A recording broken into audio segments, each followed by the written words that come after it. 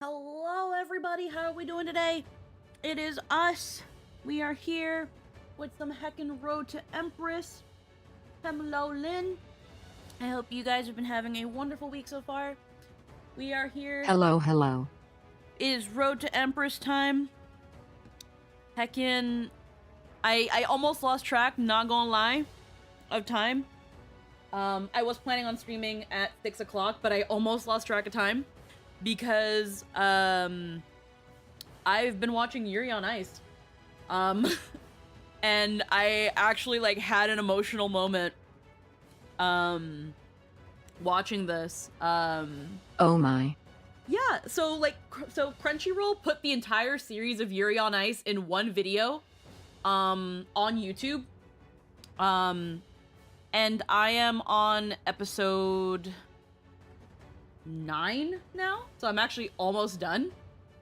I'm gonna say right now, I only have one gripe with it, and it's such a nothing burger gripe that honestly, like, I can kind of excuse it. And I think if you ever decide you want to watch the show with me, Lynn, I think you would agree that it was like, this doesn't need to be here, but everything else is fine.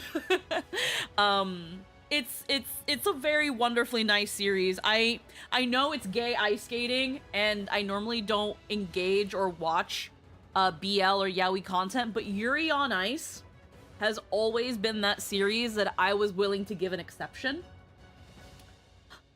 Mainly for the fact that I had heard many wonderful things about it as a series, as a show, like... Yeah, I hear good things. Everyone says it's super gay, but also really good. Honestly, it's not as gay as I thought it was. It's pretty gay. It's pretty gay. But it's not as gay as I think some would make it seem. Or maybe it's just because since I don't normally watch BL or engage with yaoi, maybe I'm not seeing it. And that's completely fine. That could be my own ignorance in the genre. But it's actually, again, it's actually like a beautiful series. I'm not even done with it, and I'm just like, yeah, no, this is a wonderful series. And I'm happy that after all these years, I still was like, this is going to be a show I will one day watch. It was really just a matter of, I don't even know how I found it again. I think it was just like, oh, it was a Twitter post that it was like to celebrate, I think, the 10th year anniversary for Yuri on Ice. Crunchyroll just put the whole series on YouTube in one video, and I was like, you know what? I click on it, and I'm just like, they're just like, hey, here's the whole series. It's only gonna be up for 30 days. And I'm like, yeah, sure, I'll watch it. And I've just been kind of watching like 1 or 2 episodes like scattered about here. So, yeah, no, I've been watching it as I take sometimes a break between my note taking, because I've gone into another note taking endeavor that I'll get more into tomorrow, not right now.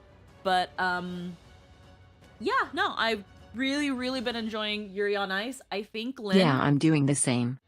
I think, Lynn, if you ever want to watch it with me, you and I can have it be like a girls thing.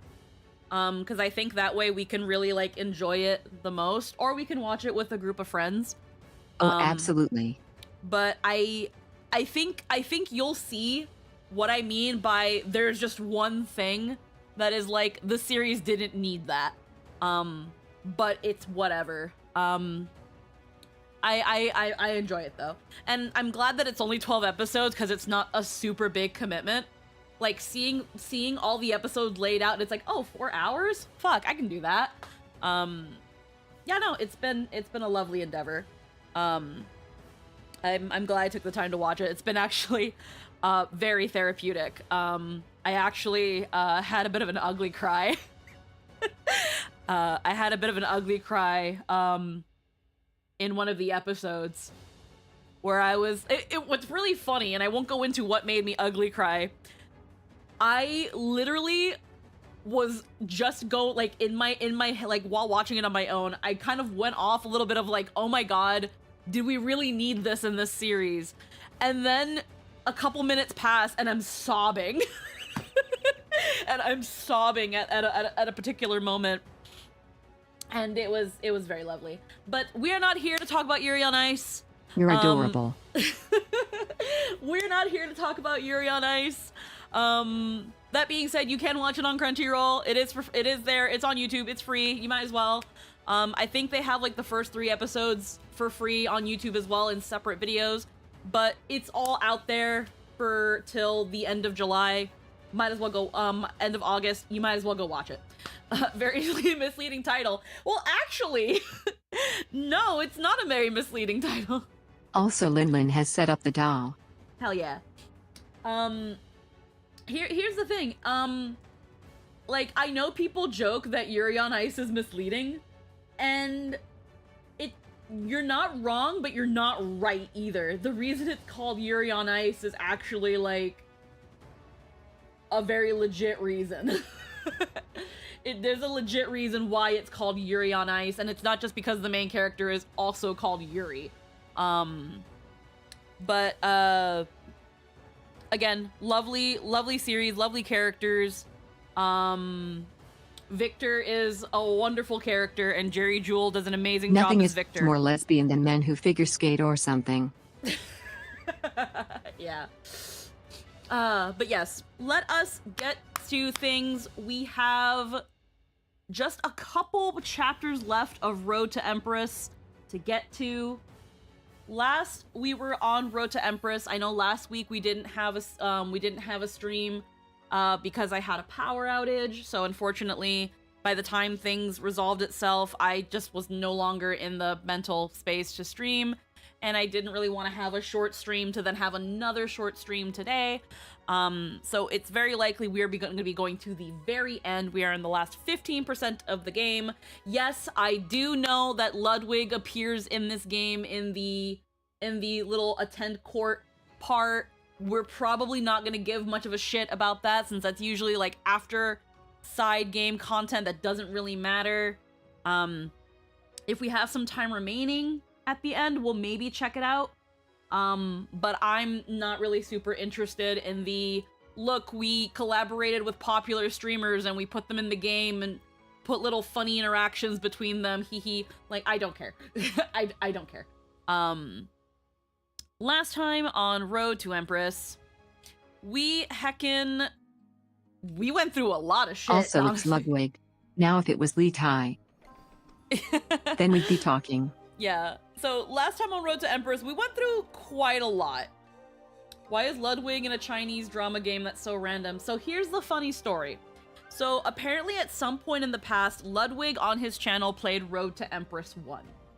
And the Road to Empress team noticed that he did and left a comment on one of his VODs on YouTube saying, you know, thank you for playing our game. Thank you for giving, you know, thank you for enjoying our game, sort of thing. And he replied with, put me in your game. And they said, LOL, okay. 9 months later, he's in Road to Empress 2. That's it. That's the story. That was literally it. He just shot a shot, said a hee funny, and they were like, I bet.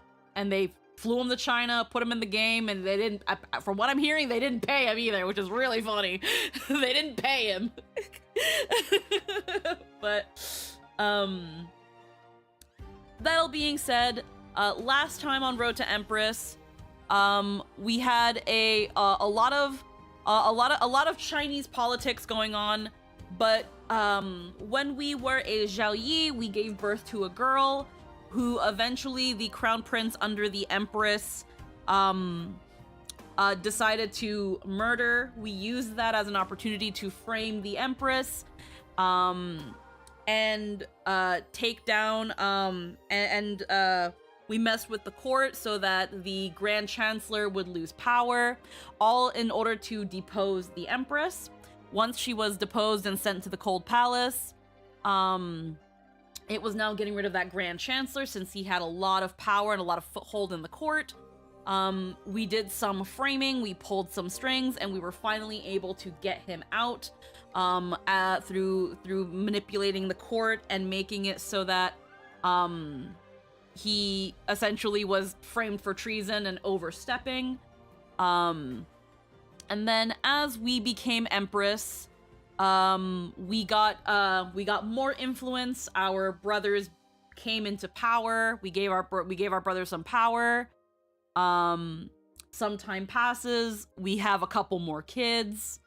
And they agreed to have the Emperor and the Empress kind of rule together and become a part of the court.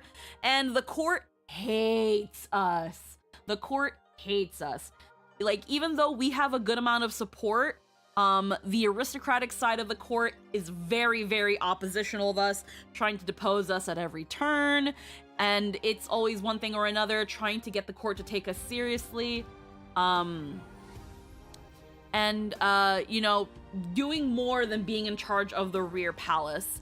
So, unfortunately, while we're busy being Emperor and Empress, our first son, who is the new who becomes the new crown prince, because eventually, once we get rid of that Grand Chancellor, we get rid of a lot of his support. So the old crown prince got rid of him. The remaining consort Zhao got rid of her. You know, all that sort of stuff. We didn't kill anybody, but we got rid of a lot of opposition. The Empress essentially told her to fuck off.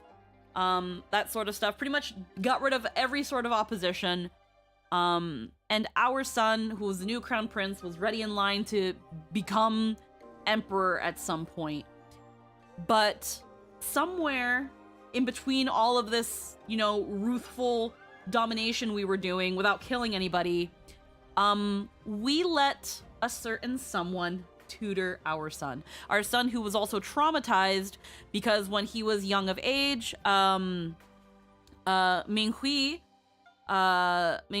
unfortunately committed persona jumping off a pagoda, and everybody saw, and people think we did it but don't think we did it, but that traumatized the firstborn, and it was something that he carried on throughout his life. And his tutor ended up being a good friend of that Grand Chancellor we got rid of.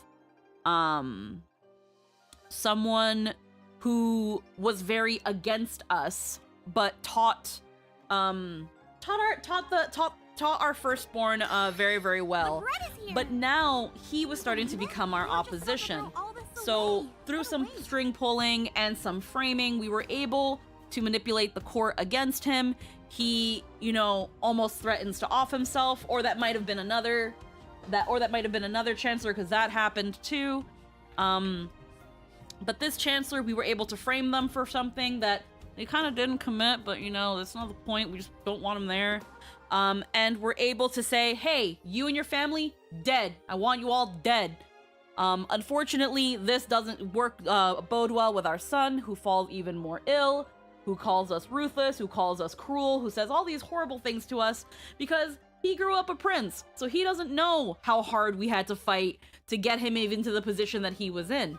Like, you know, the fact that he wouldn't even be alive if we just kind of let things happen to us. But either way, when we go to confront him and say, hey, you're kind of being a little bit of a spoiled brat right now, he fucking falls dead in front of us, and then when everyone arrives to see, they think we did it. Just like with our daughter who died as an infant way a couple chapters back, they think we have something to do with our own child's death. This obviously causes quite the rift between Emperor and Empress, and just when he is about to confirm the deposition of us, his Empress, we go to him, we confront him, and we tell him, look, yes, a rift has been caused between you and I, but we swore on my coronation that we were going to bring a golden age and we were going to bring a new future for everyone in the kingdom. We were Ayo, for fucking real. Goddamn weak Chinese royal constitution. Everyone got that -3 con. Man, they should rename the rear palace to Red Palace with all the murder and backstabbing. Yeah, no, seriously. But we say, look, on the day of my coronation, we swore that we would bring together a golden age. We would bring a prosperous age to the empire. Everybody would be great. You know, there would be peace, there would be prosperity, and it was going to be something we built together. And you know what I've been through. You know what I've been through since I came to this fucking palace at 14. Everything I had to fight, everything I had to do to survive. You call me ruthless like this is a bad thing. We pull the I did all this because you asked it of me. Because he did. Yeah. And again, he calls her ruthless, and she's like, is that a bad thing? Ruthless is how I'm here. This is why me being ruthless is the reason we're here now. I had to be this. I had no choice. But if all it takes, despite everything I've done, if it takes just a couple whispers from the court for you to doubt me, if you no longer cherish me and love me, then I don't care. And also, we're the most merciful person in this court. Oh yeah, yeah, no, absolutely. Aside from the occasional people we have killed, we've actually tried to spare as many people as possible. If we can just get them out of the picture, we don't kill them. But yeah, we say like, hey, if all it just takes is a couple whispers, like I don't care what the people of the court think of me. I care about what you think of me. If everybody else is making you doubt me, if I no longer am cherished by you, if nothing else can fix the rift between us, or if it does fix the rift between us, I don't want to be Empress anymore. I will throw away the crown if it means we can go back to how things were. And when he says, maybe you just need to step back from court politics, maybe you just no longer need to be involved, we take that as a death sentence. We take that as,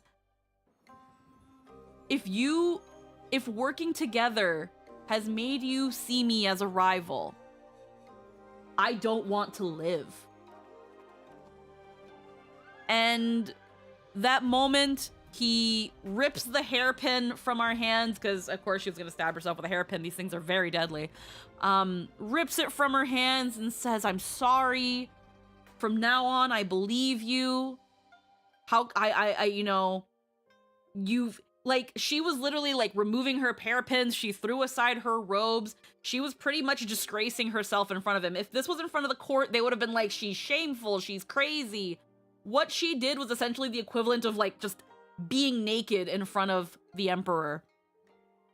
And again, making some pretty good points. It's just like, the moment she, like, literally, like, she was like, but like, my kids, my two dead kids weren't even cold before I was thrown allegations. No one thought about me. Nobody was like, oh, the mother. No, people immediately was like, did she kill her children? Why would I put myself through the pain of losing a child? That is the worst pain a mother could ever go through. And everyone accuses me of doing it to myself in order to achieve rank. And it's that thing of, it's not that she put herself in a position, first off, An-Ning, the daughter, that was just a complete fucking, that just happened. That was something that was not part of the plan. When it came to Hong, which was the firstborn, that was not a part of the plan. Originally, she put her pregnancy at risk to frame the Empress in order to climb, but the death of her children was never in the plan. So being accused of killing her children not only doesn't allow her to grieve, but there's nothing she can do to fight these allegations, because it's also ancient fucking China. There is no, oh yeah, it looks like the prince died from fucking... Everyone only thinks about how to take advantage of my pain. How to attack me in ways so disgusting to respect it enough to defend myself would only be seen as a confession in this hellhole. Pretty much. It leaves her with, she has no choice but to put on the facade of someone who's moved on. Because it's not worth entertaining these accusations. But the problem is that because of that, people then look to her and see her as cruel and cold and ruthless. She has no choice. This is the only way she can be. Guess the prince died of like broken heart syndrome. The stress was too much for their heart. Well, again, when it came to the firstborn son, the crown prince, the reason he died was, yes, due to the stress, and yeah, broken heart because his chancellor, his tutor, the closest thing he had to a second father was executed, and he couldn't do anything about it. But it was because when he was younger, he saw someone fall off a pagoda and die when he was very, very young, and that trauma was always with him. he never truly recouped from that, and because of that, he was very sensitive. The stress of his chancellor dying and his mother saying, "I did all this for you. How dare you? How dare you act like I wanted to be this way?"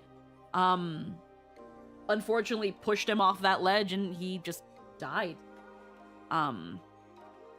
But again, the cruel thing is that in the wake of those deaths, the fingers first and foremost would point to her. And she couldn't defend herself. There was nothing she could say. It's not like there was no real evidence to point back to her. But instead of that being what proves her innocence, it's just another thing to prove of how much of a mastermind and manipulator she is. Well, of course she could get away with it. She has the means to erase all of that. Because that was also low-key how the last Empress was. That was one of the key things we used against the Empress to get her deposed. How could something like this slip into the rear palace, Empress? You know everything that happens here. She's not allowed to defend herself, and the people accusing her know she can't dignify the rumor, so they can just get away with it. Yeah. It's like in a setting where sometimes saying the wrong thing can get if the you Emperor killed. Doesn't stop it, she can't. Yeah, and that's the funny thing too, and the irony that in a place like the palace where sometimes being caught saying the wrong thing can be a death sentence, sometimes if enough people start saying it, there's nothing to be done. And the person that is accused just kind of has to live with it. Like, the court calls her a witch, a manipulator, ruthless, cruel, cold, everything, and she has swallowed all of it. But yeah, we've got 5 chapters left, starting with The Sun and Moon in Harmony, Part 1. Our lovely Pisha, Lizzie, has also, his health is declining. The stress of running the court and everything has not been helping. And it's another thing, too, is that, like, the court's not even thankful, because during a really bad health time in the Emperor's life, we took over in his place so that he could recover. And we have a lot of power protecting us now, so it's a lot harder to kill us. But power also makes the target on us much larger, and the schemes more intricate and somehow even more petty. Yeah. So unfortunately, like, you know, the Emperor had to take a quick sabbatical for his health, and because of that, we took over. Like, we even helped win a war. But nobody cares. It's when a man is like this, he is great, he is honorable, he is strong. But when a woman does this, she's a witch. They compare her to Daji. It's insane. Like, Daji is like, when it comes to Asia, is like one of the 3 great demons. They are comparing her to Daji. Like, the fact that she is that she is quote unquote so hungry for power. They're not wrong about that hungry for power part, but they compare her to a demon. It's insane. But yeah, that being said, story-wise, engagement-wise, I'm going to say that Road of Empress is kind of just coasting. To be fair, the people care, the soldiers care, the ministers fucking hate us and see us as the biggest threat to their power. Mostly because we are. Oh, yeah. But yeah, if she was Daji, everyone in the court would be killed and replaced with puppets. Well, Kojo. That's low-key what's been happening, though. We let go people in the court that didn't support us. Our staunch critics are no longer in the court, and we filled the court with... That was literally one of the missions into becoming Empress, was filling the court with people who supported us and getting rid of some of those opposing chancellors to kind of balance the scales. Mind you, we weren't killing every single person against us, but we were getting rid of them, which is, all again, why she was compared to Daji. In that she was putting her puppets in the court so that she can control and have power and do what she wants. You know, that sort of thing. But yeah, story-wise, like technical side, story-wise, writing-wise, pacing-wise, right now, Road to Empress has kind of entered a bit of a lull. While the stakes are still pretty high. We can argue it was for the good of the realm, because they were all insanely corrupt, but that's more like a bonus. Yeah. All I'm hearing is we haven't done enough deposing, more puppets. Yeah. But again, on the story side of things, because we're at a point where we're unkillable. The only real thing that causes a game over is we can no longer have absolute power. It's clearly what we seem to want now is absolute power. Because of that though, the stakes are still high but don't feel as high. It's a lot of political stuff. It's a lot of, you know, I wouldn't say cat and mouse, but it's become again more chess-like, but not in the like exhilarating way like the first game and like Li Tai's route. But I'd still say it's been good. But it's definitely, we're at a point where a lot of what we are dealing with isn't all that personal. Yeah, there's no longer I have to do this or I'll die. It's I have to do this because I want power. But yeah, with enough dilly-dallying though, let us get to the sun and moon in harmony. The crown prince's concern. It's definitely no side story, and I feel like we spoiled ourselves doing that first, but I also don't regret it. No, I don't regret playing Li Tai's story. But it is a thing of like it set the bar real high. It set a high bar. Alrighty. Super high. 陛下，妾有本要奏。奏。本宫上书谏言12事，意在国富民强，劝农桑伯父尧，己富三辅地，西兵以道德化天下，南北中上进浮桥，省公费利益，广盐路。 渡产口，王公以将皆袭老子。上元元年，你敬畏天后。The heavenly empress equal to the co-emperor. 你深知，你的权势之盛，朝野上下对此多有微词。唯有更多的执政实际，方能助你在权力之路上走得更高更远。诸卿共勉之。臣等叩谢天后圣恩。 昭禄元年，民康物富，盛世繁华， The realm 国 flourished, the 泰 people 民 prospered, 安。 peace plenty. 你的二儿子李贤 Your second son Li Xian was established as crown prince. Second son. 被封为太子，而李治龙体为风疾所困， Plagued 更 by 为 an 衰 old 弱， ailment, his condition 久居病 worsened. 榻之上，再未上 He 朝。 never again attended court. 你说父皇的身子坚持不了多久了？千真万确，两仪殿中侍奉的宫人亲眼所见，天后在陛下榻前悲痛欲绝，想必很快便会。届时，殿下便是圣朝的95之尊。95之尊，你说当年皇兄真的是 Did my 因 elder 病 brother 暴 truly 毙的？ die of illness back then? 太子、父皇都是母后野心之路上 For 的拦路 obstacles in 石。 mother's path to 胭脂 power. 母后下一个要除去的， Oh damn, he's scared of his own 会 mom. 是我。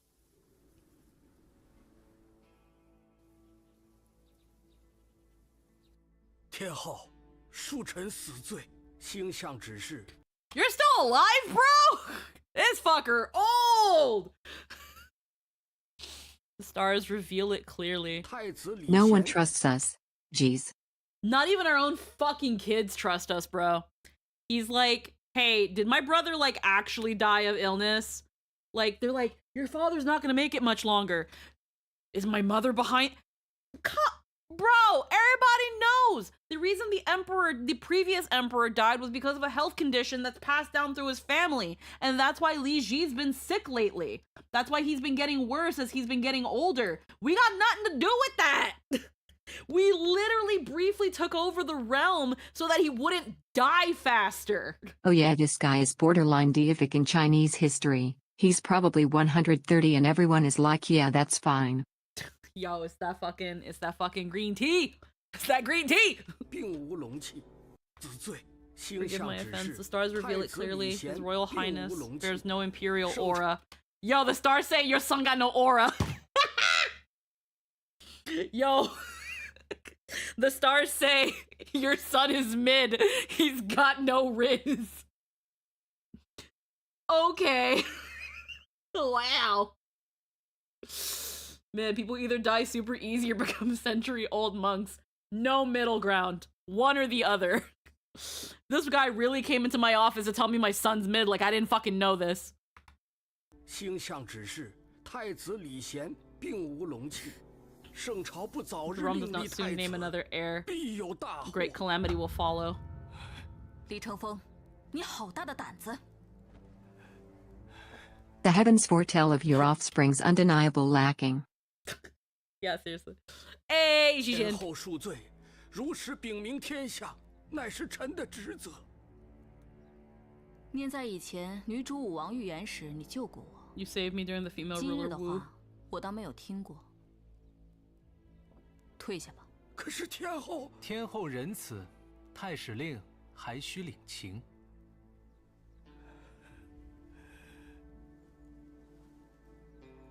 臣告退。 主子，民间近来的确有关于太子的 Rumors do spread about the crown prince among the people. No one's brave enough to say the royal bloodline got bad genetics, even though they all seem to die in their 30s, 50s. Yeah.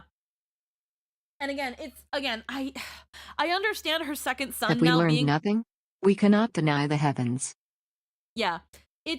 No, again, this is a weird thing where she's like, how dare you say my son got no riz?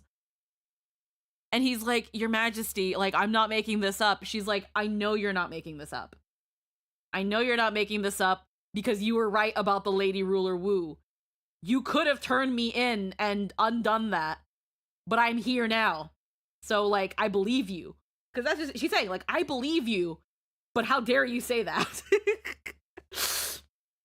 And then, fucking, again, the fact, I understand her second son doubting her, but it's that thing of like, how is it that everybody knew that the first crown prince had shitty constitution, that the emperor has a hereditary defect, and yet when people start dropping like flies, I'm still And the yeah, one being it blamed. seems like second son is mid in large part because he doesn't care and is just coasting. Yeah, no, it's like he doesn't have aura because he wasn't trained for this shit. The one that we were putting on all our bets on is dead now. And now fucking pizza's dying. Yep. 说主子，民间近来的确有关于 Rumors do 太子 spread 的 about the 流 crown prince among the people. 说， But I Maybe like don't pizza. The 以前 rumors 并非 claim 主 that 子所 Li 说 Xian is not your son, 其真正生母是 and 郑 his 国 true 夫 mother 人 is 也 Wu 是 Yansun. And his true mother is Wu Yuansun, the Duchess of 因 Zhenguo. 郑国夫人并无名分， She held no former 才 place 将 in 李 the 贤太 palace. 子放在主子名 But 下 under。your name. 仅仅因为姐姐曾在宫中照顾红儿、贤儿多年，竟有此荒唐传言。主子，太子殿下近日深受流言困扰，更有甚者议论，此传言是主子刻意所为。我们是否要采取措施， Take 遏制 action 流言的 to 传 stop 播？ them from spreading further. Pivotal choice. Quash the slander and severely punish those who malign the crown prince. Seize the moment and fuel the rumor and fan the flames. Will you take an action to suppress the rumor about that crown prince Li Jian is illegitimate? So there are rumors that he is not my son, that he is instead my sister's son. That would imply that at some point the emperor slept with her sister.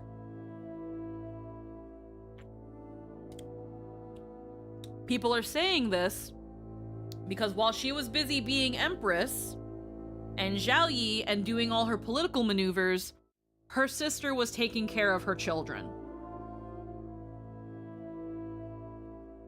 So here's the issue with this rumor. Because we know it's not true. It can't be true. It can't be true. One of the reasons I know this shit ain't true is because why would we let our sister, because our sister requested to go back home. We let her go because she requested to go back home. Why wouldn't she take her son with her? Why would we not allow her to take her son with us? Or why would we not allow her to take her son with her? Why would we want to involve another child in this that isn't our own? Did no one see you pregnant for like a year with the second? I fucking guess.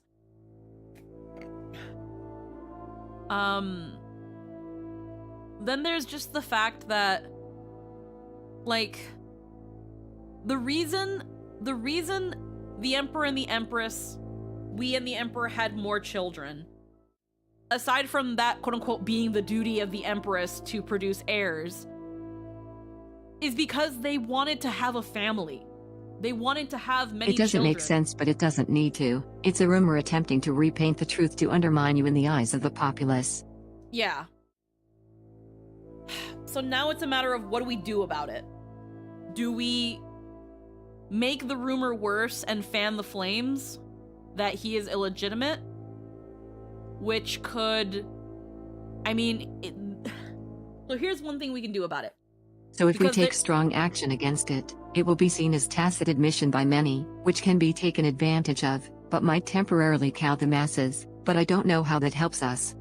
Yeah, Again, right now, fanning the flames and letting the rumor get more ridiculous is this sort of thing of...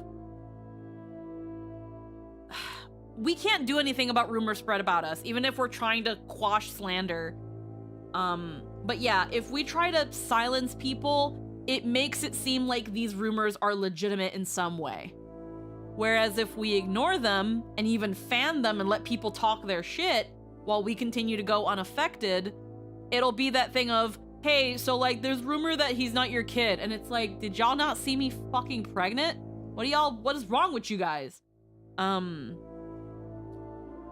Also, we just got a prophecy saying that letting it get worse is a problem as well, where it's possible we could discover the source by pulling that thread ourselves.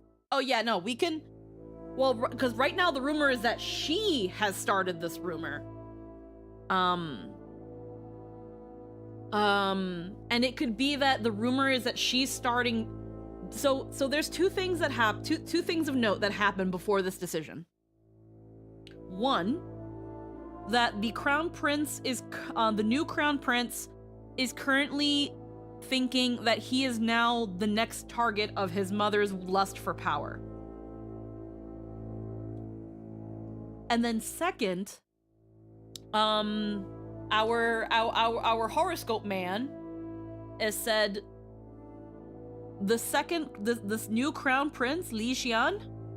And the prophecy suggests that it would be in the best interest of the country to undermine the crown prince and his total lack of sauce. Yeah.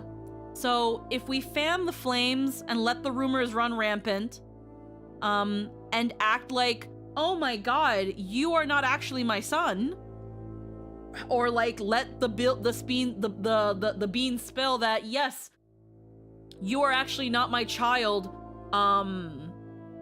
and because of that you can't be the emperor.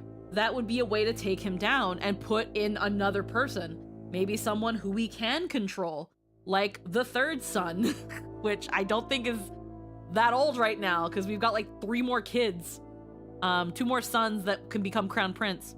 Where again, quashing the slander and severely punishing those who malign the crown prince. So those who are saying bad things about the crown prince, that they are illegitimate.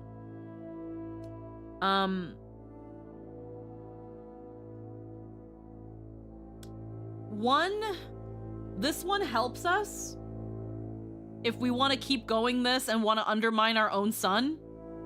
And this helps instill trust in our son, where, hey, you're next in power, but instead of taking this route that would put me in control... It's also a rumor that many people know the truth too, so even if it gets worse, way too many people know we are his mother. Yeah. And then there's also this one. Like this can be good, and that it shows our son that we will protect them, that first and foremost, we may be the Empress, but first and foremost, we are his mother, and we will protect our child. This is considered a pivotal choice. As a pivotal choice, it means that this is going to come back to bite us in some way, shape, or form. Which means I don't think one or the other, well, if they do end in a game over, it's going to be later. Let's see what this is. So this is a little ear. This is a little ear. Right now, I'm going to go the route of punish those who malign the Crown Prince. This can end up being a bad end because of the prophecy. Very well. This can end up being a bad thing because of that prophecy, and we should be listening to the prophecy. But we can handle that later. Because right now, aside from us staying in power, we don't have anybody else to put in the position of the on the throne.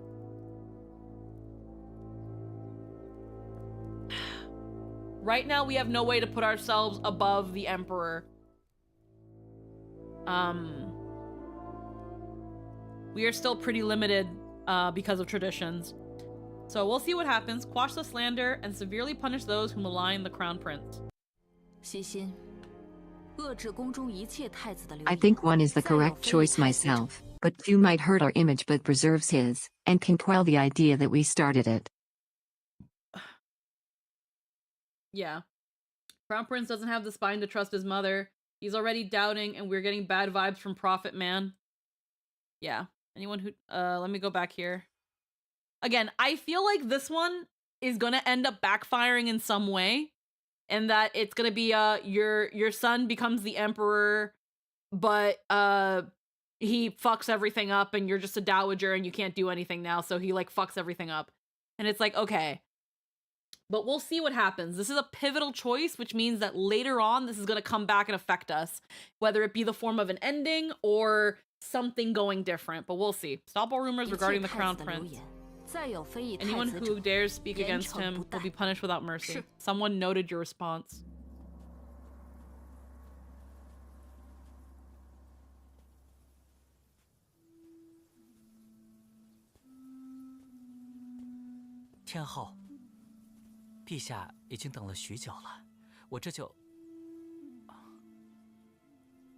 Fucking Attendant Mu is still alive too. Fucking vampires.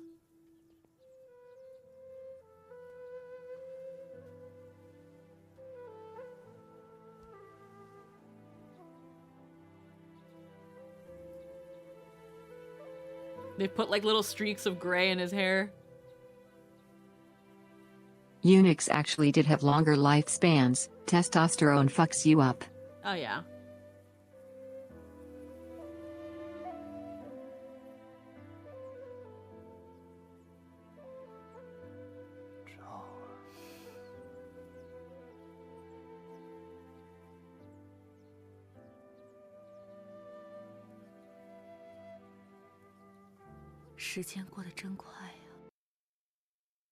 My question is, does the son even want to become emperor? Maybe we can send him away to become a monk or some shit.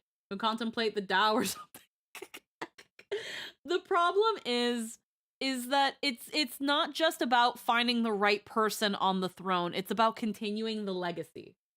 Because remember, these sorts of... While there's a lot of politics that go on here into who ends up in what political seat, the idea of an emperor is... the concept is ordained by the heavens. We are the family that were chosen. It doesn't matter how good we are if we can't find a replacement. Yeah.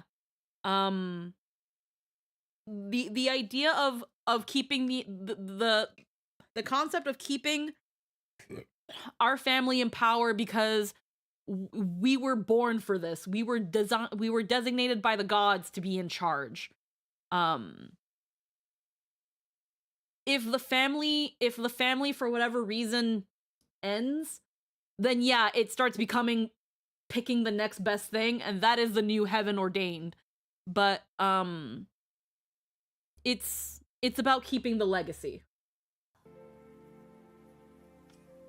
Time flies. Power is pretense. 主子，东宫来传消息，太子殿下想为主子亲自编写 personally write your 列传，特 biography. 请主子前去指教。 Visit and offer 贤儿 gratitude. 有心了，走吧。 Your son wants to write your biography. Okay.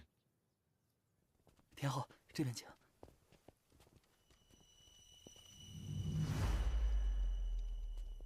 Are we gonna get fucking assassinated? 主子，东宫里似有埋伏，人 The 数不小。 palace holds an ambush. Ooh, enter as planned. There's an ambush. Come on, this bitch can depose a person, fucking the elite, 6 of the elites on her own. We got Jijin here. 母后，母后，你来了。我正在为母后写列传呢。贤儿真是个孝顺的孩子。母后难得来一次，给儿臣讲讲故事吧。儿臣想听。亦想把母后的故事 Turn your 写成 life 一部 into a 传世 work 之 for 作 the，ages. 名字我都想好了，就叫《盛世天下 It》。will be called 是个 Road to 好名字 Empress. 贤儿这么一说，母后倒的确想起了一件往事。 If from the past does come to mind. What story will you tell? The peony hairpin I was given when I entered the palace at 14. The hunt at Southern Mountain when I saved your father. The day I was crowned Empress, carrying you within me as I walked toward your father. What story do you want passed down? At the Southern Mountain. I'd start from the start myself. Okay. Yeah, let's start from the start. 你母后14岁就入了宫，刚入宫时就遇到了儿时的好友刘喜，他送给我一只牡丹状的赤金电话。当时的母后只是十分感动，其实暗藏的全是杀机。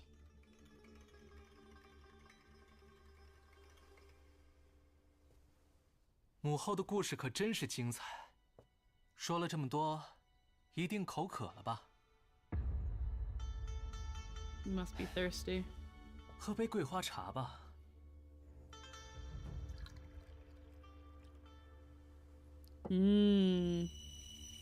Not osmanthus? Nope, chrysanthemum now. It's not soup, it's tea.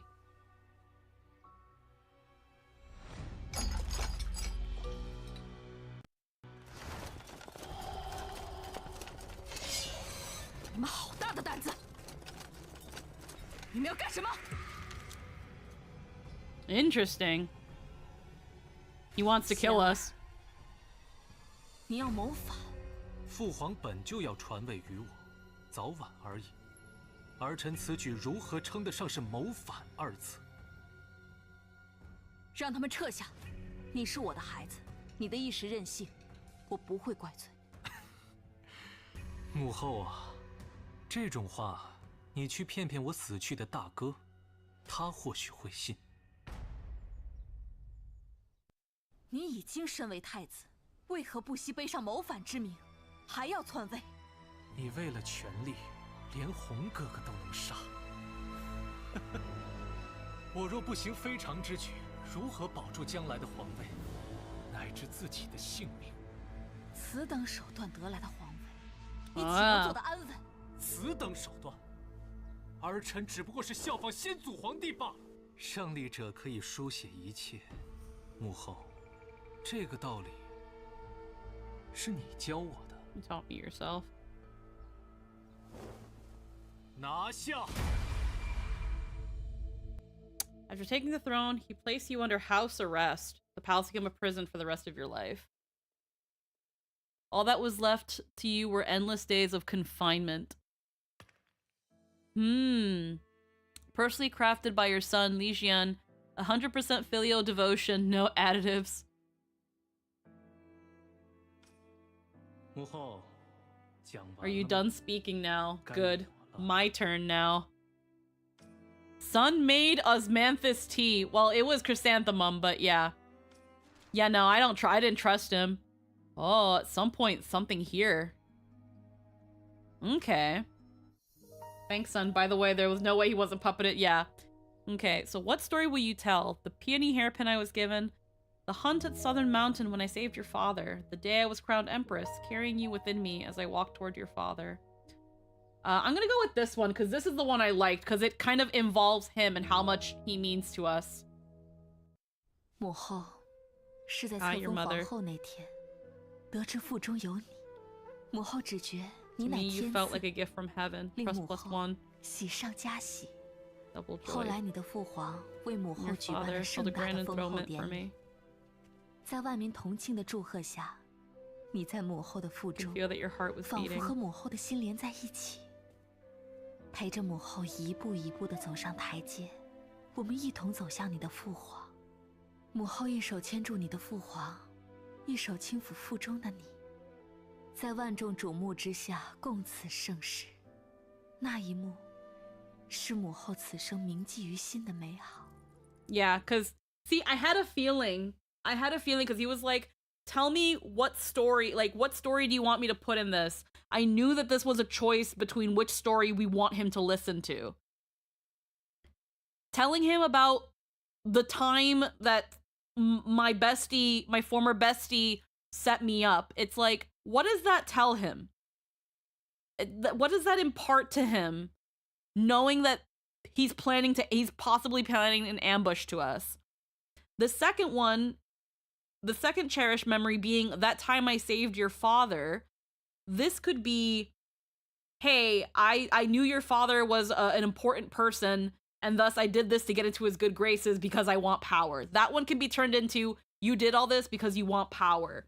Whereas this story, it's very sentimental, where it's, I created all this alongside your father. When I stepped to your father and became Empress, you were in my I belly. kind of just went historian mode and was like, well, obviously the story should start at the start.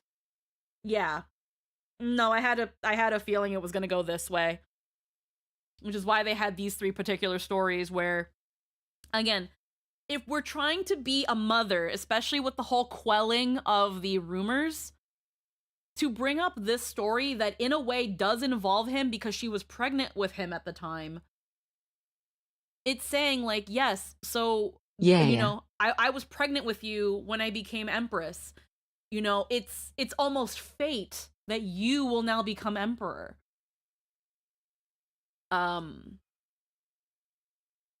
It said trust plus 1. I don't know what the other one is, but we'll see what happens. So yeah, she's saying together we walk towards your father. The other I rested upon you. 那一幕，是母后此生铭记于心的美好。冥冥之中，你陪母后度过了所有最幸福的时光。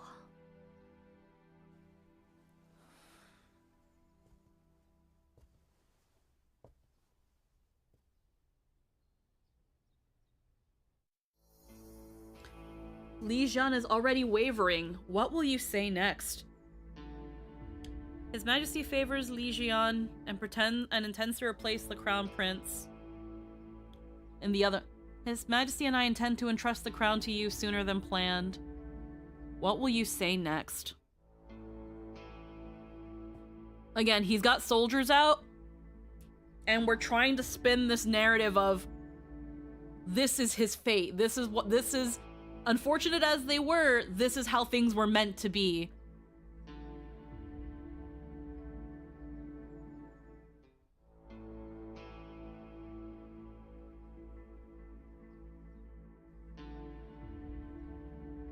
The first one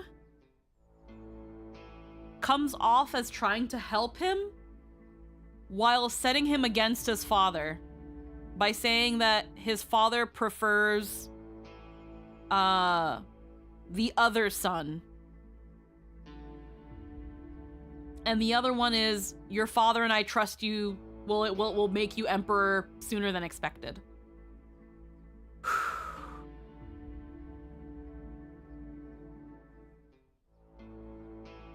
Hmm. Fucked up thing Yeah, with this big is tricky.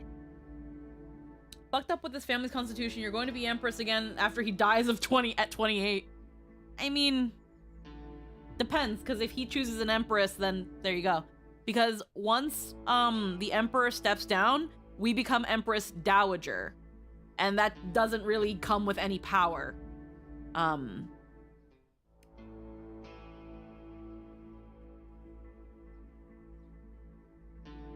But at least from the vibe earlier in the chapter, she was kind I of could see him fine. taking the first and deciding it's best if he just seizes it while he's still the crown prince. Yeah. Again, the first option sounds like trying to set him up against his father. And this one... Where to sounds like telling him what he wants to hear. Mm-hmm. But right now, the main thing is calling off the is getting him to call off the ambush.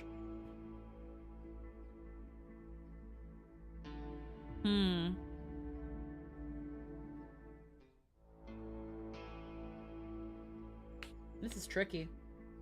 This is a tricky choice. Because it also depends on how it actually goes right after. Majesty favors Lijian and intends to replace the crown prince. And this can be turned into, hey son, your father doesn't think you're good enough, but I can probably talk him out of it because I'm your mother after all and I love you. And I want you to be, and you know, I want you to be emperor. Thing is, if he trusts you, you have solid foundation of power to basically hand it off to him. Yeah. This is that thing of saying, hey, we plan to make you emperor sooner than it's like, he's just waiting right now. He's going to be emperor, so whether it happens now or later doesn't matter. I might go with the first choice.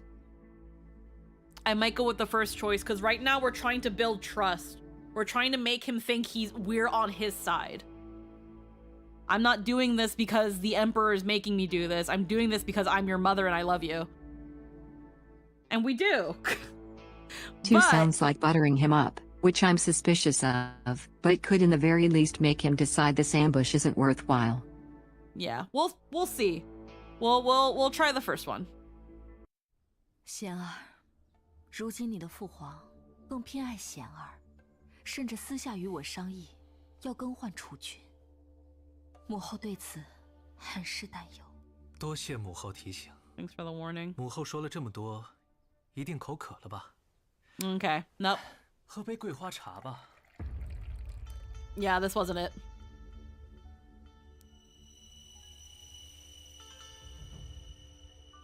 My concern is that one will make him go, oh, you're undermining me. Time to just take it then.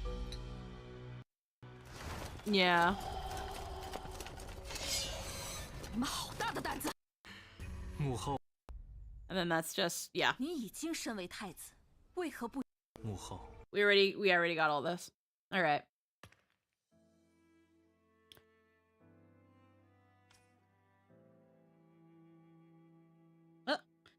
One second. I'm getting a call.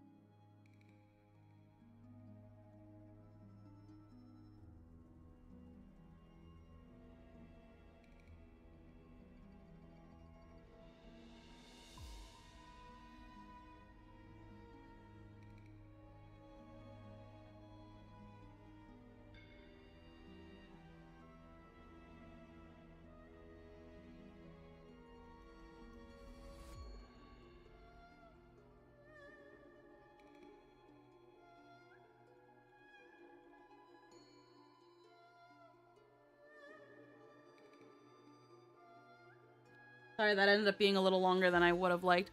I was just getting a phone call from Jester. He's just getting out of work, but like, he apparently he sent me messages and I never got them, and I don't know why this happens. Heckin', what was I gonna say? Oof.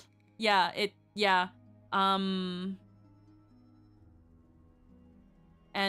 He was like, one thing you can do is like get the new barbecue going for me, and I was like, okay, I kind of don't know how to turn the new one on. You didn't show me.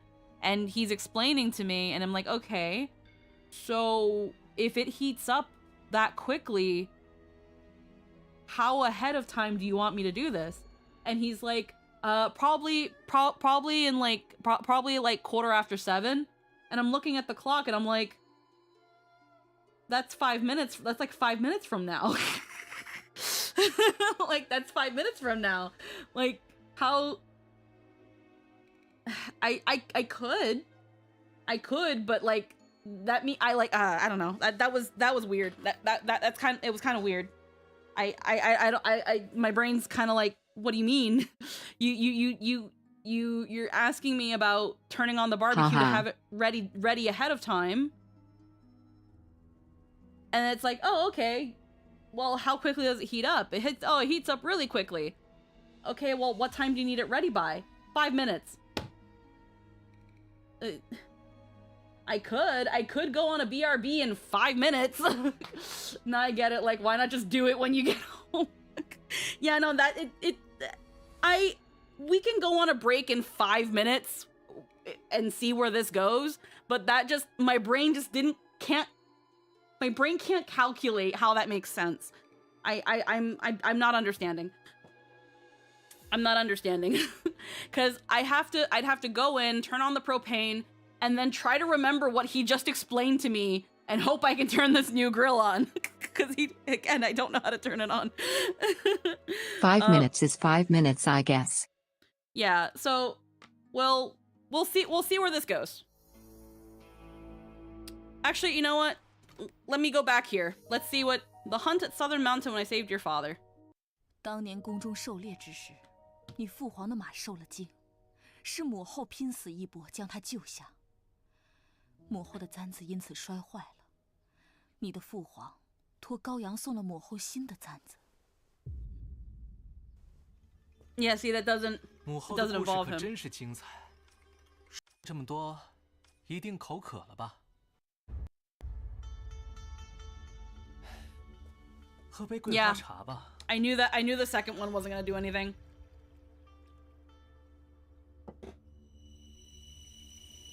Like, one time our house phone rang when I lived with my folks and I was so confused who the hell even remembers that phone number.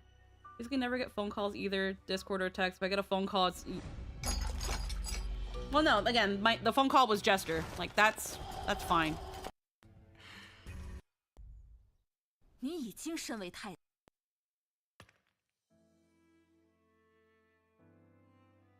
My circle of friends is so small. As soon as my phone starts ringing, I already know it's a spam call. Again, it's... I know when he calls, so it's fine. And then this is probably the same... Yeah, alright. Alright, so yeah. So all that leads to the same ending. So yeah. Bringing up a story that kind of involves him. The emotional stirring. His Majesty and I intend to entrust you to the crown sooner than planned. 你父皇的身子，一日不如一日。我已与他商议，要提前将 There are only, I 托 think, 付于 5 people who have my number, and Squeaks is one of them. But yeah, if the grill gives you trouble, just make sure to turn the gas all the way off before you leave it be. Oh, of course. I'm so paranoid about that sort of stuff. I always make sure the gas is off. 这样也可让他好好静养。不知 Plus 贤 one. 儿，你可愿意？ Okay, so this is again establishing him 母后 as 如 like 今服 ready, 装 as like 很 so essentially being like, hey, we plan on giving you the throne early. It shows that we trust and believe in him. Right now, again, he thinks that we're going to take him down. 是贤明，儿臣还有很多东西要和母后学习，况且儿臣尚且年轻，若没有父皇和母后在身旁规劝指引，傻孩子，我们会为你挑选最优秀的辅政大臣，他们都会帮你的。可是母后，利州的山水很美，陛下已答应陪我回去隐居一段时日。父皇和母后都老了， Father and I are 也想 growing 过 old. 自己的 We 生 wish to 活。 live a life of our own. 母后身为女子，在为你父皇操劳政事的这段时间，遭受了太多非议，多少力不从心了。若你愿意，我和你父皇今日就回去拟定诏书。 We can make you crown prince today if you want. 行。 Kind of tired of all 母 this. 后要回去了，我还要回去和凌校尉商量，如何将羽林军转交于你。他性子急， You know the Imperial Guards you've got lined up outside. 一时等不见我，恐怕要来找了。既如此，儿臣便不多留母后了。母后，你一定口渴了吧？ You must be thirsty.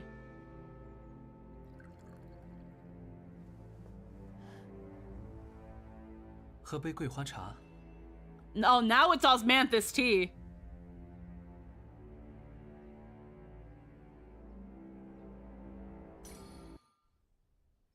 无人能知，那天一对母子之间 That day 暗 between 藏了 mother and 多少 son, 杀 how much 机， killing intent laid 又潜 hidden, 藏了多少筹 how 码。 much scheming was concealed. 好孩子，他放弃计划，未必是真正在意母子情深。 May not be the reason he. Okay, so wait.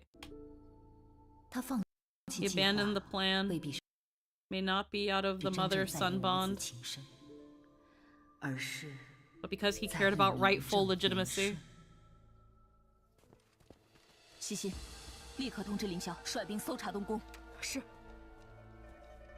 天后，臣在东宫马厩中 Means your 搜 past 出了disables. We discovered 50 sets of armor along with the 以及兵 weapons. 器，是50副，还是500副？ 50 sets or 500. 500副。 500. Whoa. 将此事原原本本奏明大理寺。 For the Court of Judicial Review.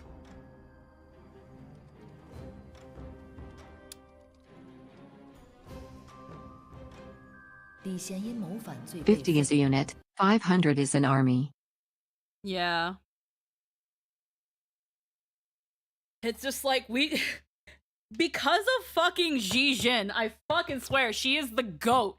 Jijin's like, there are guards everywhere, and we knew the guards were out there the whole time after Jijin told us. And it was like, we need to worry about what Yep. we say here because our son is going to rebel against us if he doesn't get what he wants and he wants the throne. But he just fucked up because he don't know who he's fucking with. He don't know who he's fucking with. Have Ling Zhao 通知 search 凌 the 霄率 Eastern 兵搜查东 Palace. 宫。是。天后，臣在东宫马厩中搜出了50副。 50 sets of armor. And she's like, 50 sets or 500 sets? Give me the actual number. 是50副，还是500副？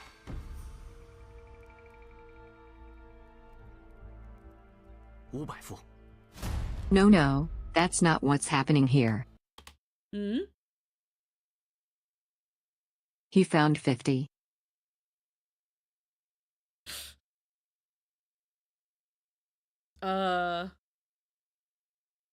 As in, what do you mean? She says 500 to see if he'll change the story. Oh. Because 50 is a unit. Mm-hmm. But 500 is a rebellion. Mm-hmm. Okay. Grab your son's 500 is an army. Yeah. Grab your son's shoulder. Boy, I'm so tired. I've been doing this shit since I was 14. I'm a high-class prostitute, and now I'm here. Please take the throne. Yeah, but then he pulled this shit, and it's like, okay. So she's having him inflate the number to hit him with rebellion. Yeah. 将此事 Report 原原 everything 本本 exactly as is. 奏明大理寺。是。 And it's really easy to get Ling You Zhao can at this make an point. excuse for 50. 500 is way too much. Yeah. And at this point, Ling Zhao is also around our finger because we've proven to him that first and foremost in our mind is the Emperor, and he is loyal to the Emperor. Our son doing this and potentially forming a coup to hurt us hurts the Emperor, which Ling Zhao don't like. Ling Zhao don't like that. Ling Zhao didn't take 50 lashings for no fucking treasonous son. And more than the Emperor, he's loyal to the kingdom. Exactly. 李贤因谋反罪被 He was 废。 stripped of title for rebellion and confined to separate 同 quarters. 年8月， That same August, your third son, Li Jian, entered the... Why they fucking say... Li Jian and then Li Jian. Like, what, why? What are these names? Entered the Eastern Palace and became the new crown prince. Is he any better? Alright, it's been 5 minutes. I'm gonna go check the grill. We're gonna be right back. Go adjust your balls or something.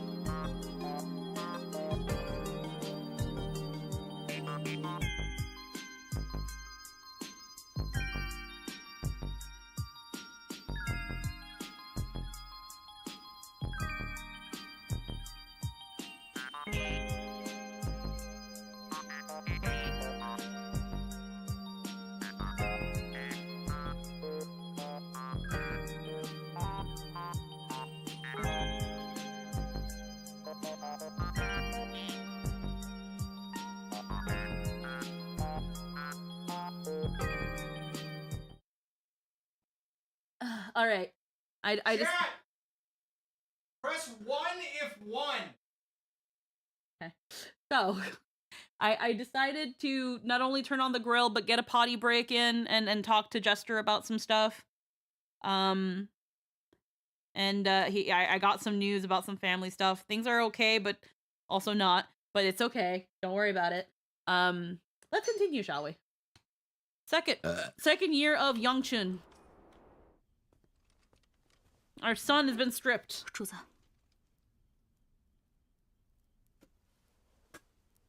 So far, our kids ain't shit. By Li Yifu. Hey, that guy. That snaky guy. Has he been... What? Hold on, has he been sending us shit?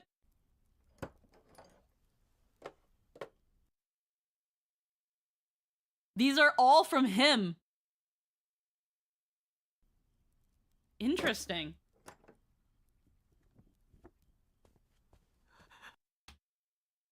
Need to give him the royal chancla. Too bad he could have just waited for the throne, but if he was easily manipulated, he would have been a poor emperor. Oh, I'm waiting for the third prince to be like... 天后，陛下，他 Bisha!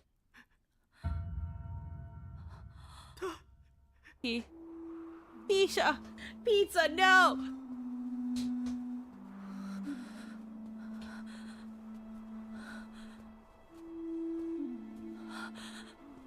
I mean, to be fair, the floor is slippery.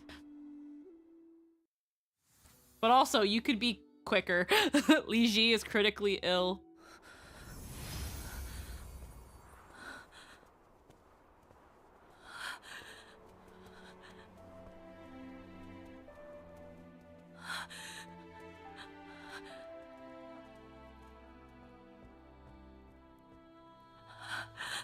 Bisha. 超儿，都下去吧。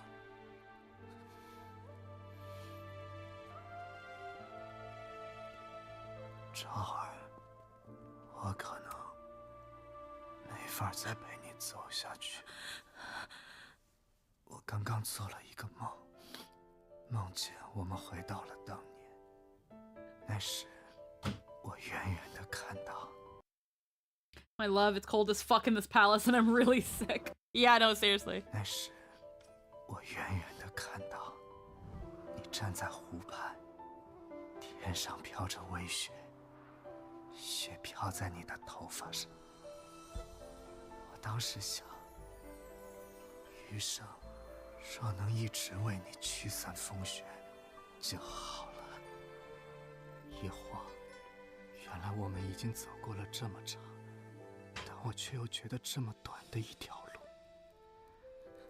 真先走一步，留你一个人，真放心不下你。陛下，我知道你的抱负很大，你的心也很大。我的爱，在你看来或许早已不值一提。昭儿。世人说你野心太重， The world says your ambition runs too deep and your heart 但 too 世人 cold. 从未看到过真正的你。但我懂你的抱负和愿景。我知道，我走了之后，你一定能将这片江山治理得很好。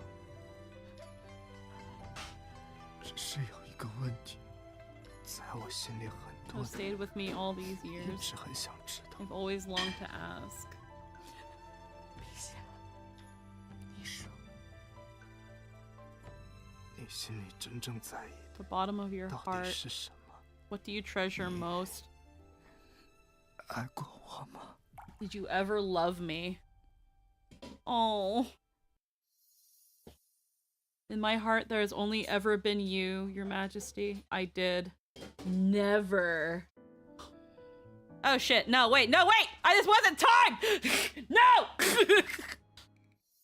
Hold on, actually, fuck, it's a timed thing. That's so cruel. Yeah, because your silence speaks volume. Man. I know, but fuck, they usually have a little incense there. Let's see, a foot binding a thing in this area? If so, no wonder she's slow. No, around this time there was no foot binding. Those are some options. We did this out of love, so I'm gonna put this one. In my heart, there was Yeah, only Lotus ever you. Feet came after. 我心里一直有陛下。 真此生， I could never say never. 这朕曾和你许诺， I once promised you.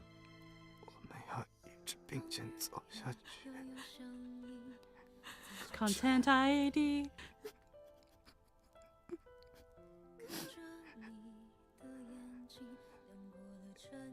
有誓言了。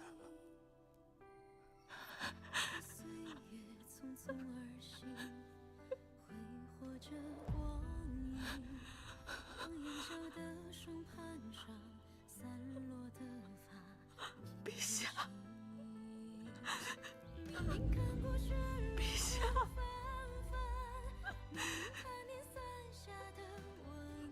武才人，父皇可有为我那幅画题字？晋王殿下，殿下的恩情，来日再报。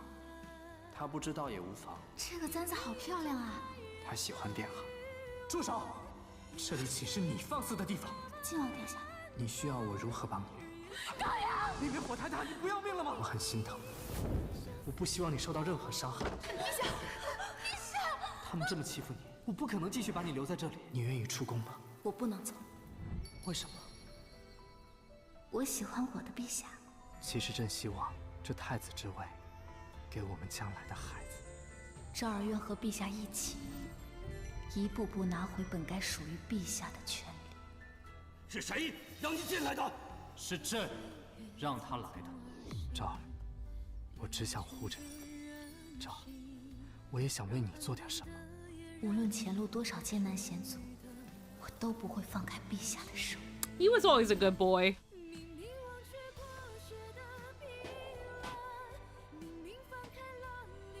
Li Tai is still better though. But he Li Shi is a good boy. Yeah, no question. 相信我吗？ He's our golden retriever. Yes, an absolute retriever. That's why he wears gold. He's a retriever.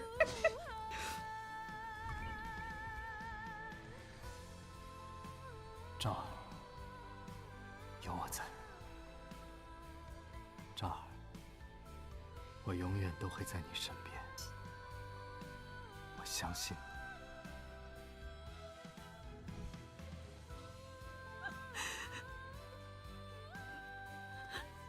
Quick, before they think we killed him too.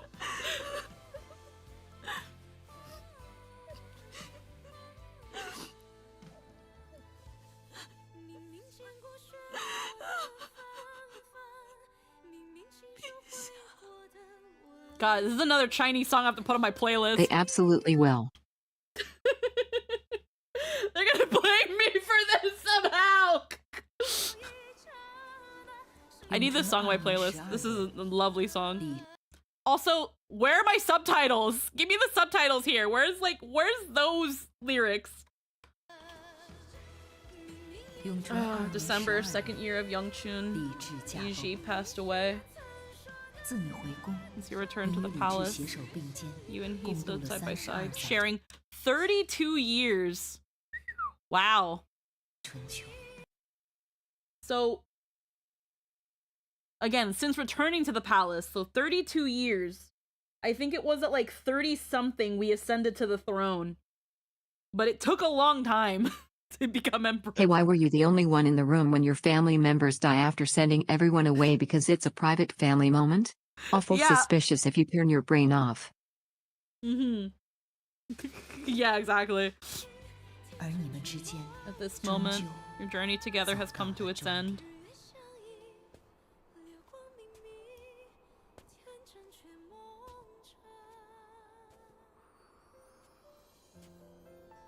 Oh.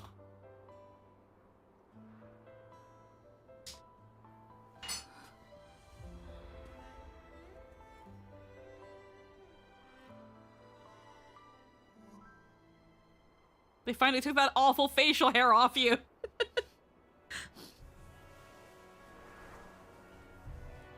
Oh.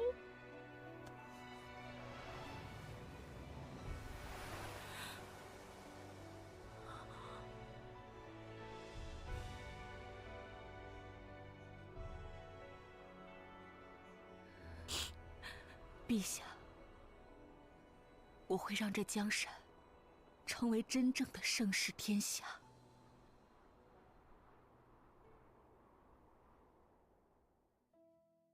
Oh. He's been publicly dying for 2... View his will. He's been publicly dying for 2 years and somehow it's still your fault. View his will. Yes. 1 month ago. 凌霄，传朕一命。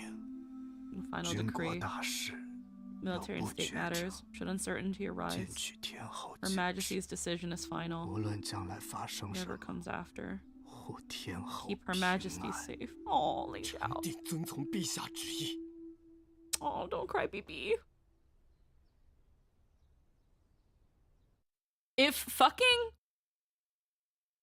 If Li Ji was a golden retriever, Ling Xiao was a Doberman, bro. Oh, it hurts me to see him cry. 100%. He was so fucking no question. Protective. He was a fucking Dobie the whole time through. He had like 1 or 2 little silly moments that really like endeared him.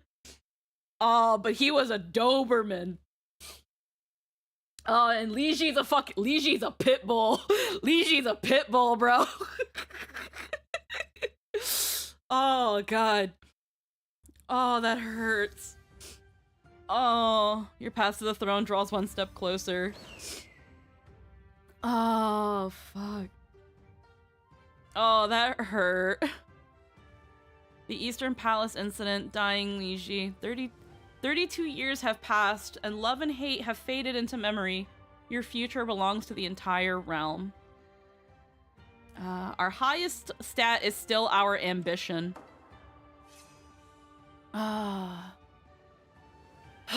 He's also one of our biggest supporters, though, and our son is now our enemy. Princess Tai Peng, Attendant Mu. I spent my life shaping a golden age, but from now on, I can no longer shelter you, Yunzhou. Wait, are we like almost 50? Yeah. Yeah, because I think we were like... We were 14 when we first entered the rear palace. And it's fair to say that we were around maybe 18 when we were sent to the nunnery, where we probably spent at least a year or 2, and then we're brought back to the palace at like 22. Or at least between 18 and 20, or 18 to 22, we were sent back to we came back to the palace. But upon returning to the palace, we were essentially always with Li Ji, and that was for 32 years. Also, Attendant Mew? Saint Bernard. Oh yeah, no, Attendant Moo is absolutely a Saint Bernard. Absolutely a Saint Bernard, bro. The dude's just doing his job, and he's like, yes. And he's also like a very good boy, but he's just, I'm just here to do my job. I have no sides. He's just kind of there. He's just this big, soft boy that's just in the court. I hope as soon as they turn 80, they change the actress to a little wrinkled old lady. He's a good boy, but he's like, I'm big and soft, and that is what I do. Exactly, yeah. Oh, man. Oh,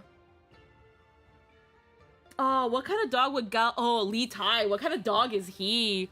Ooh.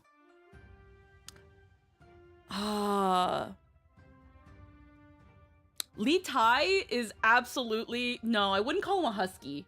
Not a husky. He's kind of close, but I wouldn't call him a husky. He's got a little bit of a goofiness that kind of gives me husky. He's close. Yeah, but I wouldn't call him a husky. Because huskies He's a wolf dog. Yes. Yes. He's definitely some kind of cold weather dog, like wolf-like dog. Because he has this very sharp, very precise, very like cold and very like put together demeanor, and then he has these really goofy moments that kind of remind me of a husky, but when you look at him you think of this again like this proud, fierce, composed individual, and then he's a goofball at times. Gao Yang, oh man, Absolutely. I love Gao Yang, but I think I would probably make her some sort of medium to small dog. I wouldn't make Gao Yang a big dog. She has to be Shih Tzu, probably. Yeah, maybe a Shih Tzu. She... Oh, man. There's like a medium breed dog that she kind of gives off. Like very early on. Very, very, very sweet, very playful, very jovial, very happy. I would give her one of those sorts of like, some of those dogs that are really big, soft, They're very cuddly. devoted and loving dogs that get extremely lonely. Yeah. Yeah. She would definitely be between a medium to a smaller breed of dog. But one that's also very known for being very poised and beautiful. So yeah, I can see a Shih Tzu in that aspect.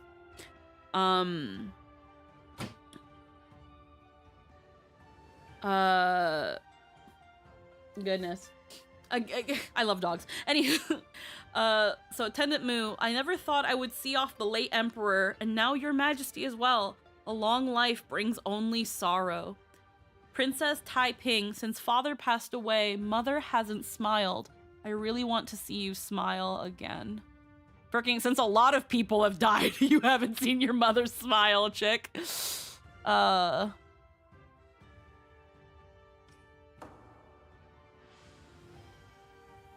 season champion. Doggos are good. Saw the tiniest pupper. Aw. What's this about? 前些日子一直下雨，可得小点心，可不能让这些物件发霉了。 Can't let them go moldy.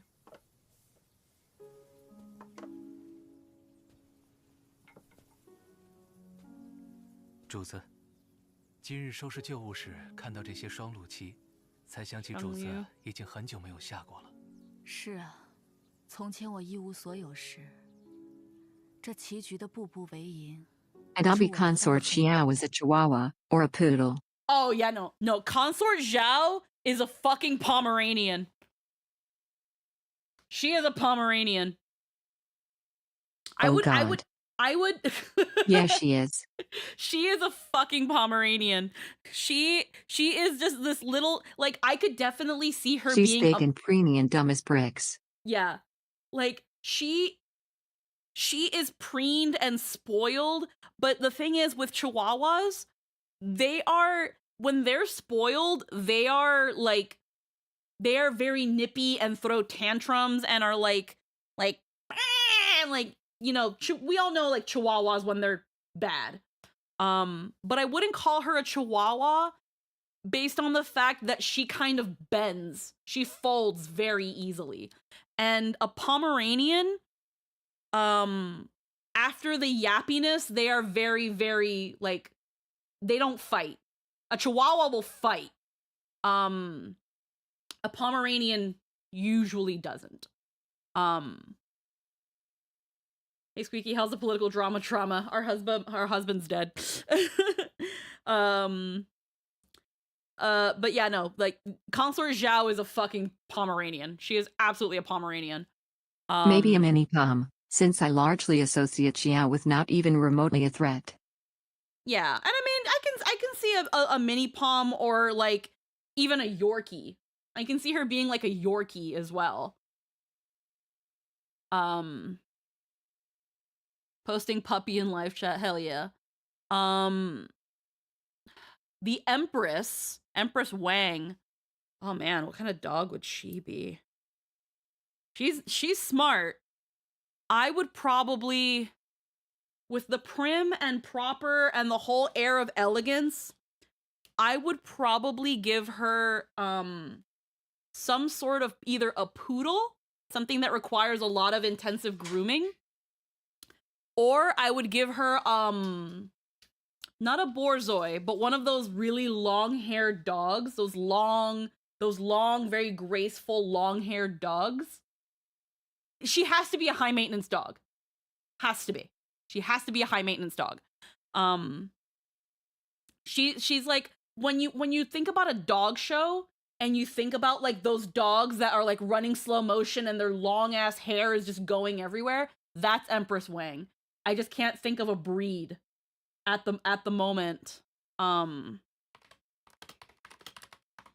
can't remember what the dog is called, but it's a long-haired dog. I think she imagines herself as a Great Dane, but she's more of a collie. Yeah. Yeah, no, she imagines herself something like that. But she's absolutely a high-maintenance dog. Oh, an Irish settler. I would almost even say a Samoyed. It's a bit of a colder weather dog. It's not a long hair, but it's a double coated dog. They're usually pretty big. They're very high maintenance. They need to be, you know, they're pure and white. They're big and imposing. So probably a Samoyed of some sort, one of those big fluffy white dogs. But yeah, Empress Wang has to be a high maintenance dog. Shih Tzu, no. Shih Tzus, no. That's too small. Too small for Empress Wang. Empress Wang has to be a large dog, but has to be a lithe, graceful dog that is high maintenance.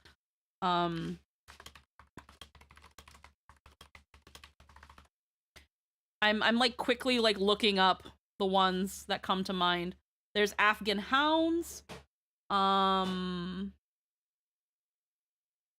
Borzoi. Those are a little bit too lithe. Not a Malamute. No, not too much of a Malamute. Malamute could also be kind of Li Tai.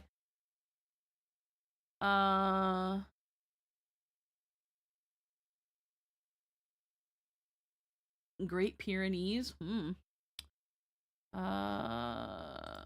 Irish settlers are pretty. Yeah, Irish settlers are gorgeous. A Maltese could also work for Consort Zhao. But no, Pomeranian just fits her so much more with how just unintimidating Pomeranians are. A dog that poses as tough but needs maintenance. Yeah, exactly. And again, has to be a large breed because she sees herself as, well, a small dog could kind of work because she sees herself as this great presence, but she also comes from a very, very important family. So I'm family. biased, but I kind of think Li Tai would be a Rottweiler. They're big, imposing, strong, smarter than you'd think, and can be incredibly dopey. That's fair. I can see that.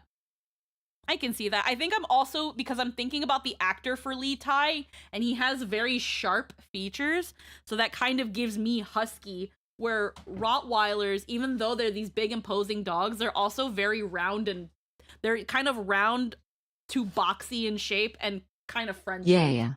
Which is why I don't get Rottweiler immediately. But yeah, I can see an Afghan Hound for the Empress, or I can see a Samoyed for the Empress. This big high, like, because Samoyeds are very high maintenance. You want to cut that hot dog? Because I might just fucking eat it. Okay, that works. All right, so got that out of my system though.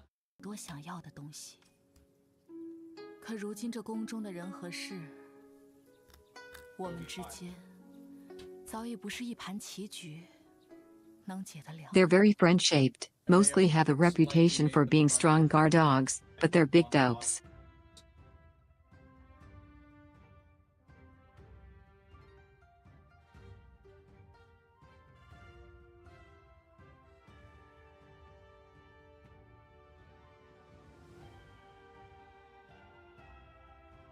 Sorry.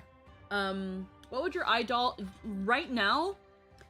Right now, I have like hecking Italian love cake. Hello, hello. Thank you for the subscription.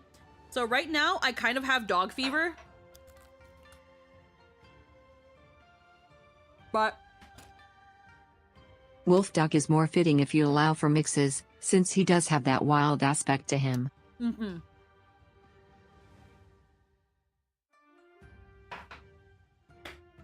But I want a small dog. I want a small dog.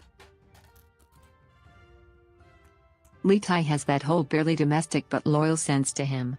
Mm-hmm. But yeah, I want a small dog. Jester wants like a retriever. Also, there was a message I missed earlier that I wanted to see, but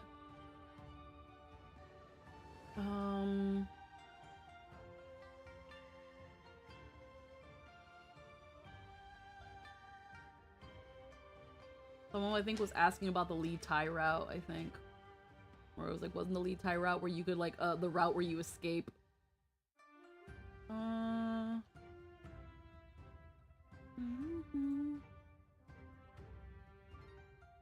See.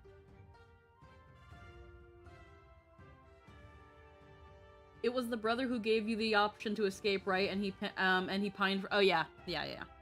Need a dog that you can carry with you in a little backpack. Yeah. Here. I live in big spaces and am of the opinion that any dog you can fit in your purse isn't a real dog. And I'm in. Let me grab something. I get that sentiment.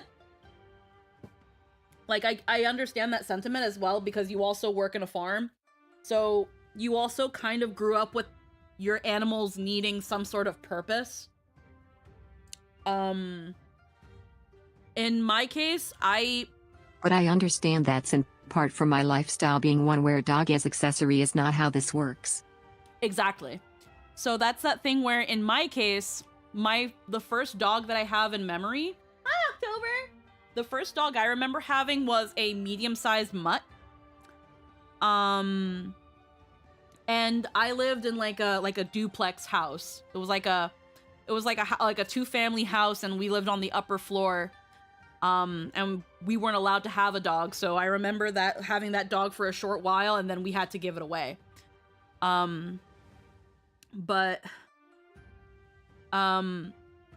Having grown up with not a house, if you were going to have an animal, the most you could have was something small.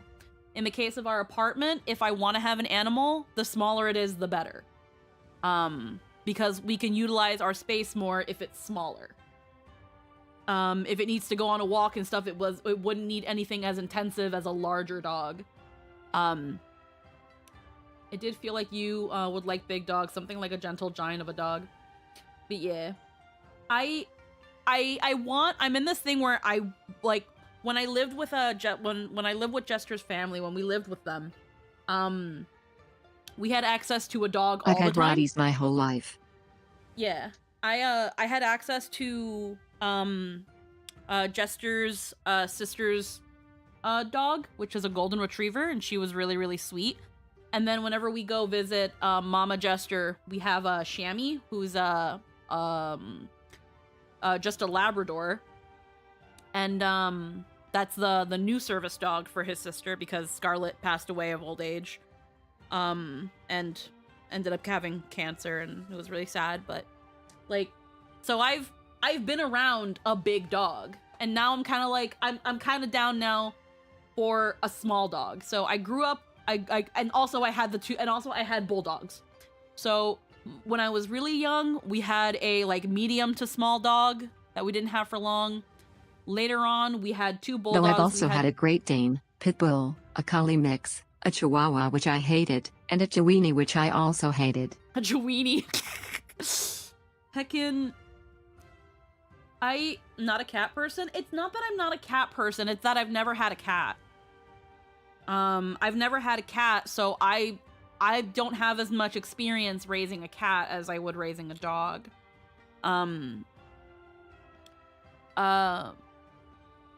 But and also my mom is not a cat person, so even if I wanted to have a cat growing up, my mom didn't want cats. She doesn't like cats. So with that in mind, I had a medium to small dog growing up, for a very brief moment. Then I had 2 bulldogs, which even though they are large breeds, they're not really that big. But they're large breeded dogs. And then when I came here to Canada, we had Cats are great because they're very fluffy and usually vibe on their own, where dogs are nice because they actually love you. But yeah, so 2 bulldogs, and then coming here to a golden retriever and a retriever, and a Labrador. Now I'm kind of like, I want a small dog. I want a dog that, you know, I can just pick up and, you know, just kind of hold and have it and, you know, play with it. And I like the idea of a small dog. But I also know that right now where we're at, it's just better for us not to have any animals. Not that we can't have one, but we're just in a place where right now it's best we don't. And we just don't have the time. And if we did have a dog, we'd want to have it. Our apartment is a little on the smaller side. We'd want to have it have more space. So that's the position we're in. But yeah, I do wish I could have a dog one day, and I definitely do see myself more as a dog person. But I'm not against a cat. It's just I don't have experience with it. Anywho, let's move on. Road to Empress 1. 弘道元年，你的第三子李显基。Li Jian, the new emperor. Planning is half the fun. Yeah. And there's still like a couple vacations and stuff we want to do.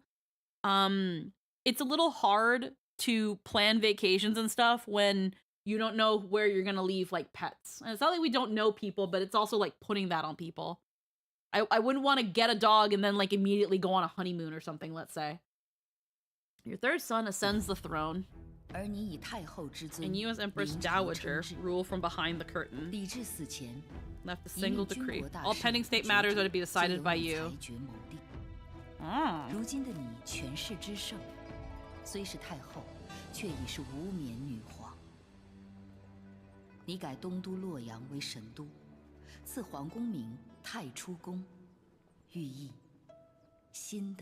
Taichu, the new beginning. So even though your son is now emperor, you decide you still have a lot of final say. 这里好大呀，好气派呀！陛下，你说这里以后都是缺跟陛下的吗？那当然。新皇帝李显和新 Empress Wei 皇后韦氏，行事轻佻，难堪大任。你说这里以后都是缺跟陛下的吗？那当然。新皇帝李显 The new 和新 emperor 皇后 and 文 his 氏 empress way 行事轻 are 佻， frivolous in 难堪 conduct, 大任， unfit to bear the weight of the 朝野 state. 上下颇有 As 微 court and 词。 realm 以 criticism 后皇 quietly 后说什 spreads. 么就是什么。那陛下不许再纳别的妃子。朕答应你，这辈子只宠爱你一人。显儿，参见母后。或许这扶不起的阿斗，于你而言，会成为一个称职的 This hopeless arrow become your perfect 参见 puppet. 母后。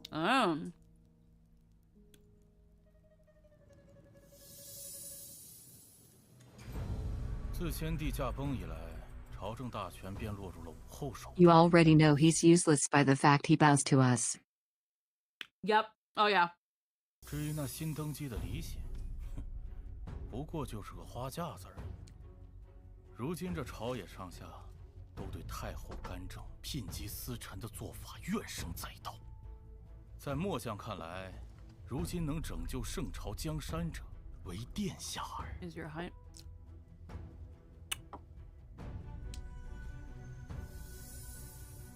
Oh, our second son, Li Jian, deposed crown prince. 母后，儿臣很快就会来见你。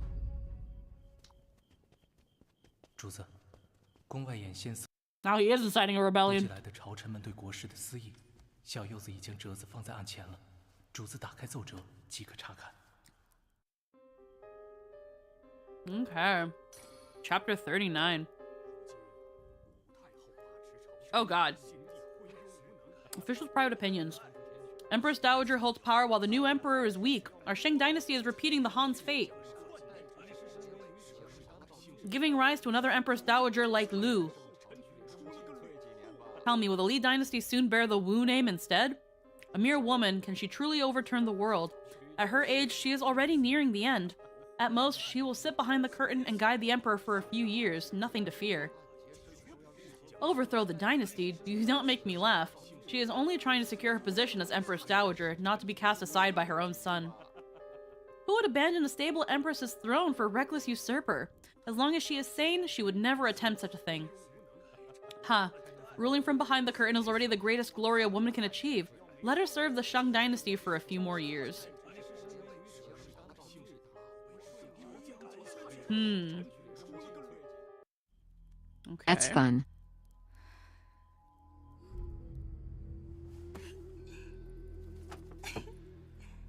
坐在这个位置上的感觉真好啊！陛下，你答应妾的可不许反悔啊！朕答应要给韦氏一族加官进爵，怎么会反悔呢？谢陛下。朝堂上，陛下只有有更多自己的人，才能彻底摆脱那老婆娘的掌控。妾和韦氏一族愿为陛下驱策，可是太后那个老婆娘把持朝政，定会阻挠陛。Yeah, no. Third son's a fuckboy. Third son's a fuckboy, and he's the emperor. And again, the story is doing really good to show their frivolity. They're He's outraged going- that we're a woman, but also tacitly admit we're better for the realm. Yep. I love how they show the frivolity in them, that like, you know, they're dancing and being all lovey-dovey in the palace. And now he's going through the testimonials and the memorials, and she's just she's treating the emperor's seal like a toy. She's like, "Yay, stamp, stamp, stamp, stamp." And he's just letting her do it. Yep. 这江山是朕的江山，母后总是干扰前朝政事，简直让朕丢了个龙脸，瞎了个龙眼。朝中对母后干政之举不满者甚多。 Half the court shares my frustration. It's time she learned. You make a mockery of yourself. It's like, and of course, he's talking to his fucking girlfriend here. And she's like, "Why is your mom still in charge of everything? Shouldn't you be in charge? Like the fucking late emperor didn't put me in charge." 穆内侍，奴婢在。 Send it, Mu. 陛下，传朕口谕，季怀中年事已高，不适合再做宰相。明日早朝时，当自请中年事。Huai Zhang, he's getting rid of Hai Zhang. Oh shit. 已高，不适合再做宰相。明日早朝时，当自请告老还乡。Got petition to retire. 是。皇后，朕明日便当着母后的面，封为国丈，为宰相。可是太后那老婆娘那边，朕就算将这天下都送给岳丈，母后也阻拦不了。朕要让全天下睁大眼睛看清楚，谁才是这圣朝的主人。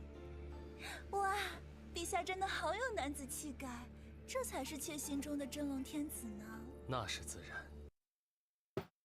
Oh wow, you're just waving your big dick all over the place. I'm so fucking wet at your authority. This is what the realm needs, a man at the throne. How isn't she dead yet? Yeah, no, what the fuck?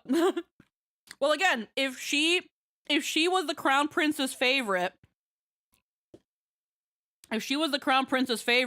he probably had the guards all over her ass to protect her. It says a lot about Li Ji. Why couldn't you You're just have telling me people she protect her? survived the rear palace? Yeah, apparently. Well, to be fair, the rear palace had nothing going on in it after we got rid of the Empress and Consort Zhao. Because Li Ji wasn't seeing any other consorts. He wasn't seeing any other consorts. So if anything, all the ladies in the palace were just the playthings of the sons at that point. And because freaking the crown princes were dropping like flies, like, this guy was able to have his favorite consort and not really be her not really be challenged. So that, excuse me. So then when it's like, hey, you're emperor now, he's like, cool, I'm taking my main girl, and she's immediately empress now. It's also possible she's smart and playing a moron because this incompetent son of ours thinks intellectually inferior women are cute. Oh, probably. That too. She could also just be playing a whole ruse. Again, I'm looking at what she's saying. She's like, why is your mom in charge? Shouldn't you be in charge? And the fact that he's like, don't worry, I made a promise to you that when I become emperor, I'm going to put your family in a bunch of positions of power. And, you know, now he's like, hey, fire my mom's favorite attendant and put her father as a chancellor now. I think he's kind of falling for her shit. He's falling for her shit. 等太后那老婆娘从朝堂上退下来，妾和陛下就是新的二圣了。他当真说过要将天下都送给岳丈？奴婢听到的便是如此。我这儿子，当真是把圣朝江山当 He 作 treats this like child's play. 太后息怒。先帝留下的江山，绝不能被他就这样毁了。太后的意思是，皇帝昏聩，我更可独揽朝纲。 Foolish emperor allows me to control the court. 真的只是躲在那金 Must 光璀 remain 璨的珠帘之后， behind the beaded curtains. 躲在这王朝礼教的遮羞布之后，做一个辅政太后吗？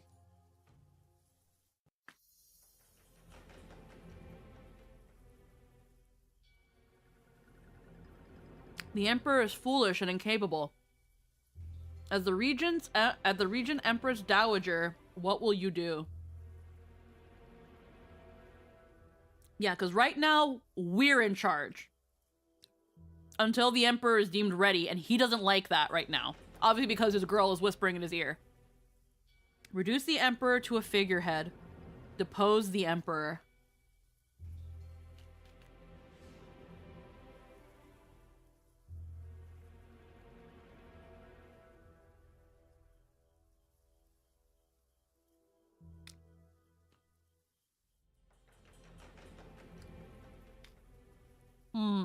We have a lot of authority, that's true.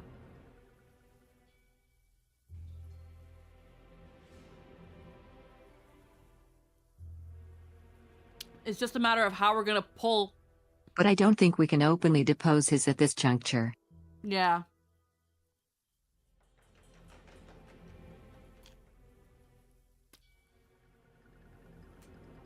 We have to be smart.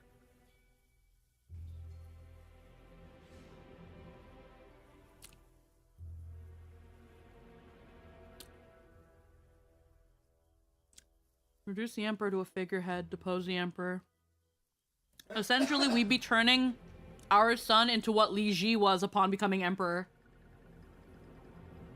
If we could, that would be nice, since we don't want to let him undermine our power base from the position. only way I can think of doing this, if we're about to lose one of our main supporters, is gather more and fill the court with them. Because he's getting rid of Lai Zhang. He's getting rid of him because he's getting old. He's using the excuse of he's getting old.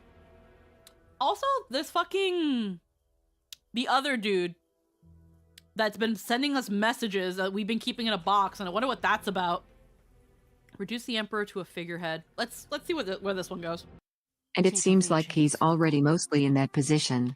The only authority he has comes from opposition to us. Mm-hmm. Not support for him. 我不必再往前了。显儿虽有大错，但毕竟是一国之君，有我在一天，便不会让他乱了我圣朝社稷。让陛下来见我。是，太后。You summoned Li Jian at once to rebuke him for his recklessness. You ordered him to banish his father-in-law from Liaoyang on the spot. Then you praised his devotion to the family, the very quality you and Li Ji had treasured most in him. Li Jian found himself powerless against your invocation of filial duty. 往后的日子， The years that followed, 他继续做 you 他的 remained a 傀儡， puppet on the throne. 你继续做你的太后。你为圣朝呕心沥血，付出了一切，如此数年，直到你离世。 Until your final 后世 days. 称你为圣朝最为贤良的太后。 Empress Dowager. 你临朝称制的 For 15 15 年 years of 被 regency 称为 became known as 弘道之治。 Reign of Hongdao. 朝堂上， And in court, that beaded curtain always stood before you, veiling your 始终遮 sight. 挡着你的视线。终其一生，你也未能看到珠帘之外的风景。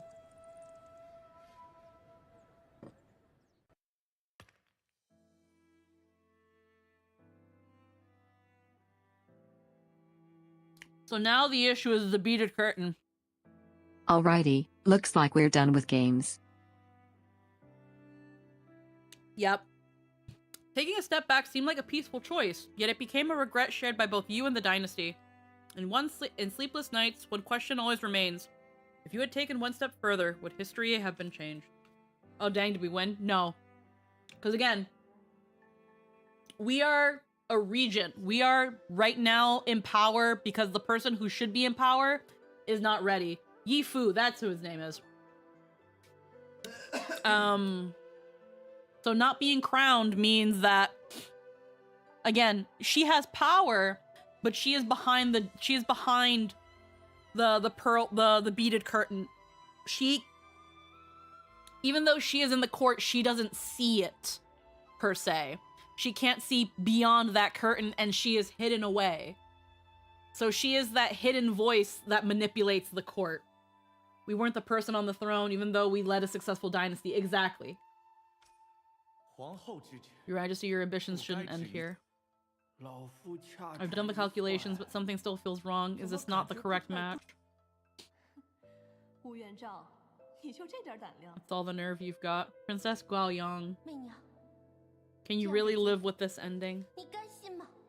Oh. Basically, we are the emperor for all intents and purposes, but not in the eyes of history. Yeah, we're just a wife doing her job. We're just a wife holding the fort until the sun can take over. That's essentially what it is. We're just holding the fort. We're not truly in charge. We're not known as being in charge. That's why a lot of these are like, something's not right here. You can do more than this. Or she's or Luigi being like, is that we really have all the power but not the legitimacy. Yeah. So this is where Li Yifu's like, no, this is not as far as your ambitions take you. Luigi is like, is this really all the nerve you've got? And then you even have Gaoyang. Gaoyang fucks me up, bro. Gaoyang got me fucked up, bro. I wanna cry. Can you really live with this ending? Ah, man. Gaoyang got me fucked up. I love Gao Yang so fucking much, bro.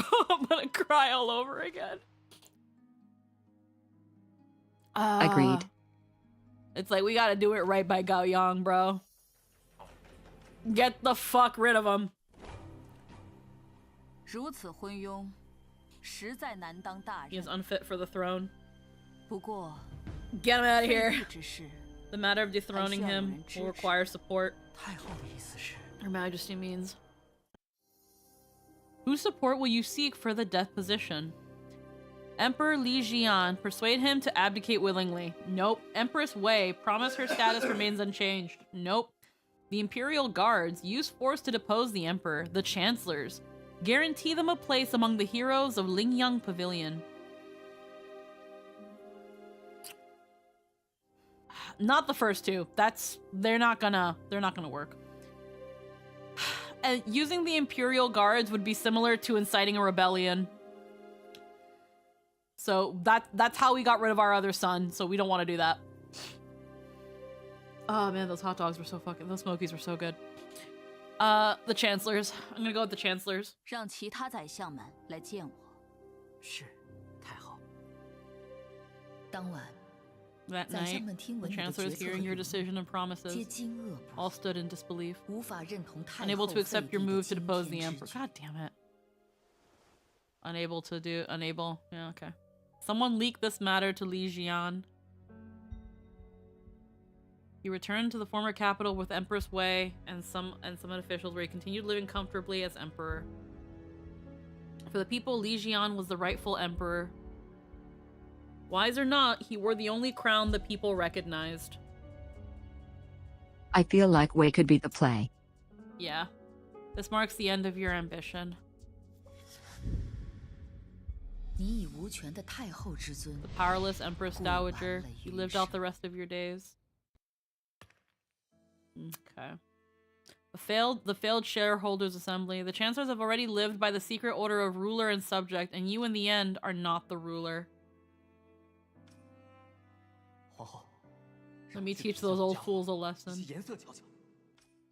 这帮老东西， Those old fools really don't know what's good for them.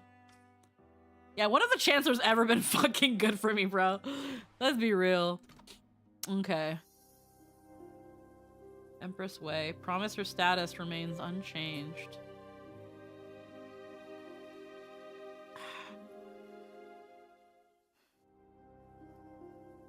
Oh great, we'll need to use the guards, giving our second son a legitimate reason to reclaim the throne from the tyrant Empress.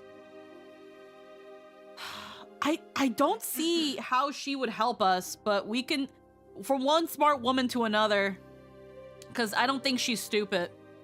Let's give Wei a try. 让韦皇后来见我。 Summon Empress Wei. 太后，当晚，你允诺为皇后， You made her a 废除皇 promise. 帝后， Once the emperor 新 was 皇帝登 disposed 基 and the new 她依然 throne, 会 she 是 would 皇 remain an 后。 empress as before. 为皇后惊诧之 Shocked as 余， she was, 选择答 she 应。 chose to agree. 3 days later, returned from the former capital with Empress Wei and some officials, and continued living comfortably as the emperor.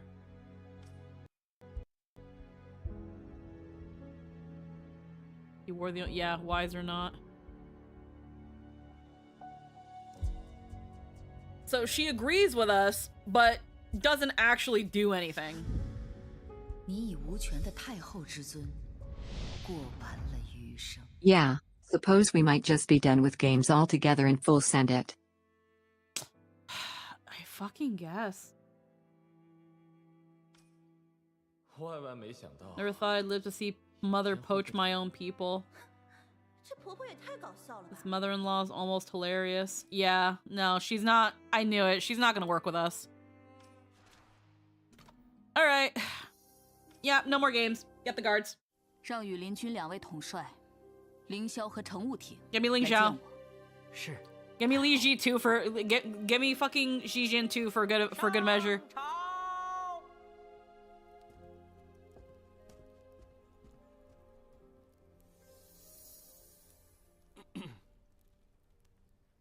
传朕旨意，封国丈韦玄真为中书令、雍州都督，进拜太尉。微臣谢过陛下。所有韦氏男丁皆拜官四 All 品 Wei 以上。 men shall be appointed 具 to 体 fourth 官 rank or 职 higher. 由韦国丈来定夺。谢陛下。慢着，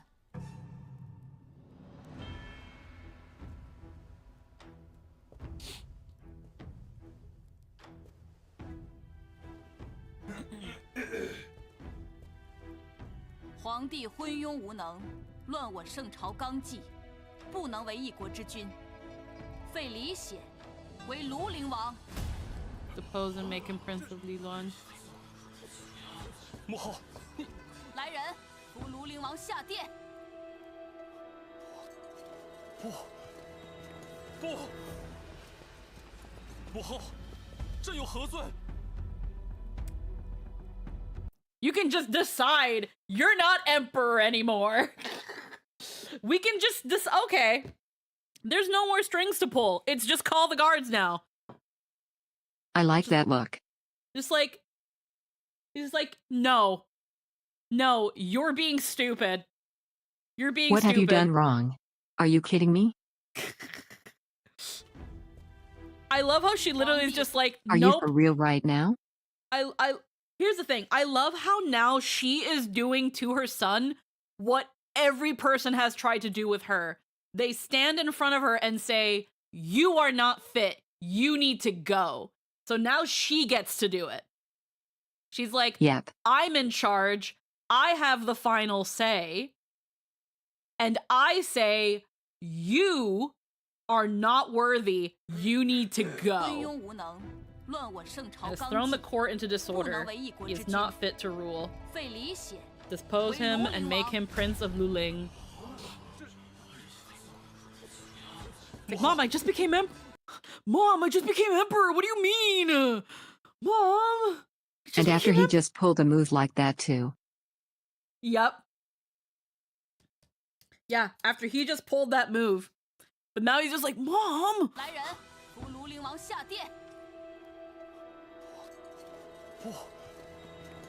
She's got the armies. He just became emperor and is like, hey, I'm making my wife's entire family high-rank officials with no basis. Yep.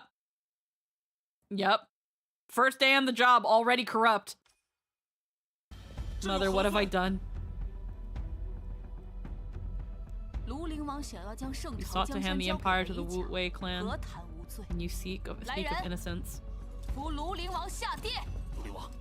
Get the prince out of here.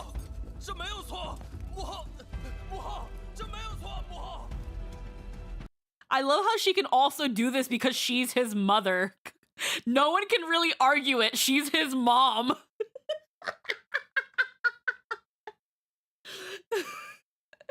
The guard captain even calls him by his new title. That's great. Oh, fuck. Immediately, they're like, yeah, come on, Prince. Come on, Prince. Oh yeah, no, Second Son is also gonna Second Son is actually going to incite a rebellion. But, oh man, why? Because you're a fucking idiot. Oh, it must feel good though. Even if it's her son, it must feel so fucking good to just be like, no, you can leave. The fact that it's also her child. Because think about it. The first crown prince, yeah, he was gonna be emperor. The second one, she was going to allow him to become emperor. And then he pulled his shit and she was like, well, thanks for giving me fucking ammo. Bye. Now he comes in, she's like, you know, I'm in power. I have final say. What's he going to fucking do? He's gonna give the empire to his fucking bays to freaking his bay's dad? Absolutely not. That is not what that is not what my husband would have wanted. That is not what we had planned. He's being fucking stupid. He's letting fucking pussy manipulate him. Well, I'm not about that life. I know better. Pishaw wanted their child to be emperor, but unfortunately they're all spoiled idiots. Yeah, unfortunately, Hong was the only good one. The problem is that he got fucking manipulated by the wrong people. Hong was the only good one, but he fucking died. And then the other two have just been problems. This one of them got so fucking paranoid that he ended up essentially creating a small coup that we then turned into a rebellion, and now he's probably gonna do an actual rebellion. And this one is a fucking is a fuck, and then this one's a fuck boy who's letting fucking pussy decide what happens. Well, who's letting fucking pussy decide what he's fucking thinking. So like, she's like, no, you can't do it. You can't do it. It's not that I don't want my kids on the throne. It's that my kids suck. My kids suck. And if I can't say it, if his mother can't say that her own child is shit, nobody fucking can. So it's like, despite what people say about her, the fact that she's like, no, my child cannot be emperor. My child is not suitable. Look what he just did first day of the job. Get him out of here. Y fuera. Fuera, coño. Get him out of here. I will not accept this. Yeah, absolutely not. Like, she's got one more son, but it's probably not fucking happening because I think her youngest son is still not old enough. And then the princess is the princess. She gets married off. She doesn't get to freaking be in charge. But yeah, no. Whew. Yeah, the fact that it is her doing it because she has all the power that was given to her by Li Ji, and the fact that she is his mother. It's like, are you going to argue with his fucking mom? Are you going to argue with his fucking mom? No. No, she knows her son. She knows he was never fit. And the people knew too. For an emperor to be deposed by the Empress Dowager. Yeah, and he also nakedly abused his power to such an extent no one wants to step to her about this. Yep. They all saw it firsthand. He was immediately fucking putting his wife's family in positions of power. He grossly overestimated himself. He was like, hey, fucking pops-in-law, you're Grand Chancellor now, and all the men in your family, give them all rank ups and positions of power. Thanks, have a good day. And it's like, on day one? On day one? The fuck? Yep. No, that was stupid. And if he's going to be that stupid on the first day of the job, he can't run the empire. I'm sorry, you can't. Pisha out, not you. Happened in such an unprecedented act. He is her own son. Yet she shows no mercy. He has even deployed the Imperial Guards. A woman usurps state affairs. The Li clan is in peril.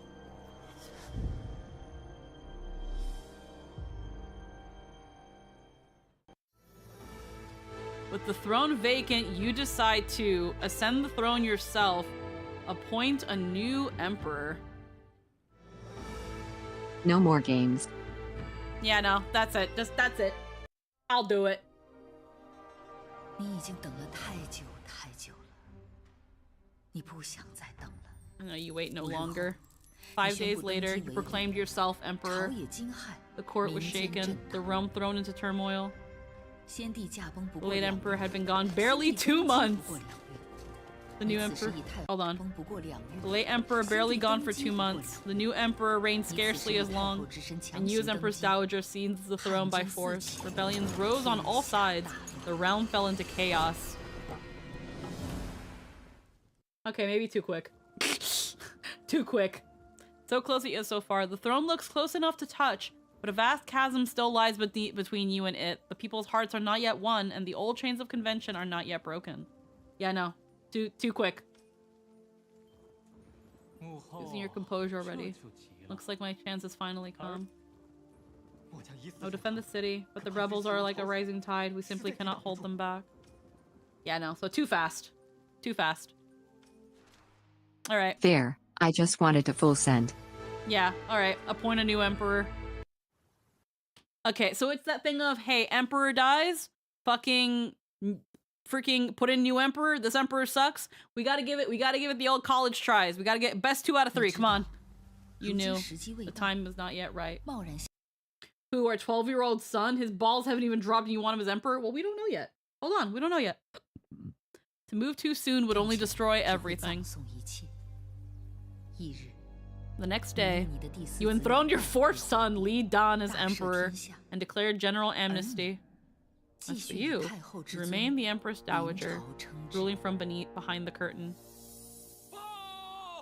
将军，京城急报，太后废掉了天子李显，改立第4子李旦为新君。下去吧。是。 It's funny how our deposed son is working with that other dude that we had to convince with Li Tai and Li Tai route. Yeah, again, also taking thing of Emperor, we still have to deal with this one. My brother Li Dan is utterly useless. He seems mother's patience has run out. She wants the dynasty for herself. 天下人怎可能容忍一介女子改朝换代？她这是玩火自焚。我们自当好好利用。Li Dan, new emperor of Shang.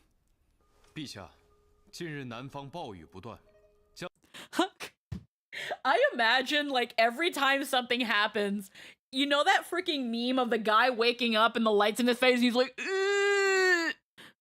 Like, I imagine that's just this fucker waking up one day, being like, hey, you're emperor now, son, and he's like, ugh. freaking third son wakes up. Freaking third son wakes up. Hey, your dad's dead. You're emperor now. Oh, what? And then fucking next day depose them. Hey, fourth son, you're emperor now. Only reason we ain't put Tai Peng is because she's a lady. Why can't we put our fucking daughter? It's because we have to. It has to be a man. But still. I'm waiting for him to just openly look at us for answers before giving decrees. Oh yeah, Jing'an Circuit is... The thing is, though, he has to have been hearing. He has to have been hearing where it's like, okay, my first brother, dead. Second brother, deposed. Freaking deposed before he can even get the throne. Third brother, tossed out. Now it's my turn. But again, it's that thing of like, I don't know. Requesting repairs for the flood control system. He's not trained. What does mother think? 准奏。准奏。陛下，当前恰逢北戎内乱，北境将领上书请战。母后。内乱乃北戎家务事，命北境军按兵不动，隔岸观火。 Hacken Lin called it with emphasis. Well, again, here's the thing, and this is, I know that character design and shape language is a little bit harder to put onto actual people. Like it's harder to use this kind of language on real people than in fictional characters. But look at him, just how he looks and his demeanor compared to his brothers. The thing I noticed... This guy has no clue how to rule. Yeah. He's fourth in line. He was never supposed to get this far. Never. Like, this dude did nothing and succeeded. But looking at him, he has a very, very soft, round face. And a very, very, like, kind of... Like, looking at, like, his hands and how he's seated, it's like, he's trying to fit the role, but he's, like, kind of, like... Again, dude woke up one day and was told he's the emperor now, and he's like, what the fuck? His shape language paints him as honest and earnest but kinda dull. Yeah, the fact that he looks to his mom means that he was probably the mama's boy, because he was so far down in line, which again, immediately he's like, Mom, like, what do I say? And she's like, yes. And it's like, okay, so, like, Emperor, there's this other thing going on, and we want your opinion, Emperor. Mom, what do I say? And it's just like, yes, okay, so, like, this is his opinion. Okay, Bisha, we want to know, your opinion on this and what we should do. Mom. Mom. Right now, he's kind of low-key. He has no idea what to do. He's not educated and doesn't want to fuck this up. Exactly. So, again, he has no... Like, he knows his mom's in charge. He's just gonna turn to his mom. It's only until someone starts whispering in his ear that he's gonna probably then be set against us. But right now, he is the perfect puppet. Yeah, those robes are just hanging off him. He doesn't know how to wear his robes. It's like, they're okay. At least he's aware he's out of his depth, better than the Dunning-Kruger effect. Yeah, call him Li Don Luigi because he wins by doing nothing. I wonder how a matriarchal empire would work. Well, we'll find out. Urgent military report. 临淮郡王之孙薛敬业联合废太子李贤在扬州起兵叛乱，向洛阳进军。 Hey, Emperor, there's a rebellion. Brother Xian. Actually pretty well. been plenty in history. Under the banner of force the Empress Dowager to return power to Lee House, the rebels have gathered 100,000 men in 10 days.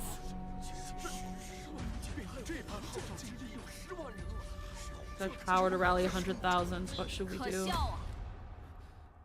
兵谏还政，匡扶李氏，明明陛下才是李氏正统。 His Majesty Li Dun is rightful heir to the Li 他们 House. 想匡扶的究竟 What 是 they claim 李 to 氏， restore is truly 还是他们 is 自 truly the 己 Li 的 House 私 or merely 心？ their own interest? 叛贼妖言惑众，蛊惑人心，还请陛下拟一封讨逆贼书， Proclamation against the 昭告 rebels. 天下，以正视听。是。乘务亭，调拨兵马，准备平叛。 To suppress the realm, crush the rebellion and secure the dynasty. 汉军势如破竹， Rebels advance 一 like 呼百 wildfire, 应 rallying support 这 everywhere. 无疑给了踌躇满志的你当头 Your 棒 once 喝。 soaring 李 aspirations 氏二 to 字 the 于 people, 天下人 the surname 如 Li 天神 commands 甘霖。 limitless respect.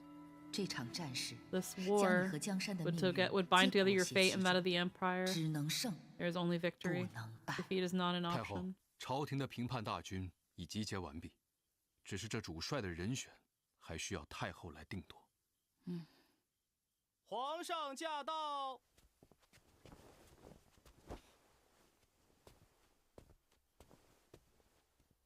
免礼。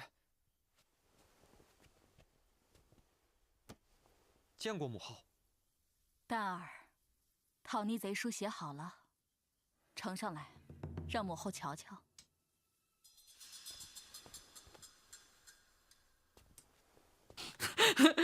The decree is, Mom, please just let him have it. Mom, let him have it. I don't want to do this. Letter of abdication. Oh, wow. I fucking called it. 辞帝位书，你这是何意？母后，孩儿不愿与李贤哥 Not 哥 wish 争 to 斗， fight my 不 brother. 如辞去皇位， I will abdicate 让 the 给贤 throne 哥 and 哥。 yield it to Brother Jian. Throne is not something to be 岂是 yielded. 能让的？自孩儿记事起，李贤哥哥总让着孩儿， Always 孩儿 yielded 不 to 愿 me. 与 I 哥哥 cannot bring 兵戎 myself 相 to 见。 face him in war. 他如今已是叛贼，你若顾念旧情，置圣朝于何处？置母后于何处？可孩儿无能，圣朝也好，母后的期望也好，都不是孩儿能负担的事情，望母后恕罪。 Li Dan submits his resignation. How will you respond? Scold him back to his senses, throw him into prison, grant his God, fuck. Oh, he would yeah, no, again, like, because of his thing, he doesn't want to do it. He doesn't want to do this. He's like, I don't want to be emperor. I don't want to fight my brother. So it's just like, hey, so what's your plan to deal with your rebel brother? And it's just a scroll that says give up. Bro literally handed in a scroll that said give Sure up. is. Prison won't do anything. Yeah, no, it won't. Okay. So too, isn't it? No. Grant his request. Hold him back to his senses. If our second son Li Jian gains the throne, he's gonna throw us into prison. He's gonna be like, you can't run anymore. We're done here. Fourth prince, so far away from actual politics that he has no idea. Basically a commoner and with a lot of money. Yeah, essentially. Essentially it's the case. So the thing we're looking at here as well. How do I word this? I'm trying to find the words. My brain's braining. So Li Jian is coming in with this whole thing of, and the reason he garnered so much support so quickly is because he's framing it as taking back the dynasty to the rightful heirs. They're trying to twist it as we are trying to take over the dynasty. We're taking it away from the Li clan. which is Li Ji, Li Tai, and, you know, Li Ji's sons. And that if people don't actually support him, they just oppose us. Yeah, because the idea now is that essentially what we want to do is overthrow the Li clan and make it a Wu empire. But we want to be in charge, but it's not to put our family in charge. We want to be in charge because we want to be in charge and we feel we know what's the good of the realm. We have no problem giving a son the power in most cases. It's when they start thinking we're gonna turn against them that it becomes a problem and they start fucking up. No way Li Jian won't do something with Li Dan to make sure he can't sit on the throne again. Well, he's gonna be giving it to him, which means that he doesn't want it. So there's no like, oh, freaking, he might regret it and turn around on me. That's not the case. Scold him back to his senses, grant his request. We're gonna try scolding him back into senses. Like, what the fuck is wrong with you? 你身为圣朝天子，心中没有半点家国责任。我抗争半生，何时生出你这么个扶不起的阿斗？ The son so utterly hopeless.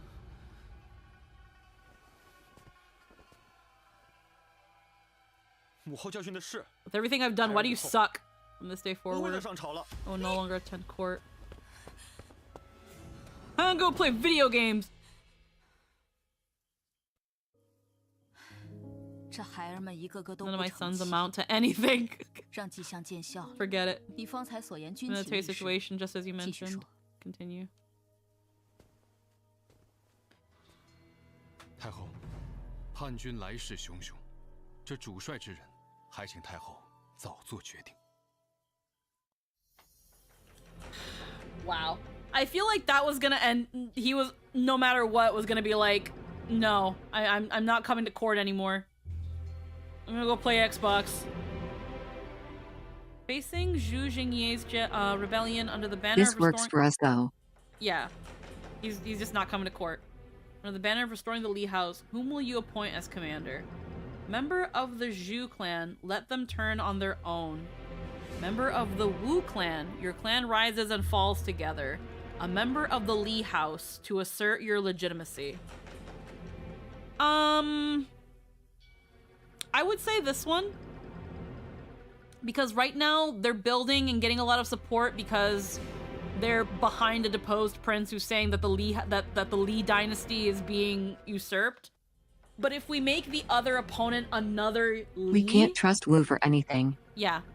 Well, Wu is her own family, but yeah, we can't really use our family. And they're being led by Zhu Jingye. I mean, we could turn them on each other, or because they're trying to go on the basis of, again, you know, asserting Li dominance, if we bring in a member of the Li house and say, hey, you claim to be for the Li, but you are fighting the Li. Yeah. Ride the marriage name and claim yourself a Li, basically. I don't think that's going to be the case because she is still Wu Meinyang, even if she is the wife of late Emperor Li Ji. She is not a Li. She is a Wu. Because when it comes to... Now, to be fair, I don't know how, when it comes to marriage and nomenclature for, like, a lot of Asian countries, and especially Chinese in this case, but from what it seems, when they marry, the wife does not take on the name of the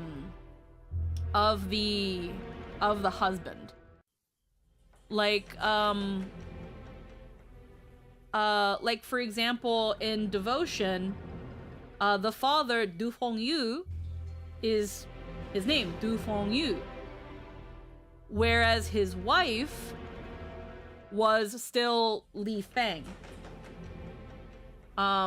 Whenever it came to, she was never like freaking like Li Fengyu. She was just still Li Feng.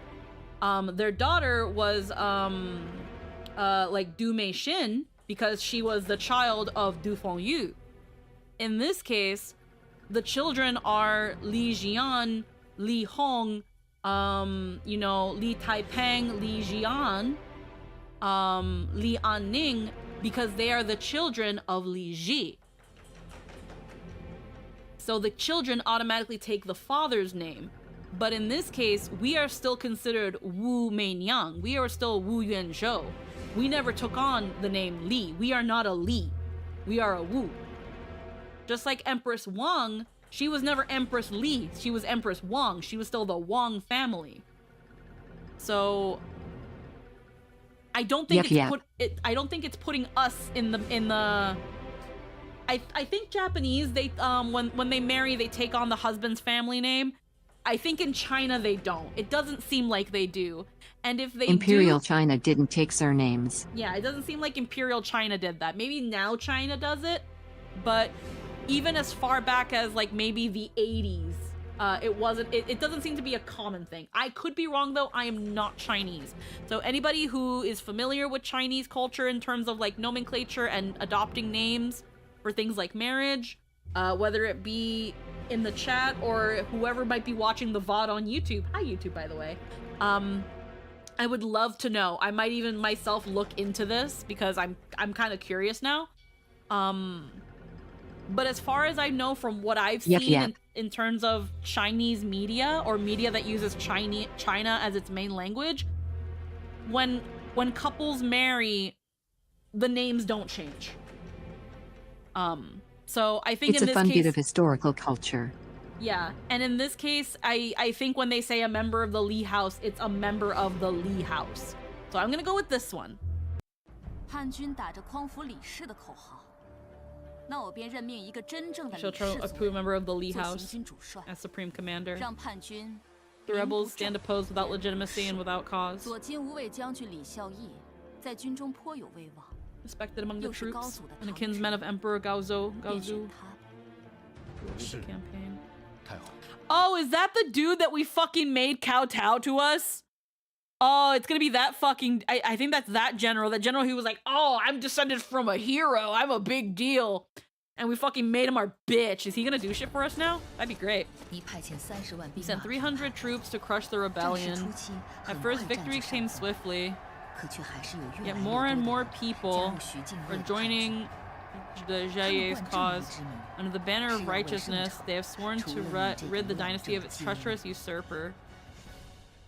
没想到徐敬业竟率军攻占了瑞 Has 州， seized Run Prefecture and slain its governor. Doesn't seem to be working. 以 Usually 割据南边，另立新都， and found a new capital. 我圣 Could it be 朝 that 的 our 征途 emperor's empire to be 一 split 分 in 为 two? 二。 可悲可叹呐、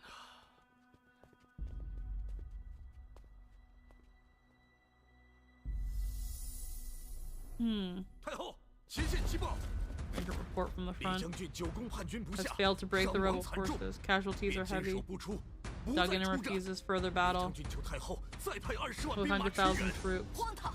本宫刚给他 But he'd 30 given 万 him 兵马，如 300,000 今又 men. 要 Now he 20 asks for 200,000 more. 救救圣朝啊！先帝，先帝若在天有灵，定要痛心疾首啊！太后，臣有一计，可兵不血刃，使叛军即可投降。是何良计？ We surrender. 臣以为 And we surrender. 只要太后还政于天子， Turns power to the emperor. 徐敬业便失 Will 去 lose 叛 its 乱的理由。 justification for 群 rebellion. 乌合之 And 众 this rabble 将不 will 攻 collapse 自破。 without a fight. 说什么？叛乱兴起，不就是因为女子干政？ It is not. It all comes back to a woman shouldn't be here. 叛乱兴 The 起， rebels have 不 risen. 就是因为女子干 Is 政？ it not for a woman meddling in 才 state 惹得 affairs, 天怒 causing 人怨的 unrest in the 吗？ realm and among the 放肆！ people? 此时此刻，你不思如何退敌，却还在大肆动摇军心，其心可诛。拖下去，关入天牢。太后，还请还政，还政啊！还我圣朝安宁啊！先帝若在天有灵，定要痛心疾首啊！ Okay. War breaks out. Now I'm curious, would that have happened regardless of who we put in charge? The late emperor literally told me to do this. This is interesting.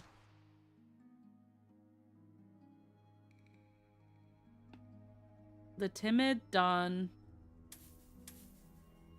The vacant throne.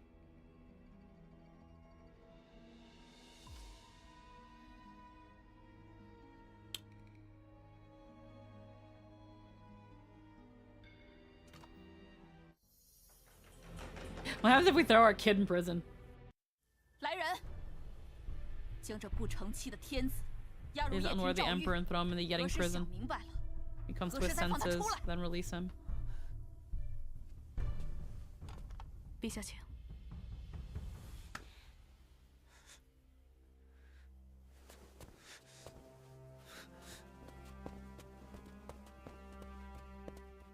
It's either we give him what he wants or we send him away, 你自己 essentially. 令朝野惊骇， Shock the court and 民 stirred 尽 outrage 非议 among the people. 此时，先帝 Now, 驾崩 the 不过 late 2 emperor, 月， yeah. 李显登基不过2月，便被你废去。如今，你又将新帝 The new 下狱， emperor was cast into prison. 叛军四起，天 Yeah, 下 that was gonna end badly. Raising a child is never easy. Does anyone understand how hard it is to raise children? And doing it calmly without losing your temper? That's a whole other level of skill. Right?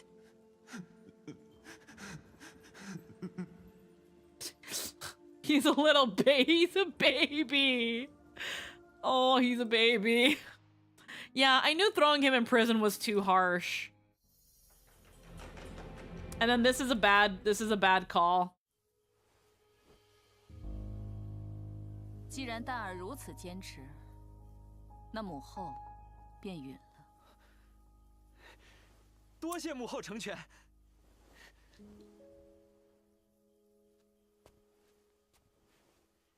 那孩儿便告退了。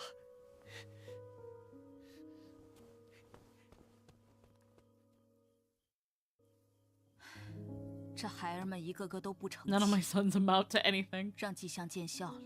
你方才所言军情一事，继续说。太后，叛军来势汹汹，这主帅之人，还请太后再做决定。 Okay, that's a little nicer. We're just like, yeah, sure, we'll think about it, bud.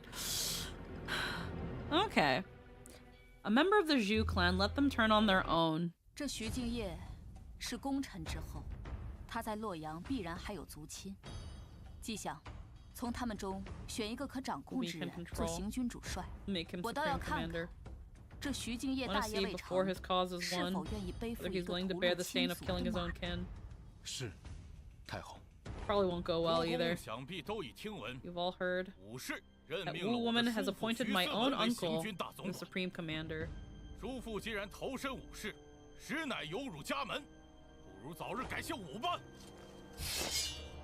诸位将士，徐敬业在此立誓，决议大义。 Swear to strike down my own kin for righteous sake. Yeah, I had a feeling that wasn't gonna work either. The news established Zhu Jingye's image as a righteous, selfless leader. The rebels were emboldened and their numbers rapidly doubled. Yep. Locking your armies in a brutal stalemate. The war dragged on for years. The realm sank into chaos. The empire teetered on the brink. Yeah. Zhu Jingye, the Shangdang's greatest actor. Zhu Jingye has a gift for swaying hearts and shaping opinions, but his true genius lies in performance. He knows exactly when to stage a scene and who to stage it for, from the soldiers at his side to the whole empire watching. Yeah. I am best at putting duty above kin. Sacrificing family for the greater good. I can play that game too. Yeah, like, again, he's already doing it, so why is playing the same game going to work? And this is actually not the dude. This is actually not the dude from the Li Tai route. This is the dude who we actually made our bitch. He betrayed us. Of course he did. Yep. Okay, I confused them. Because I think now he has facial hair. I think that's why I thought it was him. 这徐敬业 Yeah, because now, yeah, okay, that's why I confused him with the other dude, with Zhu Jiode, I think. Zhu Jiode was the other one. It's because he has facial hair. Man.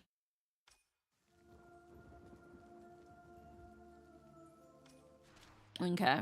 So yeah, I knew this wasn't gonna fucking work. Yeah, you can tell by his big dumb jawline. Yeah. Remember, this one's probably not gonna work either. Like, they want to say there's a Wu uprising. Fine, put in a Wu, but I don't think that's gonna work either. The Wu clan will face total ruin. My clan has no choice but to stand with me now. My nephew Wang Chengxi is sharp and dependable. 传令，奉武承嗣为行军主帅， Supreme 即刻集 Commander. 结三军， Assemble the armies 出兵 and march 平 to 叛。 crush the rebellion. 是，太后。报！将军，京城急报，太后任命其侄武承嗣为行军大总管，兵锋剑指扬州。武士竟然派一个外戚 Sends an in-law. 这不迎合了我们匡复李氏的 Strengthens 旗 our 号吗 cause. Yeah, see? Exactly. Takes the chance and spreads the rumor you had stolen the empire from the Li family. Yeah, see? Recruits poured into the rebel camp and the army swelled from 100,000 to 500,000. Imperial Yep, forces the stood expected result. Yeah, the rebels burning with the momentum, breaching the capital. Yeah. That's that thing where... Where's the Wu army? When the rebels learned Yu had sent the Wu army to lead the charge, the smirks of Zhu Zhangye's side vanished and never came back.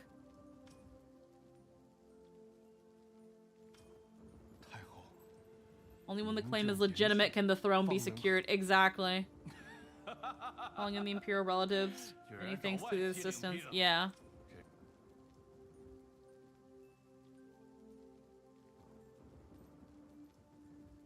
Yeah. That there was no way that was gonna work. There was no way. You're trying to argue, like, they're already going, your family is already going against you.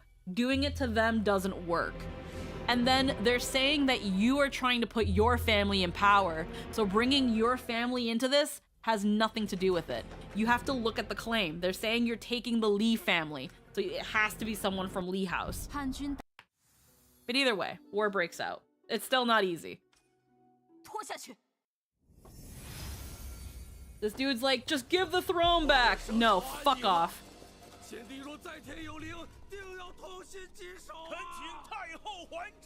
Beseech your majesty to return power.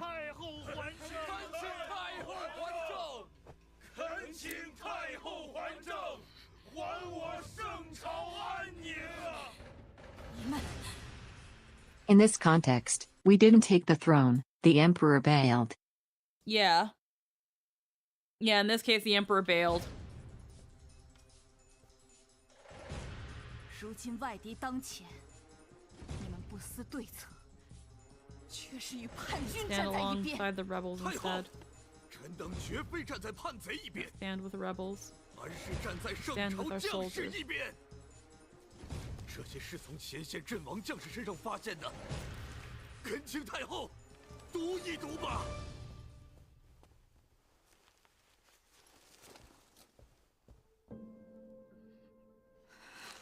Fucked up your palm for drama, yeah. 儿啊， My son, 昨宵 I dreamed you 梦 came 中 home 见 last 你 night. 归来，想伸手相抱，却扑了空。待朝廷府薛来了，给弟我儿领弟添件冬衣吧。大帐冲锋的时候不要太好好靠近的活着，为娘不要你我这才不会祸进宫愧对父，愧只对妻儿想要你平安回家。昨日我杀之敌，乃同乡故友正气。我把我的一缕头发寄还，替家书一并寄。若我真的埋骨他乡，收拾不成，若孩儿许愿回不就去，用他葬在坟里吧。千万别告诉娘亲，你们俩多保重。母亲不要伤心。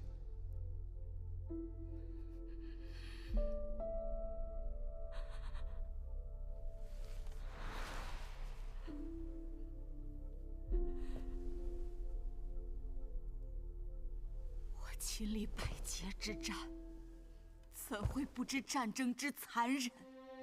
如此更该全力抗敌，速速平定战事。太后，休要再自欺欺人了。战事本就因太后而起， Or began because of you. 还政。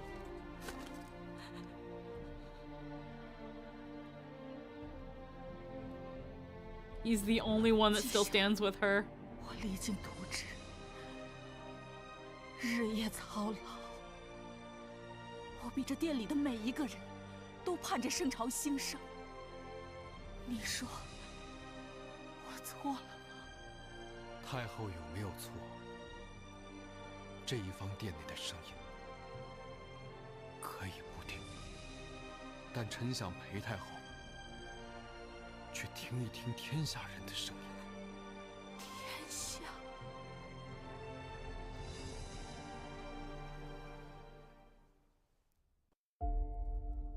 Leave the main hall. But he's like, if you want to ignore all these fuckers, that's fine, but listen to your people. Leave the main hall.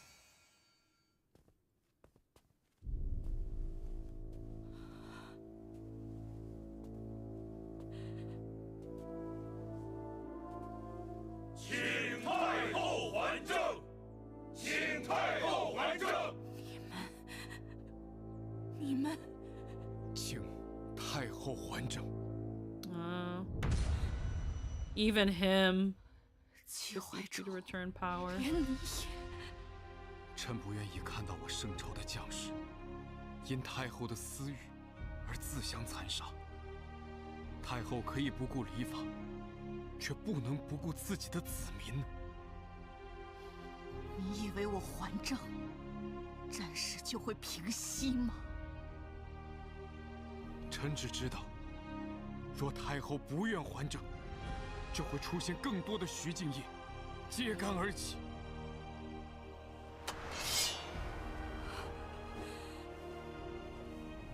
Are you gonna kill? Ah, come on.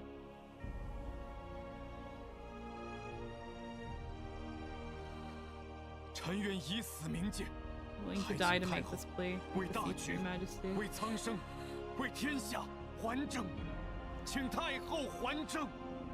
请太后还政，我等愿以死明鉴。请太后为大局，为苍生，为天下还政。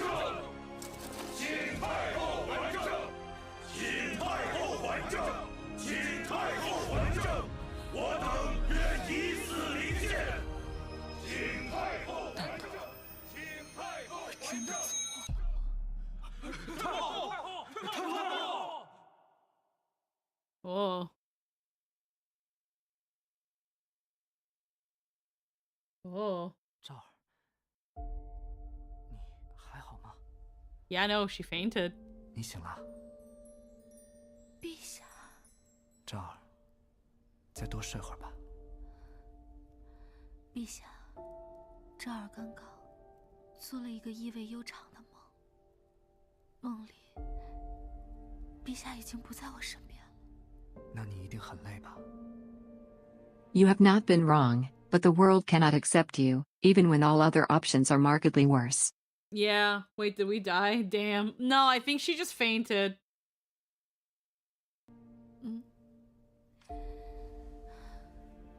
She is exhausted, and she is alone.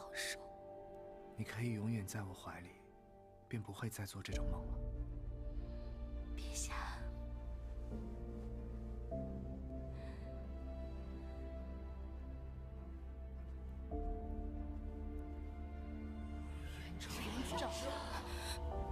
谁在叫我？不要在意这些声音，睡吧。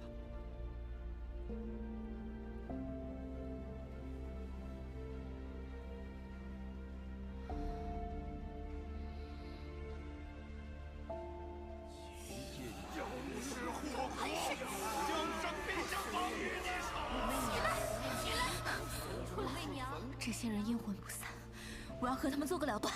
赵儿，别走。武媚娘，出来，出来，出来，出来！我不希望你继续受苦，留在我身边，好吗？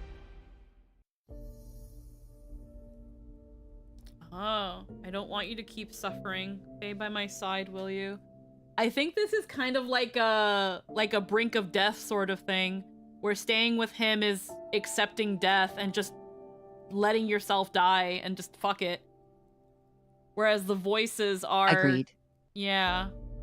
I don't want you to keep suffering. Stay by my side.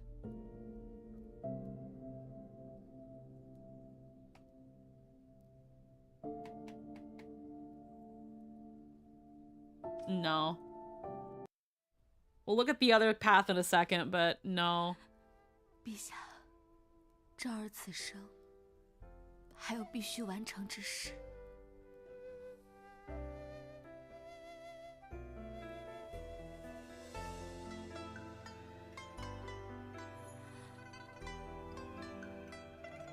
你一直都有自己的主见，那便去吧。谢陛下。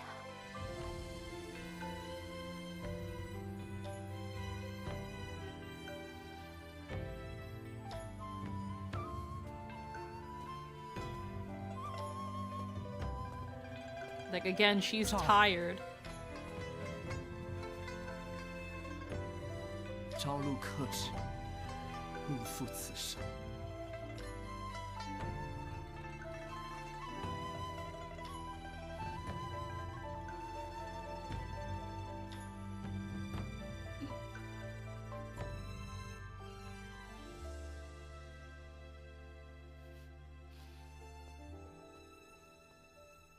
But it does say something that her idea of heaven is just with him. Yes.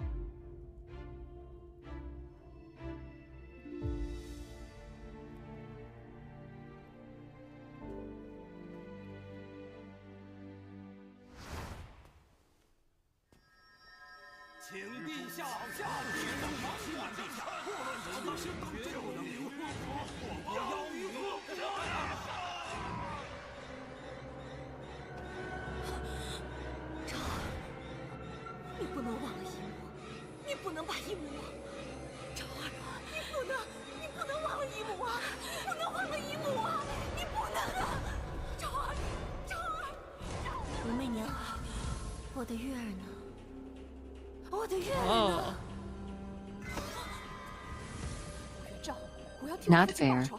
Yeah. Yeah, no, the one with you, well, This one I don't care about. Yeah, no, like would kill you again. Yeah, would kill again. With Auntie, it's like I feel like that one was like bad Auntie, not good Auntie. But I don't know, it's hard to say. 我的父亲，我的钟儿没有谋反，钟儿，你还我钟儿！我的陛下，他不爱我，他不爱我，他不爱你，我残忍，我的钟儿不信我了。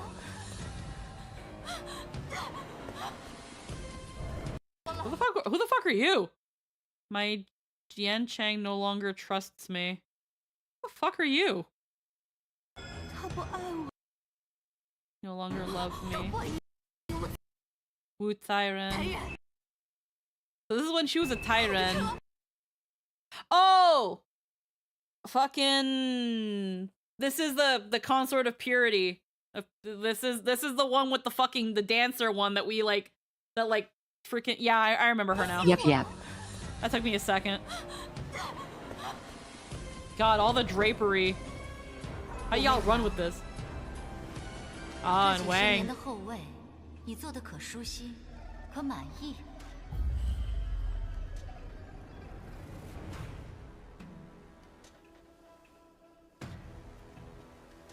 It's funny that Consort Zhao is here, considering we didn't kill her. We just was like, hey, honey, you can go. Yeah, she's super alive. Like, she's living it up. So, yeah, no, this one, I think it's the bad auntie, because these are all women who were her enemy, and good auntie was good, true auntie was true auntie. More a manifestation of guilt rather than the ghost. Yeah. So then there's Consort Wei. But where's my kid? Obviously her. But again, 10 out of 10 would kill again. My Zhang is innocent. Consort Liu. His Majesty no longer loves me.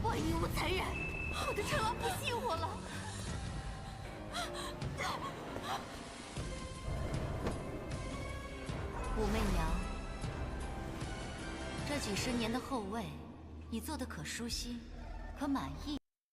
I kind of low key. Again, Empress Wang was a bitch with a capital B, but I low key love her because even though she was a good chess player, she just obviously fell short. But there is something about her be like, so how's being Empress?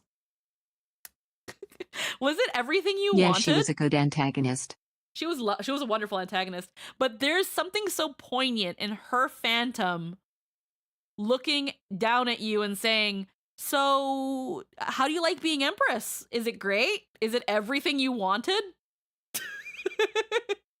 Is it everything you could have ever wanted? Do you like it? Are you satisfied with being Empress? Was it worth it? You love to hate her? Yeah.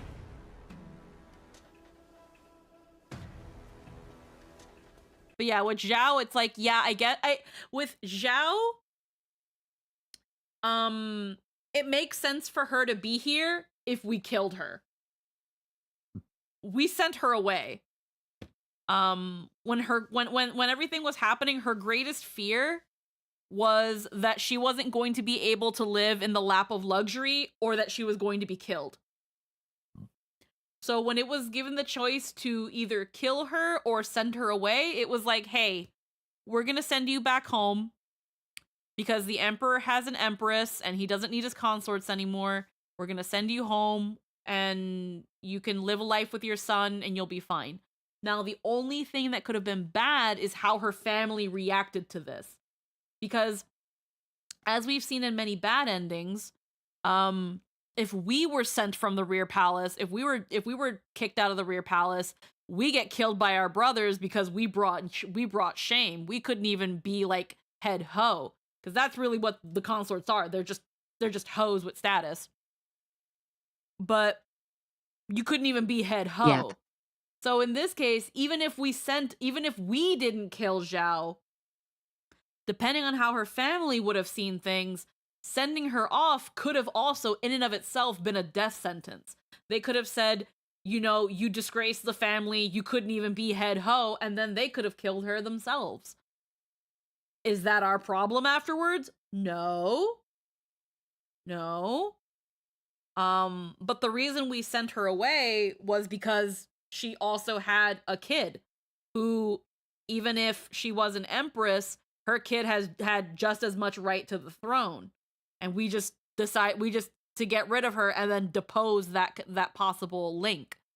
Same thing with Consort Liu's kid. He was a kid of Li Ji, but she was an empress. But again, aside from that, unless her own family did her in, I don't know why Zhao would be here, but it's just easier to do this than to retake the scene all over and not have Zhao. And it's that thing of, at the end of the day, we also came in to kind of fuck up her life when she was getting all of the attention from the emperor until we came back.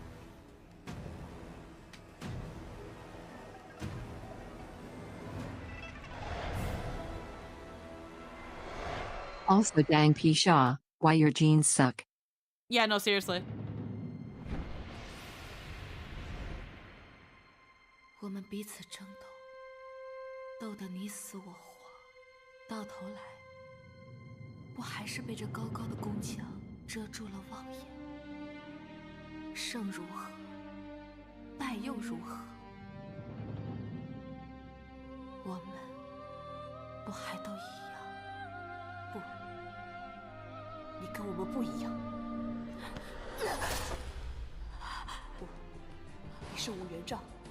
是这个世界最恶毒的女人，你爬到了世间女子难以企及的高处，而我都是你的垫脚石。可你现在竟然害怕了，你想逃，你想安稳的睡下去，凭什么？所以你就该比我们更痛。你要带着我们的恨，带着天下女子之恨，挣扎不休。痛吗？痛就快醒过来，去承受比我们多100倍、1000倍的痛苦。痛不醒过来，快醒来！记住我们的痛，记住我们的痛，快醒来！记住我们的痛，快醒过来！ Oh shit. Don't sleep, wake up. Oh, oopsies. Is Press this too an fast. enemy pep talk? Maybe? I thought they were about to all Julius Caesar her with the fucking hairpins, but now they're like, no, We all you don't. died to get you here. Make it fucking worth something. Yeah, that seems to be what they're doing here, where it's just like, you don't get to sleep, you don't get to rest, you don't get to just give up. Not when you stepped all over us and our hopes and our dreams and ruined our lives to get to where you are. You don't get to sleep. You keep going and you keep doing this shit and you keep dealing with all of these fucking hardships, or we died for fucking nothing and we already hate you enough as it is. At least let us be the fucking enemies you overcame and be remembered as that, not just the bitches you stepped over and fail anyway.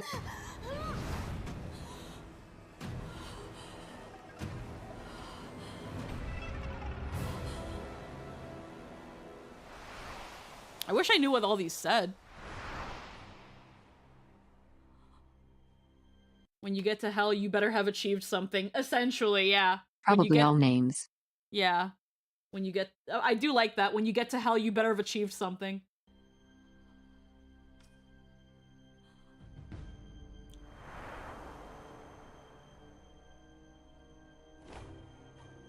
Hold on. Low-key, I kind of want to do something. Hold on. Hold on. Let me pull out my phone. I'm going to pull out my phone and run Google Translate. I want to see if it'll do it. It's going to be so cool if it does. I'm going to take my phone. And then I'm going to take a picture of my screen. It's probably not going to know what the fuck all this is, but it'd be really funny. Hey, yeah, translate that, bitch. Yeah, it's telling me, like, download Chinese. No! I don't want to download Chinese. Instead... Here we go. Let's see. What do some of these things say? Translate. If they're names, it'll probably come out like Eagle Tree Heaven Mountain.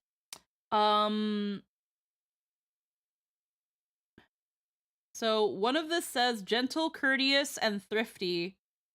From the 4 virtues, obey, begging for humiliation, good luck, stay, husband as wife, docile servant. I think it's all the things that people said she should. Their names. Yeah, they're things that people said she should be.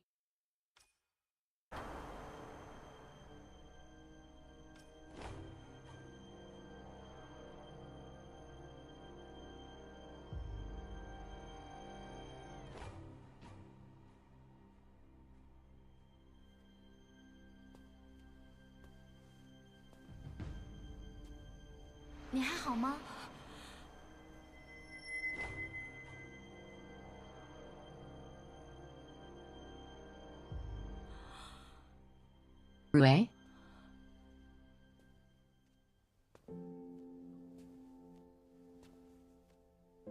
Oh.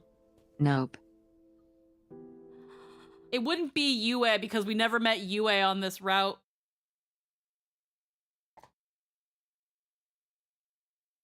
Man, we got a bit of budget increase in the CG. Yeah, seriously. Holy crap. Is that us from the past? Yeah, it's past us from the looks of it.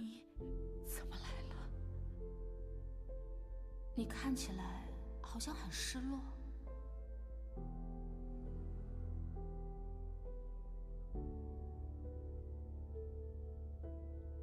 如今我众叛亲离，受世人唾弃，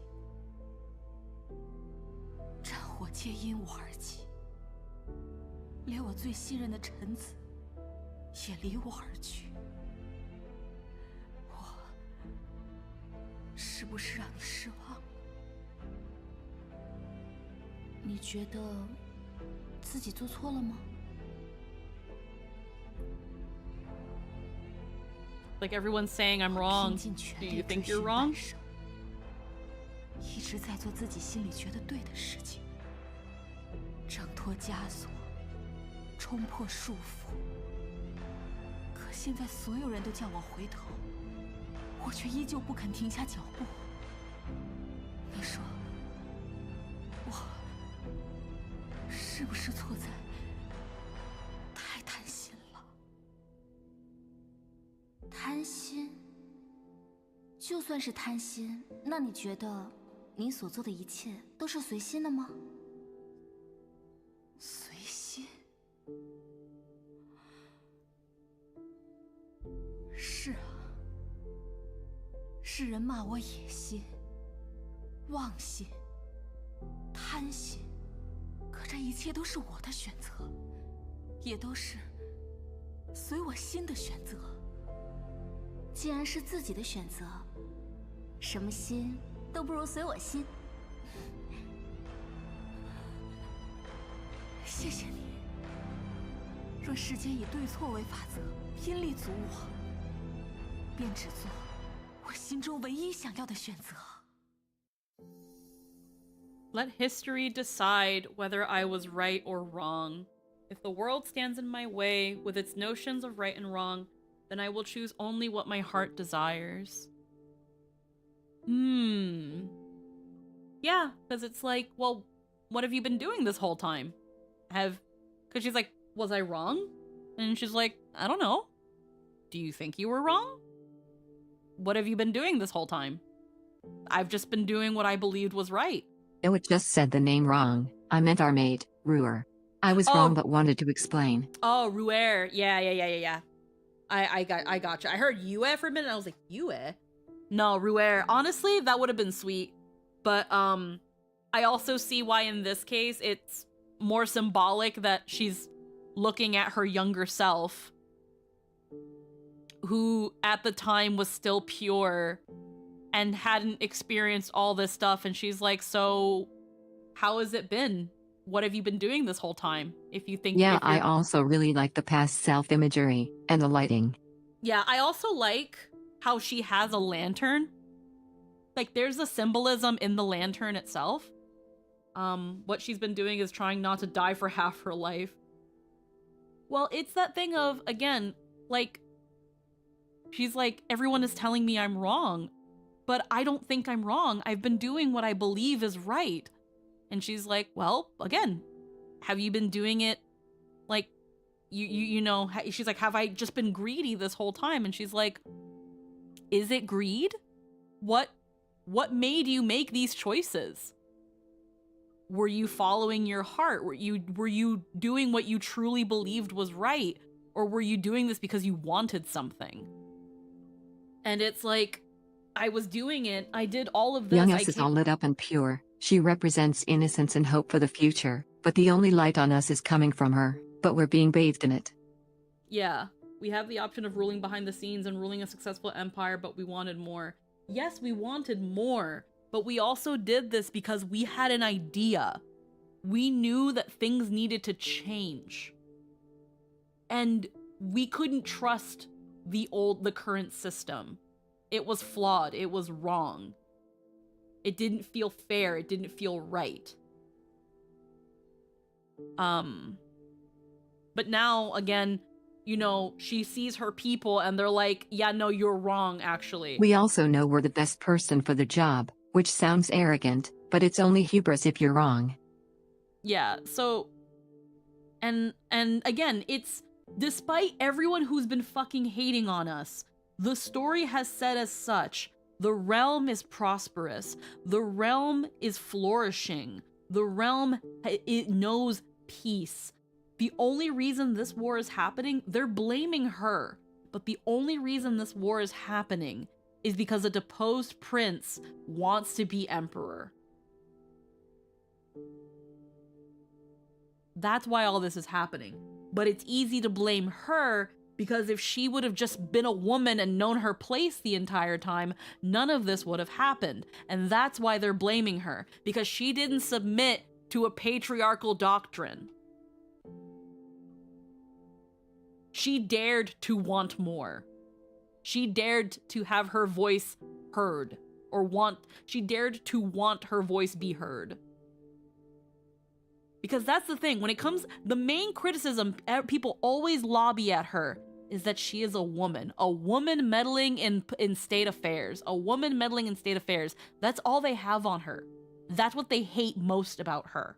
If she was a man, none of this would be an issue. But she's not. She's not a man. She's not a man. And in being in her position, the other men feel undermined. The chancellors, her own sons. The former chancellors, her own sons who were the princes. Some of the rebel generals, they all feel undermined by her being in this position. But if she was a man, they'd eat it up. All the chancellors just want things to go back to normal, even if the country itself is flourishing. Yes, because in their eyes, all of this happened because of, because she's in power. It's because of you. You're the reason this war is happening. And it's like, is it? Is it really my fault? This isn't what I wanted. I didn't want this war. I didn't start this war. And so now we have our past self saying, every choice you've made, what has been the driving force? It's because you believed it was the right thing to do. Because after everything you've been through, everything you fought for, all the people that, yes, you had to step on to elevate yourself forward, you did all of it because you felt it was the right thing that needed to be done. Do you think you were wrong? And she says, no, I don't think so. I think I was right. And her younger self is saying, then don't worry about it. Don't worry about it then. Because after everything is said and done, after you die, after these chancellors die, after the generals, after everyone dies, what has happened will be written in the books. And the people who read those books will see what is written and form their own decision. And what is written in those books will be what people think you were. So let history decide whether I was right or wrong. Let the people who write my story down, who recount my story to the next generation. It's also worth noting that this war isn't even about the prince. People don't actually support him, they just can't accept a woman being the ultimate authority. The realm prospers, we are evidently incredibly competent. We're objectively better than the men surrounding us, and that's the problem. If a woman can be superior, the entire order of the empire is being threatened. Which terrifies people. They would rather suffer than have their culture proven wrong. Essentially, yeah. Is it my fault or my son and his followers being petty when I didn't allow him to be a weak emperor even though he is a man of the divine providence? Yeah, essentially. 1 second, let me just put this on.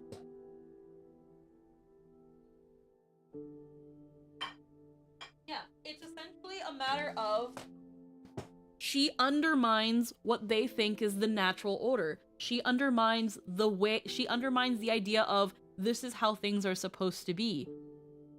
And they don't like that. There are some, like Li Hongzhou, who was willing to stand with her the whole time. Who was fine with her being in charge. But at this pivotal moment, when it seems like the empire is most in jeopardy, he looks at her and says, I am willing to off myself if it means you make, quote unquote, the right choice. And to them, the right choice is to just give up. It's me.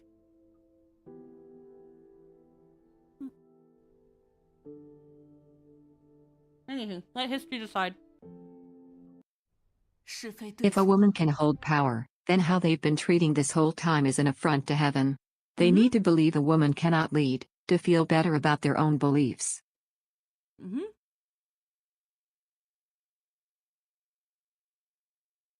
Bardu brings up a good point.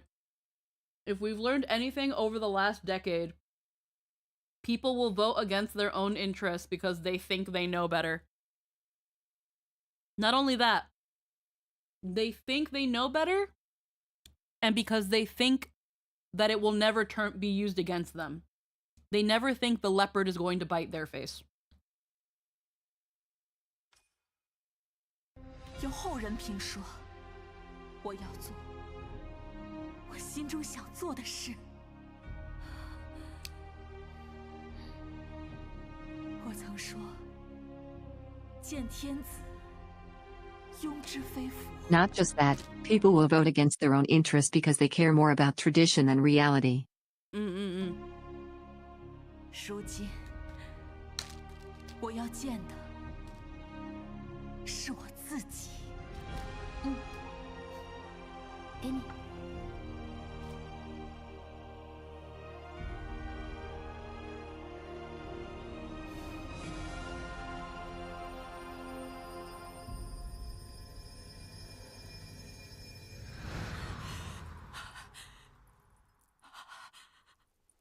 Oh.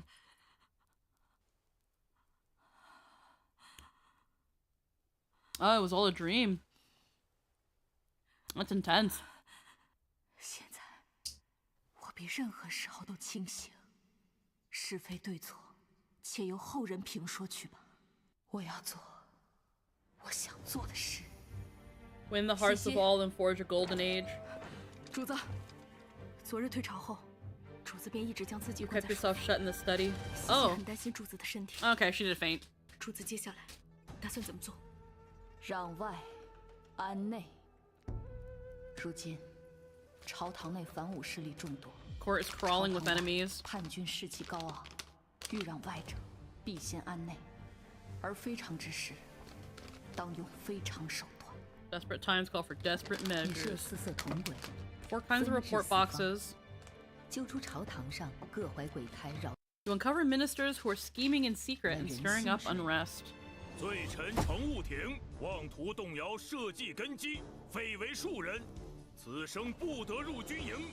你以雷霆之势，迅速平息。 You enter the turmoil within the court swiftly. 永远感念太后的。 Who died? 如 Was 今 it just some random dude? 朝堂内反武势力众多，朝堂外叛军士气高昂，欲让外者，必先安内。而非常之事，当治四方。 罪臣程务庭妄图动摇社稷根基，非为庶人，此生不得入军营。你以雷霆之势 Got rid of him. 迅速平息朝堂内乱。永远。 Bucket of crabs mentality. You wanna know why slavery in the South was fought for even by the common people? They wanted someone to be below them, even if only in vibes. Yeah.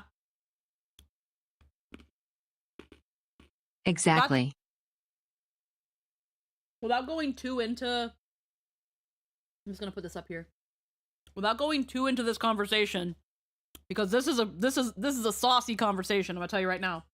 With the whole slavery in the South thing. It's the whole replacement theory thing too, which we don't have to get in on. To just say something about this, I can't remember where it was I heard it. But when it comes to the South, a poor white man will still see himself above a rich black man solely on the virtue that he is white. That's it. That's it. That's it.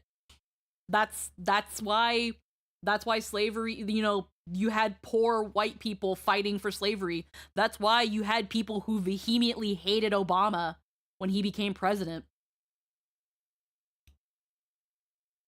Despite Obama wanting to help these people, your mileage may vary if that was true. With things like Obamacare, again, your mileage may vary on that. This ain't the place for the conversation. But the point being that the reason a lot of people, especially in the poor South, the poor white South, hated Obama was because solely on the virtue of being white, they saw themselves above a black man who was rich. They will do anything to justify the truth. But yeah, that's pretty much it. I'm gonna give a couple seconds to see if Lynn wants to type anything, and It's then we'll Lyndon continue. B. Johnson. There we go. I was like, I know somebody said that. I know this was said somewhere. Like, this was If you like... can convince the lowest white man he's better than the best colored man, he won't notice you're picking his pocket. Hell, give him somebody to look down on, and he'll empty his pockets for you. Mm-hmm. Exactly. And I'm gonna tell you this right now. Grifters love doing this. Grifters do this. Grifters do it's this. The best strategy. It is the Us base. versus them. It is the base foundation to every grifter. It is the key, the linchpin, the foundation, and dismantling it is how you destroy them. But nobody wants to talk about that. Nobody wants to talk about that. Here's the thing. Low-key, I love that this game has become so political because it allows us to talk about politics. This is a game where politics cannot be avoided as a discussion. It can't. Because politics, especially in the latter half, is so ingrained in the story.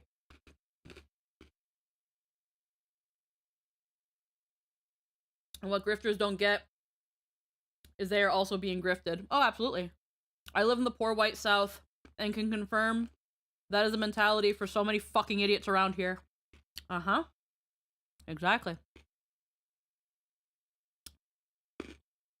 And again, I'm not gonna say anything because I don't like throwing blanket statements. But they don't be beating the allegations.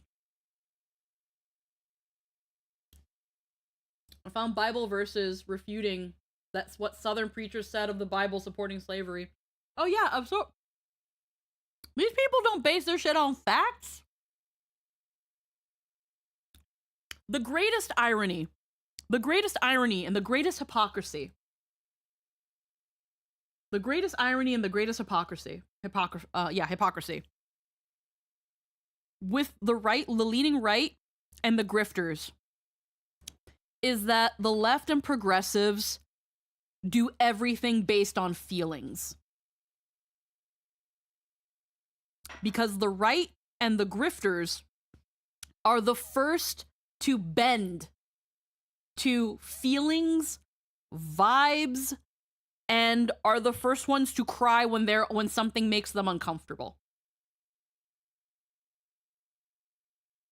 They are the first ones to refute facts. They are the first ones to believe conspiracies. If you have no policy and no intention to improve anyone's lives, you have a few strategies you can use.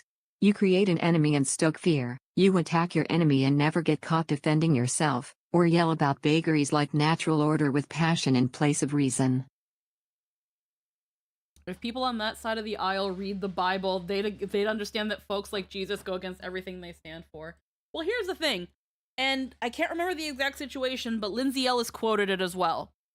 When a certain, I think it was a priest or like some sort of reverend, when he spoke about Jesus's sermon about turning the other cheek and loving thy neighbor and helping, the unfortunate and things like that, another priest/reverend went up to them and said, "When did you adapt all these liberal talking points?" To which they answered, "It's literally what it says in the Bible." And that priest who accused them of being brainwashed by progressive liberal talking points was like, "Yeah, but that doesn't work anymore." They look at their own Bible, this thing that they smack down everybody with, and say, but when you use it against them, they say that's not how it works. That's why whenever they start bringing up the Bible, I don't take any fucking thing seriously, because they're also the first people that when you use the Bible against them, they go, nuh-uh.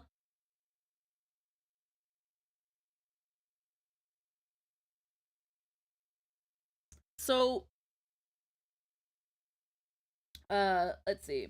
I'm gonna use one of my favorite examples of foot shooting grifters. And sorry to invoke Godwin. Ben Shapiro is Jewish. There is no way he won't be on the chopping block if fascism fully rises, no matter how much he toes the line, no matter how much he speaks for the regime. People seem to forget Jesus literally walked into a temple, saw a whole bunch of merchants, and flipped over their tables and told them to leave. He chased them with a whip. He chased them with a whip.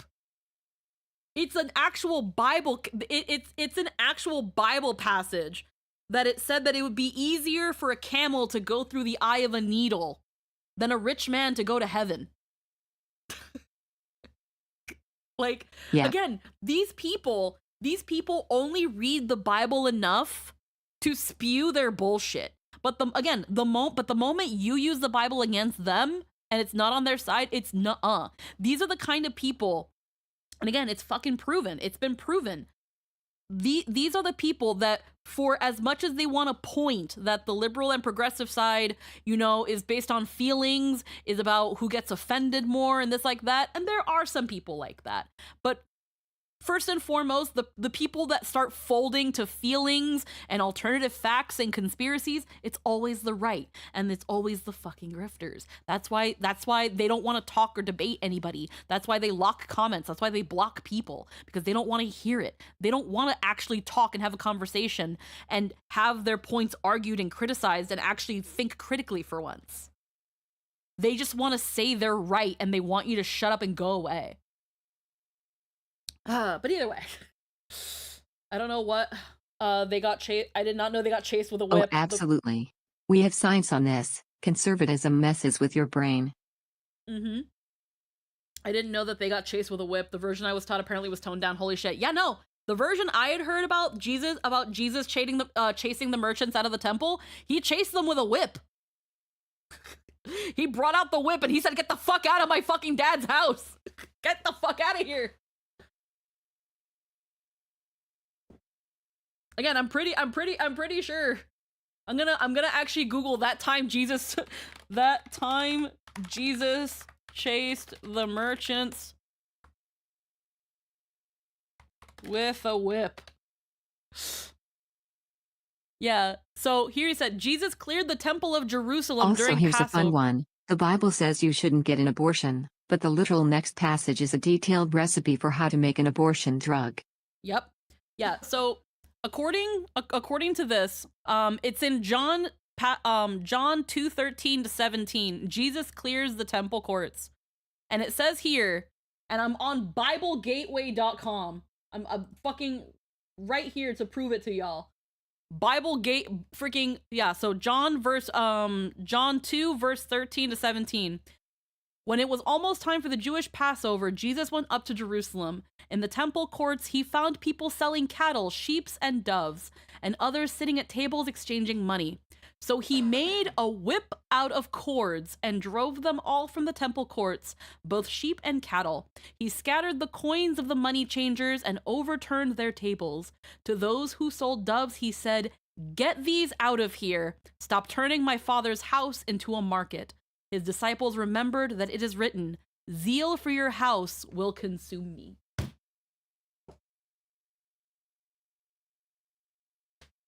There you go. He made a whip and he chased all of them out. There's a term, funnily enough, that I learned about on Tumblr.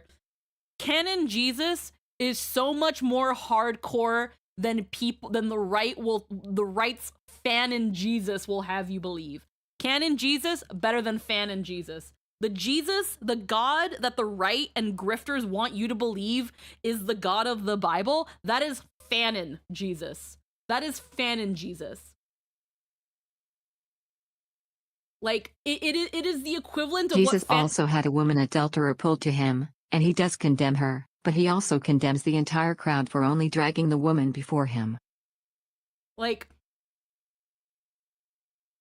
so, you know how much better debates would have been if they would mute mics between speakers? No more yellings or interrupting as the right wings go to move. And that's what they do. No, again, if you look at the very few debates that Charlie Kirk got fucking destroyed in, because at like the ones at Cambridge, or the fact that he never wanted to freaking debate Dean Withers and only instead would go to college campuses and blindside freaking college students who were just trying to get the fucking class, why he only debated those instead of actual people who know what they're fucking talking about, is because the moment he was put in front of a capable person who was able to debate, he fucking folded like a lawn chair.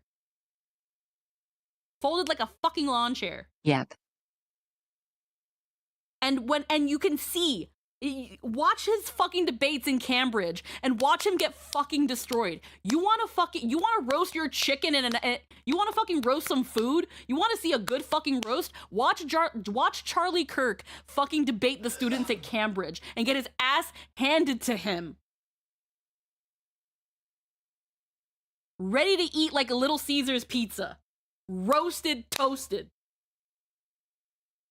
The reason he never debated people that were on any sort of level similar to him, because he couldn't take it.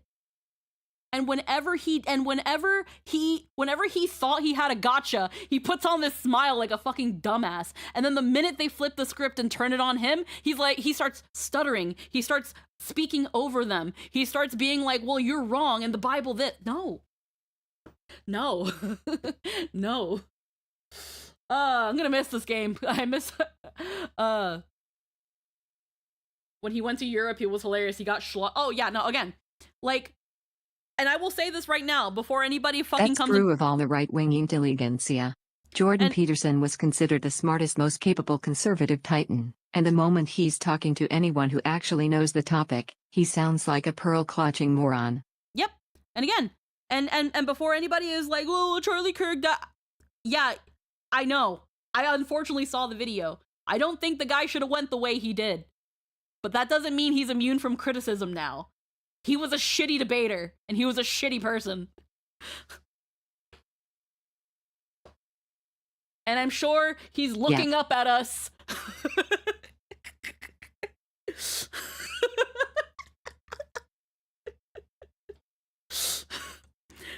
And I'm sure wherever he is looking up at us, he's gonna be fine. No. Anywho, let's return to our funny Chinese game. Or not, but that's because of his own choices. Yeah. Another thing is so many people just accepting half-given information and thinking they have a point. Like the weapons we gave Ukraine people bitched about. Those weapons were at the end of their life, after their service life. The cost of them, how they're decommissioned and such, would have been more expensive than just giving them away. We save money giving Ukraine weaponry, but no one talks about that. Again, people don't want to talk. When it comes to certain situations and certain facts and certain things in debates and conversation, people don't want to have them. And to be fair, I don't know, I can't speak too much on that situation because I'm not as educated about it, so I'll take your word for it. But yeah, when it comes to certain things, people don't want to talk about it.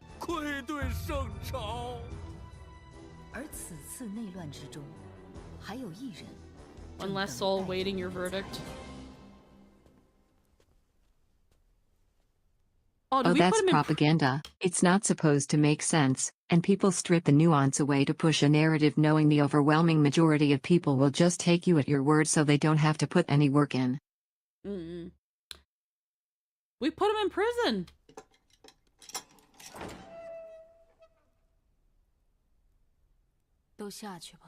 Sure.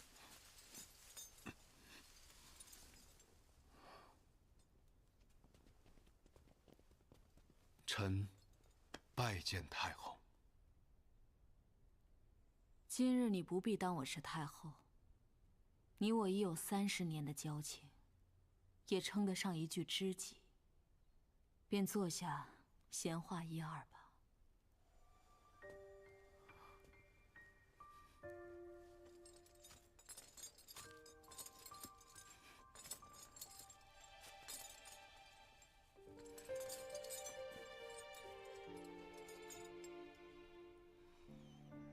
你还是和我初见时一样，遇到任何事都这副波澜不惊的模样。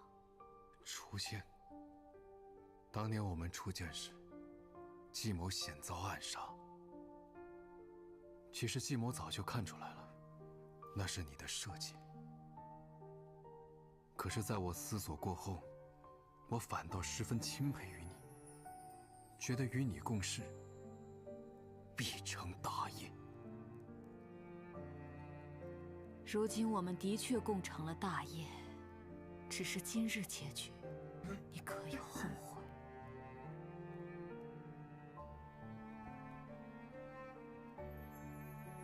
我从未后悔。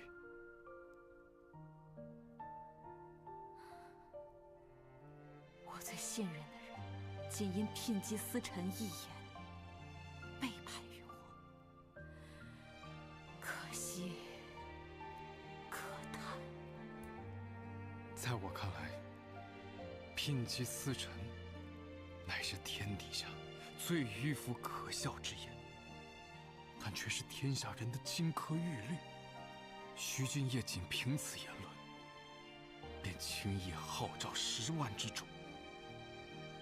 若太后继续执迷不悟的话，还会有张敬业、王敬业，圣朝必定陷入无限的战火之中。臣不愿意看到太后背负着千古的骂名。I cannot bear see the Empress Dowager burdened by such infamy. Okay, this is why he turned on us. It's not that I believe a woman shouldn't rule. I think that's the dumbest thing anybody can believe in. But the problem is people believe it. And as long as people believe it, there will always be people against you. There will always be a war. There will always be a conflict. And you don't deserve to go through that anymore. You don't deserve to, despite all the greatness, all the great that you've done for the Empire, you will never be remembered as what brought that good. You will always be seen as this wicked person who overstepped her boundaries. Oh. I will stamp out their prejudice along with the flames. Then I'll build my golden age no matter what they call me. I cannot bear to see the Empress Dowager burdened with eternal infamy.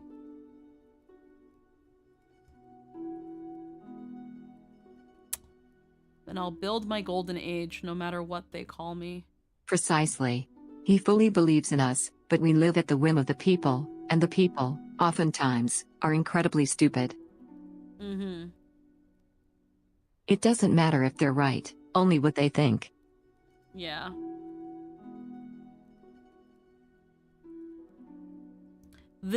So the first option here is kind of being like, I will change their minds. I will change their minds and stamp out this war. Where this is, I don't care. I will bring my golden age. I will build the golden age I dreamed of. Whatever they call me afterwards is whatever they want to say.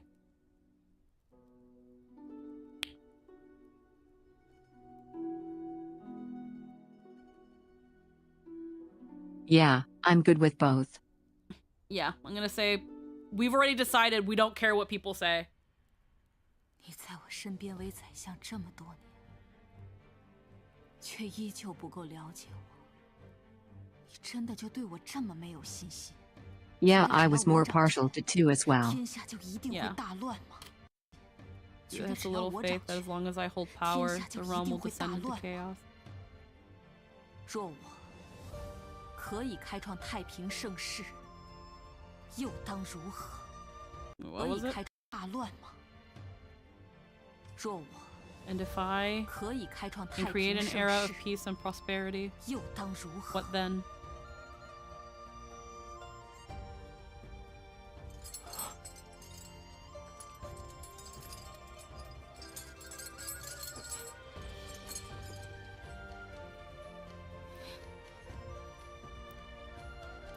那臣必在九泉之下，祝佑太后的盛世。 方千秋万 glory endures for all eternity. 罪臣既怀中， condemned minister 已尽到了圣朝臣子的职责，只求太后赐臣一死。 Grant me death.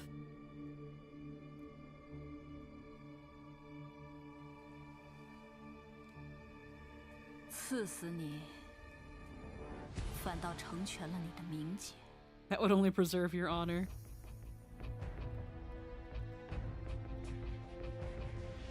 Let him live to witness the golden age you build. Oh, yes.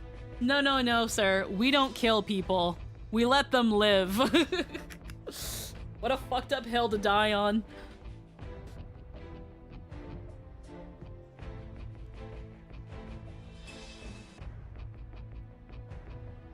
Because, again, even he's... Yeah, I agree. It's like, no, no. If I let you die, I can't prove you wrong. You will witness it. 你就在这牢里守着，好好看看我的路如何走下去。 It's like, no, this is what you get for betraying me. I don't grant you death. You don't get to die. You don't get to just get out of it.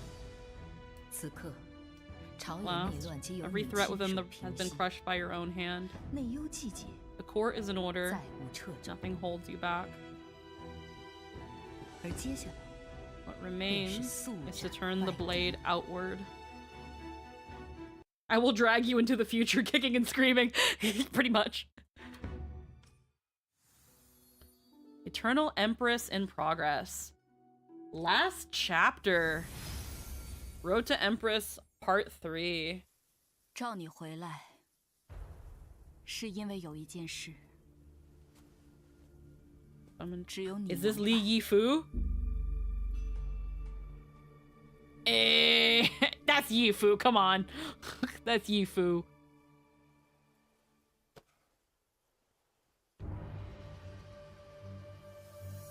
Your confidant.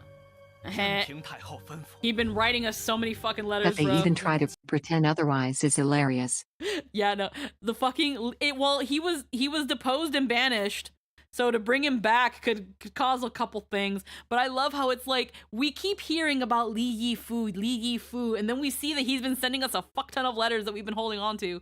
This man No mask can hide that rat face. Yep. When it comes to Jiang Hong, yes, Jiang Hong, he was a G. But unfortunately he folded. But we have Yifu. Yifu has also been just as fucking loyal. And the best thing about him is that he's a smarmy rat man. He is a smarmy rat man that knows we can do this. He is so brazen. He's great. I love him. 号召10万叛军，只因他的军中有贤儿坐镇。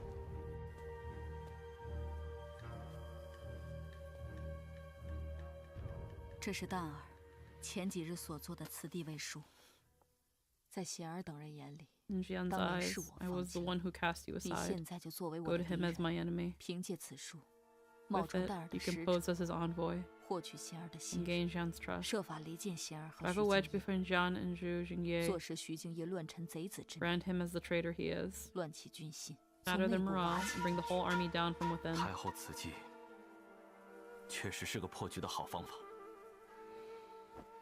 臣领命。但在臣临走前，有个问题想问太后。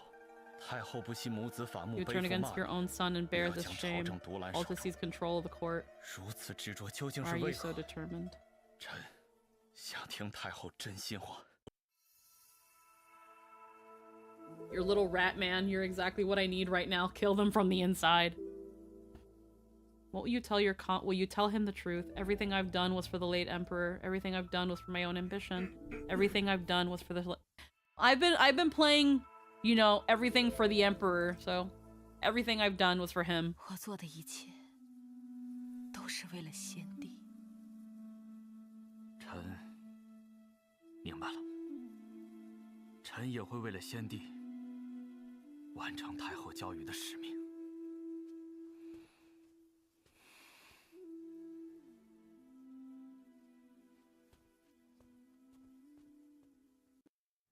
你将这一切安排妥当后，便不舍昼夜，全力投身战局，一如当年你亲率百捷之战一般，破釜沉舟，志在必得。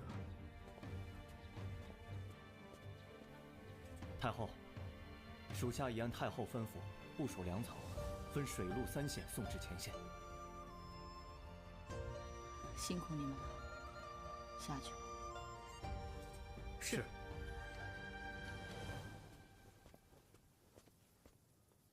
主子，你已经几日没合眼了，如今战事日渐明朗，还是要保重身体啊。小柚子，陪我走走吧。是。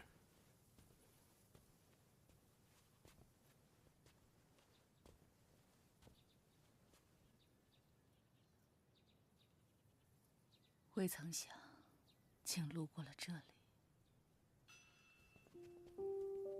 叶听。一晃，已是几10个年头了。哟，大名鼎鼎的罪臣上官仪的孙女，今日这衣服洗得如何了？上官婉儿又在干活的时候看书，上官婉儿。啊 ，the disgraced 口口声 chancellor。声说任命的是你们，可你们不过是自欺欺人罢了。你们若是真的任命了，便不会因为我的一点不合群之举，便抓这里都是罪奴所 Where 居， the convicted servants 之 live 区，还是别进去了。无妨。太后驾到！拜见太后。 Like you can't enter there. I'm the fucking empress. 这辈子居然能见到太后，是福是祸呀！谁是上官婉儿？到我跟前来。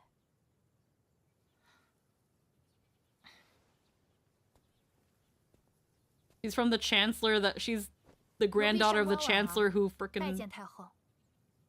你 上官是上官仪的孙女。武后身为女子， Empress Wu is a woman. She should remain within the rear palace. Yeah, the teacher. 她却聘姬司臣，一步步乱我圣朝纲纪。回太后的话，是。 What do you want to ask her? Why do you love reading? Do you believe your grandfather Shang Guanyi was innocent? Why do you love reading? I like to. Mm-hmm. I like that one too. We don't have to bring up her grandfather. 你身为女子，还是罪臣 I don't 家 care 族 what she thinks about her peepaw. Yeah. 此生都将困在 No 这 spender. 掖庭宫中做杂活，为何你还要读 Why 书 do you still study? 不愿安于现状？太后不也走上朝堂，不愿安于后宫吗？大胆！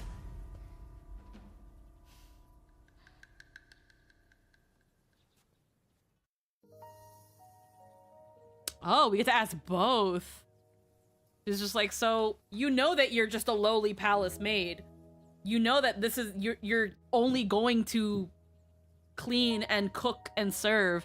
So why do you study and why do you read and why do you educate yourself? And she's like, isn't that what you did when you were in my position? And that's true. She's like, why don't you accept what you're supposed to do? She's like, I could ask you the same question. Why didn't you when you were in my place? And yeah, that could be seen as speaking out of line, but that's a valid question. It's like, no. I like where this is going. I like this Oh, one. absolutely. Do you believe your 上 grandfather 官仪 innocent? 当年以聘姬司臣之言弹劾我，我将他赐死，你觉得冤吗？ Do you think it was unjust? 祖父当年将书中之言视为天理王法，却令天下女子带上重重枷锁， Placed shackles upon 多 all 少女 women. 儿志埋没后宅中，因此 Buried within the 祖父有错。 boudoirs. For that, he was at fault. 但祖父错不致死， Oh, the way the maids are like, 但祖父错不致 ooh. 死， But his crime did not warrant death. 故祖父冤。你不怕我杀了你？怕， You're not afraid I'll kill you. 但婉儿不愿欺瞒太后。 Would not deceive your majesty. 你特立独行，已成为众矢之的。待众人讥讽你、羞辱你之时，你还能守住本心吗？朝中重臣反对太后，可太后还是义无反顾，坚持自己心中对的事，抚养不愧天地，褒贬自有春秋。婉儿愿以太后为范。我就这样看着这个女孩，眼前之景，不知为何竟有些恍惚，像是想起了从前的自己。这宫中，许久没有这么可爱的人了。传我令，封上官婉儿为五品才人。Promote her to 才人。谢太后。往后，你就跟在我身边。是，太后。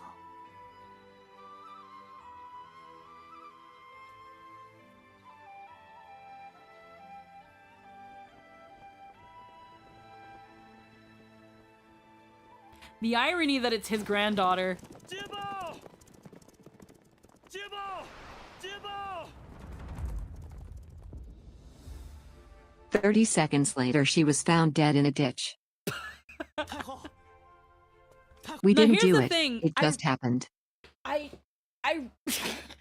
The thing is, funnily enough, I recognize her name in the first Road to Empress, but she never appeared. She was in the character log, but she never appeared.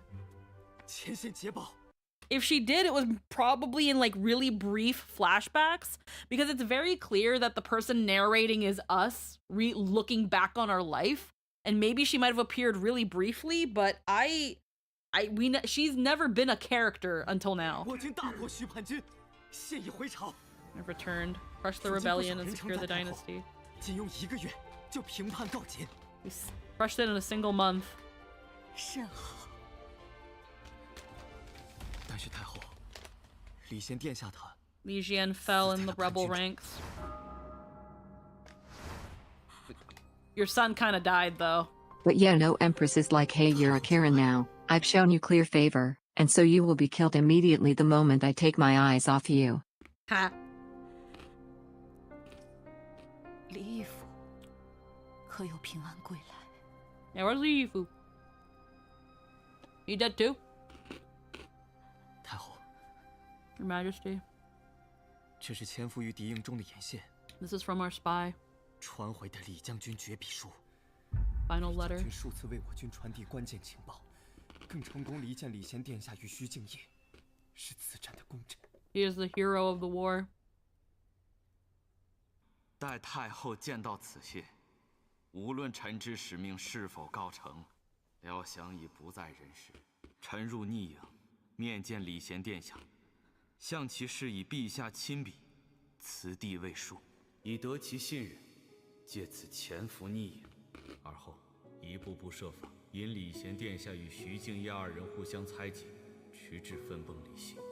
臣引徐敬业亲信制造骚乱，贤殿下死于骚乱之中。把他给我拿下！徐敬业，你挟持殿下挑起战火，住口！但李将军他身份。 Oh. He held his highness hostage to wage the war. 但李将军他身份。 Oh. 他在敌营牺牲了。此乃臣为太后所做最后一事。 Damn. 愿祝太后独行不息，所愿皆成。一服此生得遇太后，无悔。唯有所憾。 Our fucking rat boy, rat man. 目睹太后将来开创辉煌盛世之景，罪臣李义府绝笔。 What a real one, bro. What a G! What a fucking G! Fuck! Mi rata! My rat man! He died for a crime most foul in China, being a feminist ally. Appreciate your rats. This is one of the reasons it's a term of endearment here. My rat man! My rat man, he fucking died like a G.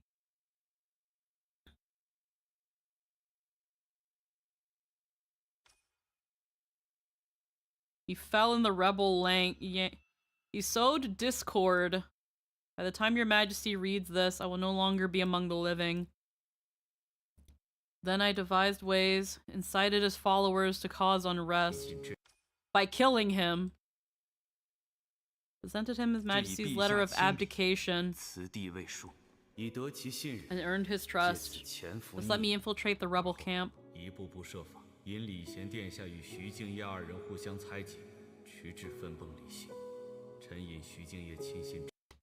I noticed Zhu Jingye's followers to cause unrest. I incited them.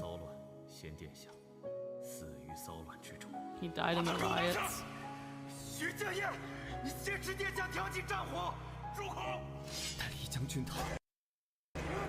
And then yeah.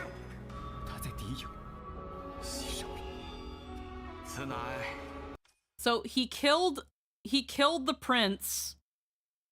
From the sound of it, he killed the prince. Hold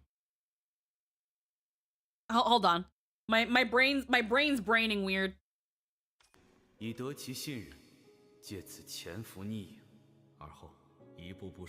devised ways to cause suspicion between them until the alliance collapsed. So if your fourth son officially resigned as emperor and the second son died, that means there's no one as of right now that can claim the throne. Yeah, only kid left is a girl. I incited... So someone killed the prince. Someone else killed the prince. And they immediately... And then he came in and blamed us and said it was you. Either that or he was found dead, because they make it seem like they found him dead. Seize him. And then you held his highness hostage to wage a war. I'm trying to look at the outfit to see if it matches what the person who stabbed the prince was wearing. But it's so hard to... It happens all so fast.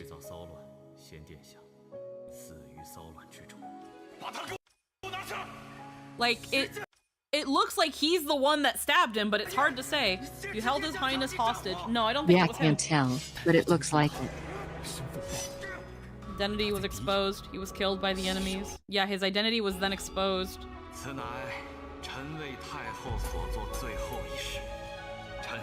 Yeah, the belt on the top looks different. Yeah. I think it's... He sowed unrest. And then someone killed the... Then when the army rioted... Someone killed the prince, and then when Zhu got involved, he said, it's your fault, everything's in unrest, and killed him. But what he says before getting stabbed is an excellent ploy. Yeah. You took him hostage.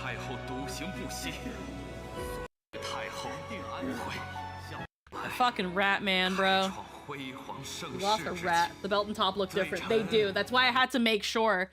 Because Yi Fu's top and belt looked black and red, while what we saw was just black. He completely undermined the legitimacy of the rebellion, knowing he would die for it. Uh-huh. Your unworthy servant. The rebellion was crushed. And the general flying off the handle basically confirms the claim. Mm-hmm. Yep. And he can't take that back. Yep. He made that accusation and you immediately killed him. He perished in the chaos of his own riot. Alongside the news of his death reaching Liao Yang came an anti-Wu manifesto once passed among the people. 太后，徐敬业的叛军中有一个叫骆宾王的文人，曾为叛军书写了一篇讨武世袭 against Wu， 在民间传得沸沸扬扬。讨武世袭，呈上来。太后，此文通篇 Text is filled with slander， 言语不堪入耳，实在是。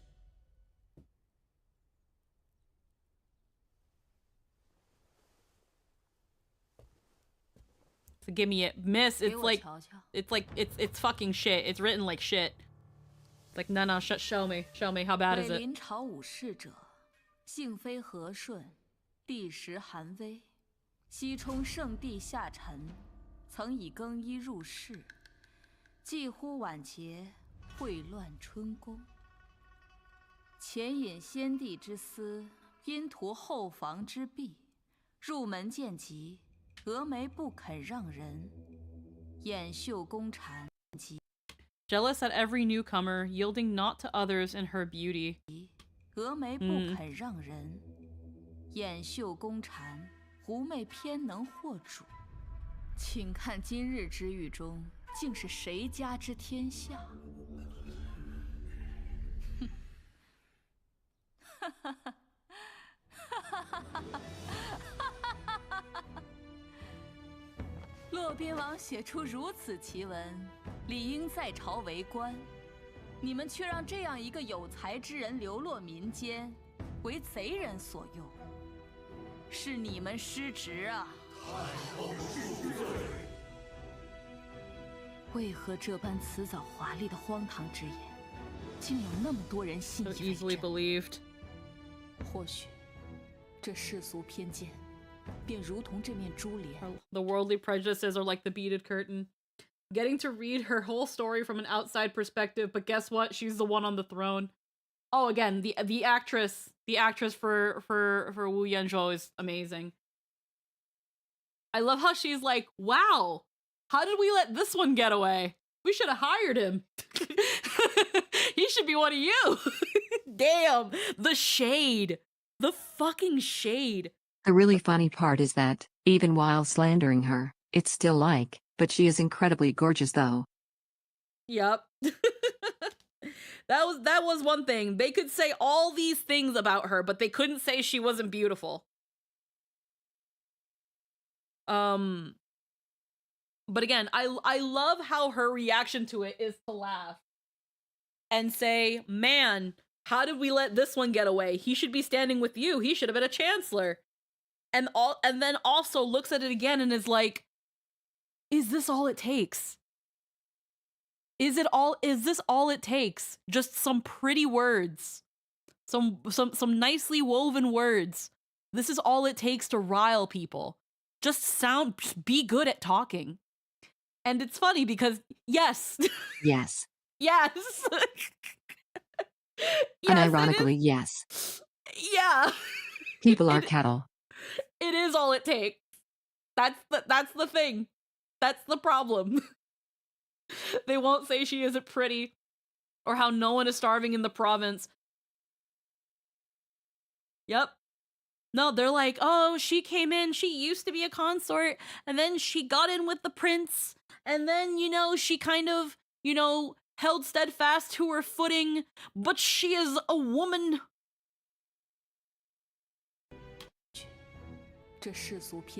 Perhaps these worldly prejudices are like this beaded curtain.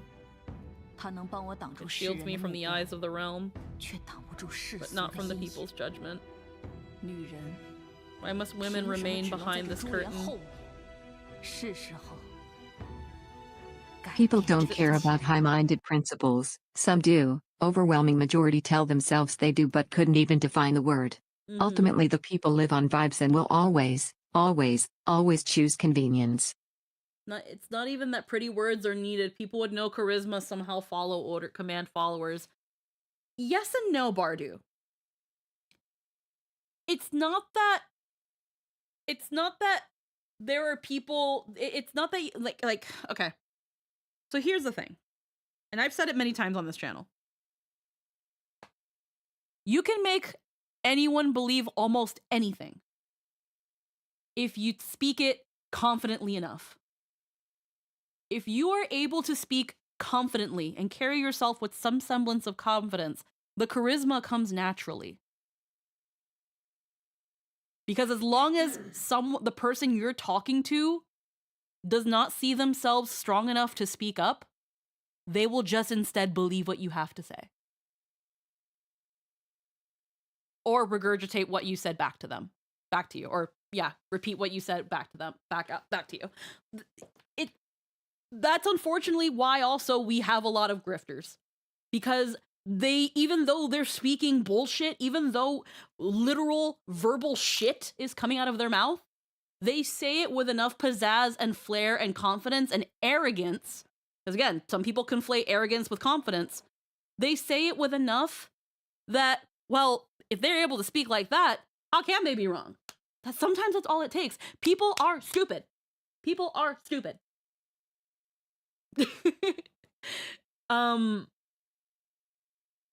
And that's why she's just like, as long as there are people who know how to speak, as long as there are people who can write nice sounding drivel like this, I'm always So gonna that's a have a somewhat more problem. complicated thing. Someone without charisma can't lead, but someone who does have charisma can appoint someone, and that person can gain a following entirely through association. Yeah. Like, charisma is very important. Charisma is what you get people to want to, you know, be by your side and As back long as you the up. charismatic figure still holds sway. Mm-hmm. Yeah, so I wouldn't say that people wouldn't know charisma somehow command followers. Every person that is in some sort of state of status, if they didn't have charisma, they knew someone who did. Don't doubt mob mentality. When you build enough momentum, it's easy for it to get out of control. Yeah, again, one of the reasons we unfortunately have some of the people in power that we do is because some of them have charisma. Charisma is a busted stat. It's a busted stat for a reason.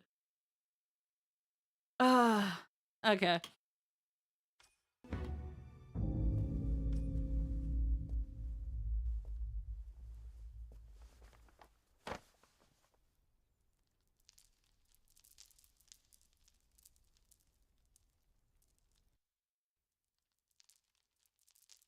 Oh.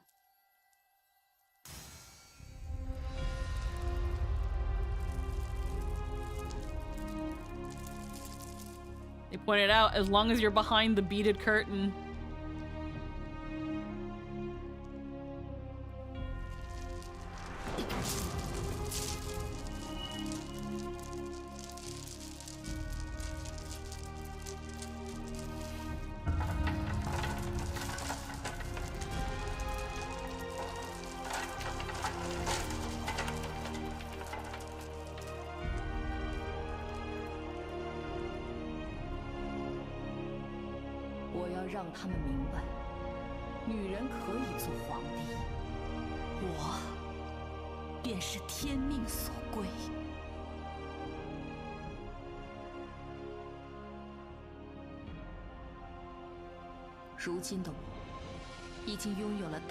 Earned every credential and every achievement the throne demands. As long as the notion remains ingrained, I stand closer to the throne than anyone, yet forever out of it.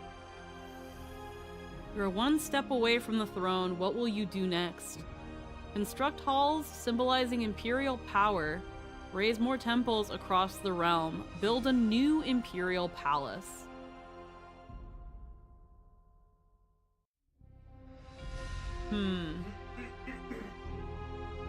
So, we've ended yet another war. We've ended the war, and we've brought back prosperity and peace. Now what do we do?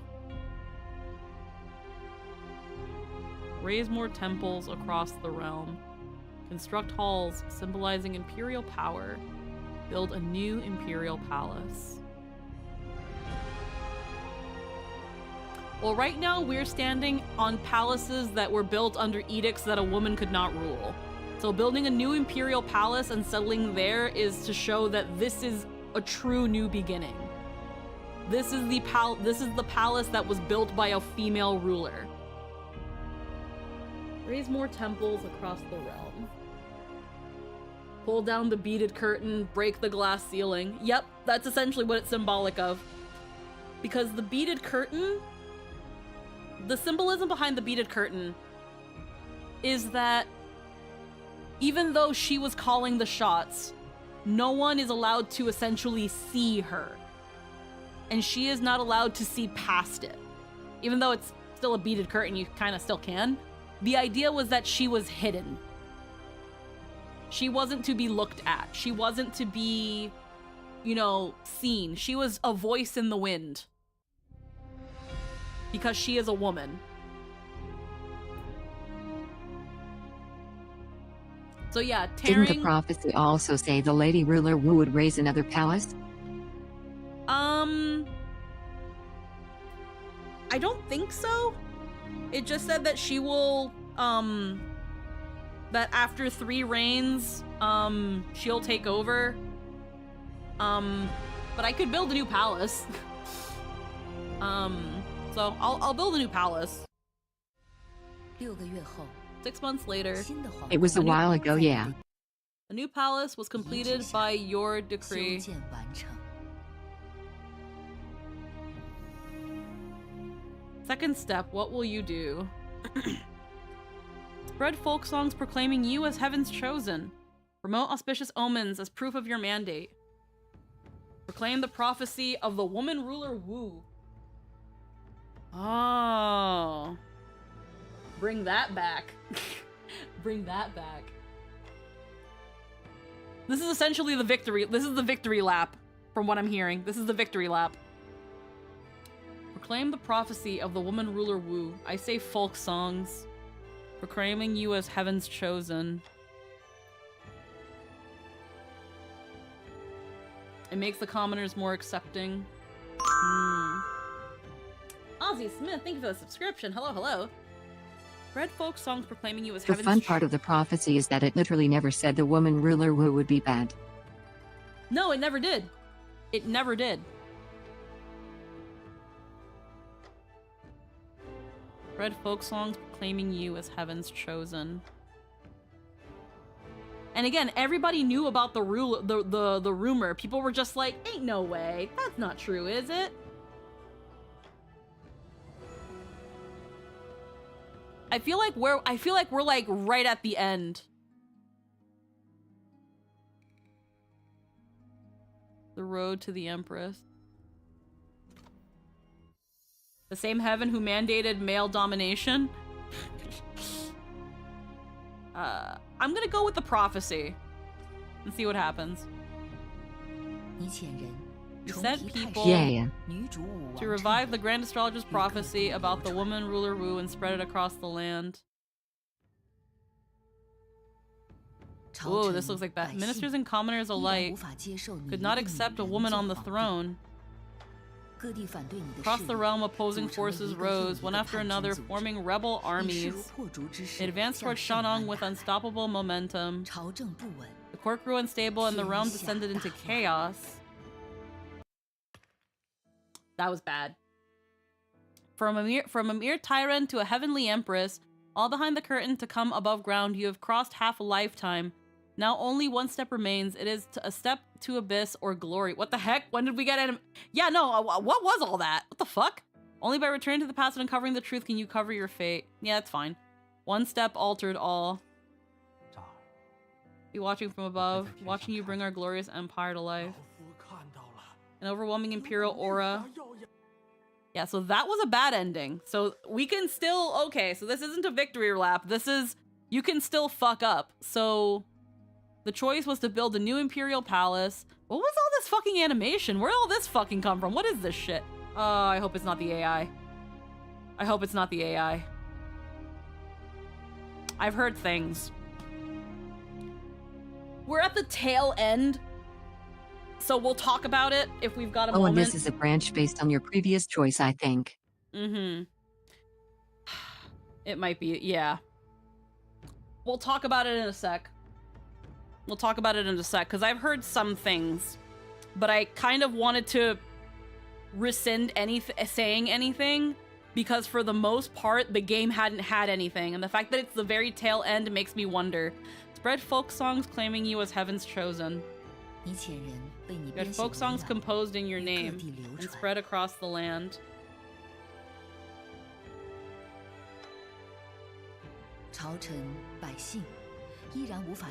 Could not accept a woman on the throne.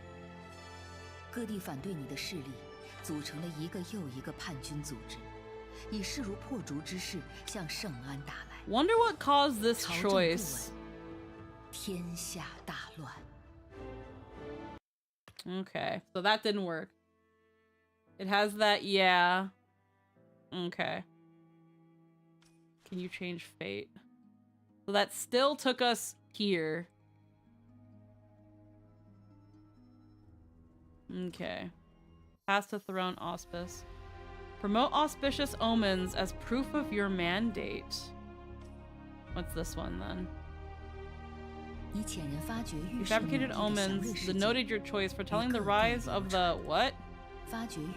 The rise of a female sovereign and spread across the land.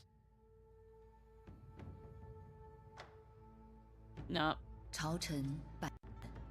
Okay. That still wasn't it. From behind the curtain to come above ground, you've crossed half a life. So no palace. No palace. So they don't like the palace, probably. They don't like the palace.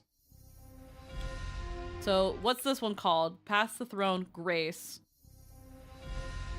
There's construct halls symbolizing imperial power. Or there's raise more temples across the realm. Okay, so let's construct... raise more temples. Let's go for imperial power. Temples are usually people pleasers. Yeah, the people noted your choice. 6 months later, the call was completed under your decree. The ceremonial hall. I didn't ask for a hall, I asked for... Actually, was that a hall? Okay, it was a hall. Never mind. I read it as wall. What will you then do?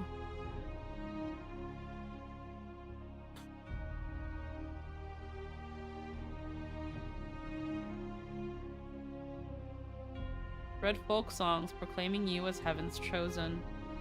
Promote auspicious omens as proof of your mandate. Proclaim the prophecy of the woman ruler Wu.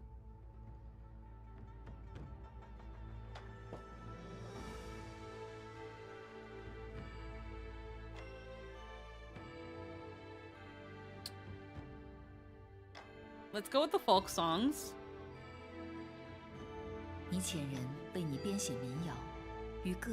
Spread across the land. No. Okay. So they don't like that. From behind the curtain. Yeah, we got the notification for 2. Yeah.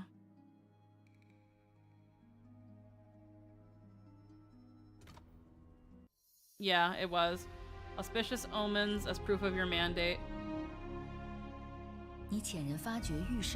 People noted your choice. You fabricated omens foretelling the rise of a female sovereign.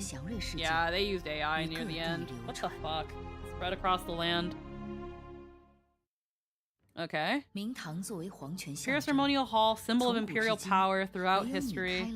Only you have opened its gates to commoners. And with it, your standing among the people rose dramatically. Purple stone surface among the Luo River. Carved upon it were the words, Holy Mother descends, her empire shall prosper. A stone. Gradually people began to believe that you are the heaven-ordained ruling empress. Yet this omen was of your own making.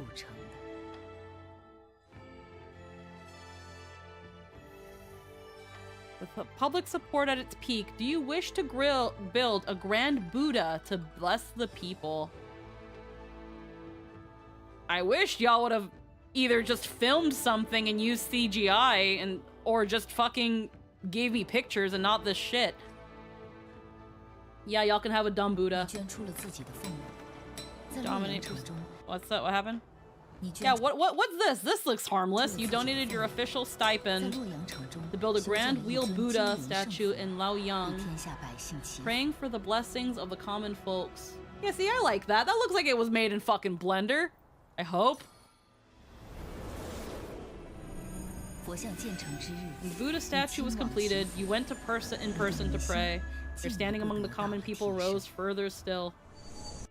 Oh wait, that shit actually exists. Yeah. This is historical. Like, dude, this is historical.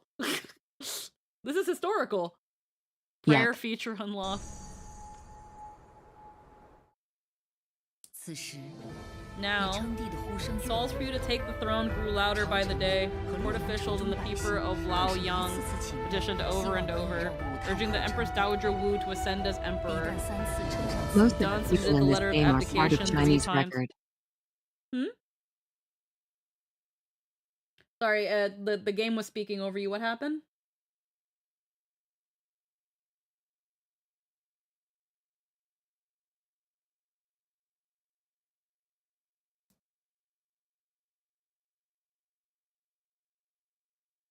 Almost all the people in this game are part of Chinese historical record. Yeah, no, these are all people that, like, in They some kept way... meticulous notes. Yeah. Calls for you to make... So now everybody's like, we want her on the throne. We don't care. We want her on the throne. Court officials and the people of Yaoyang petitioned over and over, urging the Empress Dowager to ascend as emperor. Li Dan submitted the letter of abdication 3 times, seeking to yield the throne to his mother. Why couldn't have this been recorded? You didn't need to freaking... You didn't... Could you guys not record a scene of... Everything was finally in place. Win the hearts of all and forge a golden age. That throne is no longer out of reach. Sit upon it, and you will rule over all under heaven. You guys couldn't take a sweeping camera angle of the gown? What happened? What happened here? I look back on the path of my life. And then the little figure. She's on the throne now.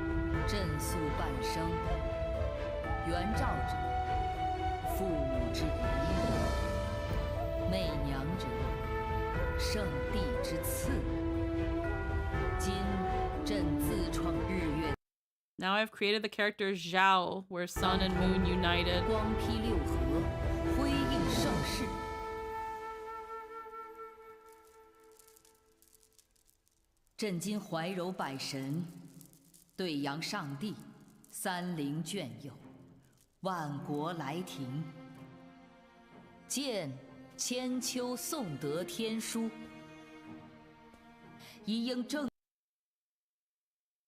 Found an article about AI enthusiasm in South Korea. Well, here's the thing. We'll talk about this in a second, because again, I had heard a thing or two about this game.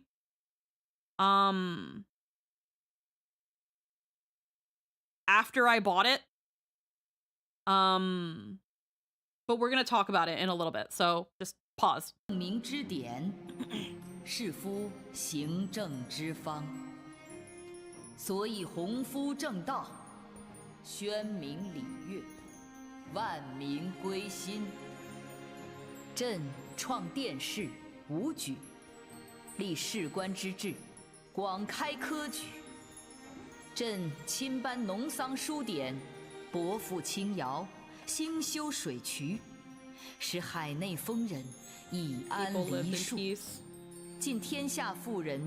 forbade the use of women as spectacle. Struck down the ancient rule that barred women from power.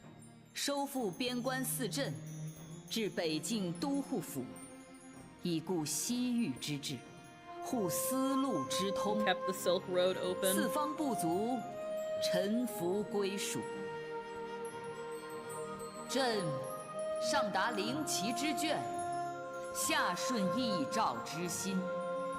今朕以载初元年9月9日，赐国号为周，改元天授，大赦天下。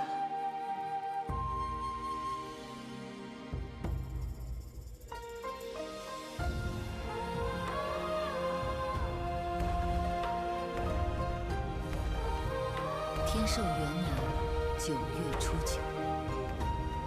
你的登基大典，百官朝贺，万民同庆。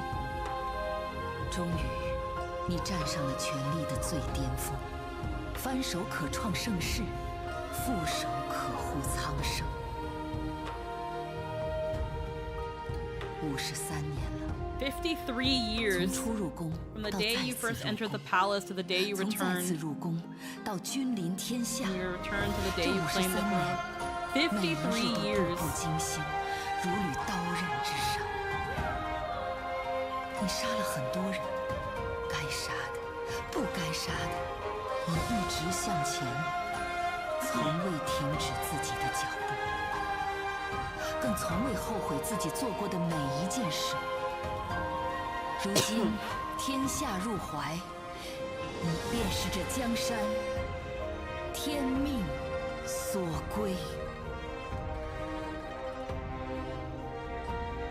曾经的我，活在前人制定的礼仪教条之下，亲睹女子为自己而活的诸多不义和掣肘。无数女子被送入宫，为家族，为他人，成为一句句红颜枯骨，从未有一天真正为自己活。而聘姬司晨之言，便轻而易举地摧毁了女子们所有的前行之路。这一路走来，无比艰辛。可我更明白，唯有做那万人之上，可亲手打破重塑这一切之人，方能为身后万世之女子开出一条照得进光的前路。历朝历代从未有过的事，便由我开始。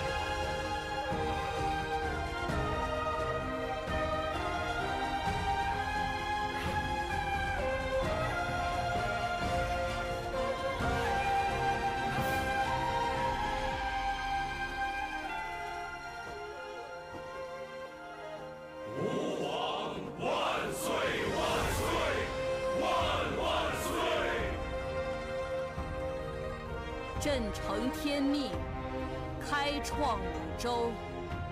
朕之五洲，天下之五洲，百姓之五洲，自今而始。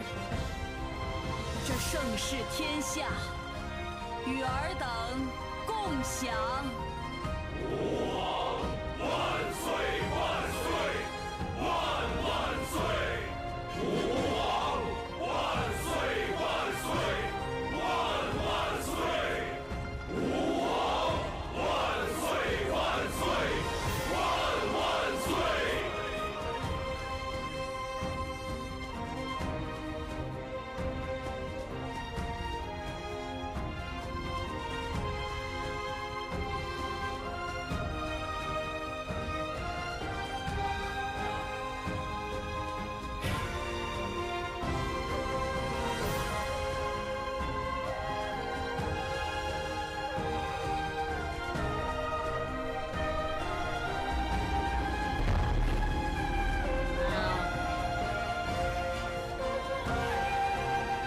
天寿元年9月初9，67岁的你 Ascended the throne 登 at 上皇位， 67 改 years. 国号为周，成为了从古至今67第 years 一 old. 位，也是唯一 First 的 in all of 一 history 位 and the only 女 one 皇帝。 female emperor. 百官恭迎陛下上朝。 Alrighty. All officials greet. I don't want to see Ludwig. I don't want to see Ludwig, bro. Give me my stamp rock. It's mine. I earned it. Give me my fucking rock. The true victim in all this, the fluffy palm. They didn't hurt nobody. So she's 70 now? Yay, rock. 67. 6'7". 6'7". So I hate it here. at 67 years old, she became Empress. 58 years. Hold on. So at 67, and she entered the palace at 14.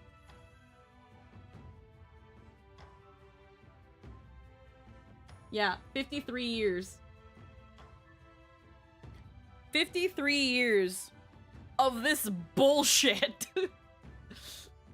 Too bad Ludwig demands it. Review memorials, issue edicts. All officials greet your majesty. Review memorials. What is this? I forget. So was she dragged into the palace just because she was pretty? No. So in the very first Road to Empress 1, the reason we came to the rear palace was well, in this case, Wu Yunzhou. She came to the palace on her own. She chose to come here. Why? Because she and her mother and her sister were being abused by their stepbrothers. And her mother, it pained her to see her daughter being mistreated.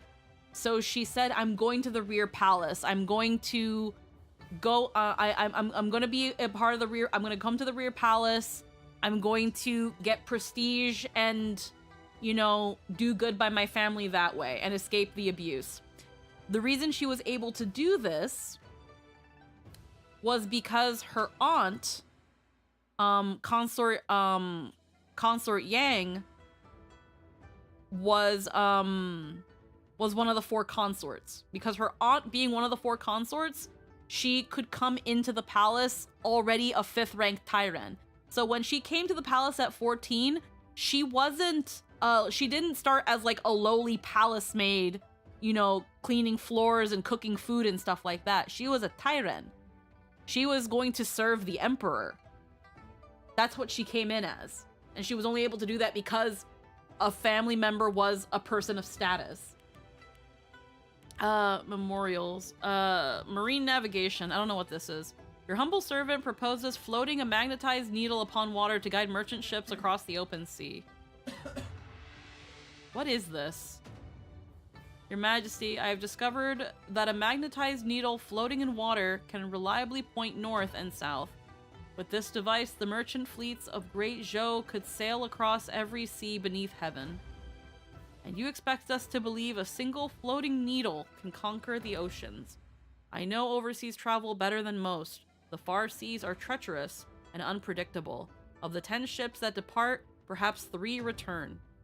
But with the magnetic needle guiding the way, ships would no longer drift blindly. Set the right course and fewer vessels will be lost. The lands beyond the seas are wild and dangerous. Why chase distant horizons when the soil beneath our own feet is enough? Precisely, because the unknown lies beyond the horizon, we should venture out and see it. Who knows what discoveries await across the seas? I beg your Majesty to judge wisely.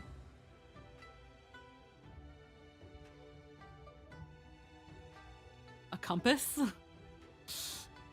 Yeah. Your Majesty, please reconsider. By decree. Heaven bestowed upon me the mandate that I shall rule all realms. Magnetic needles shall henceforth be used to guide merchant vessels across the deep seas and open new maritime routes spanning miles.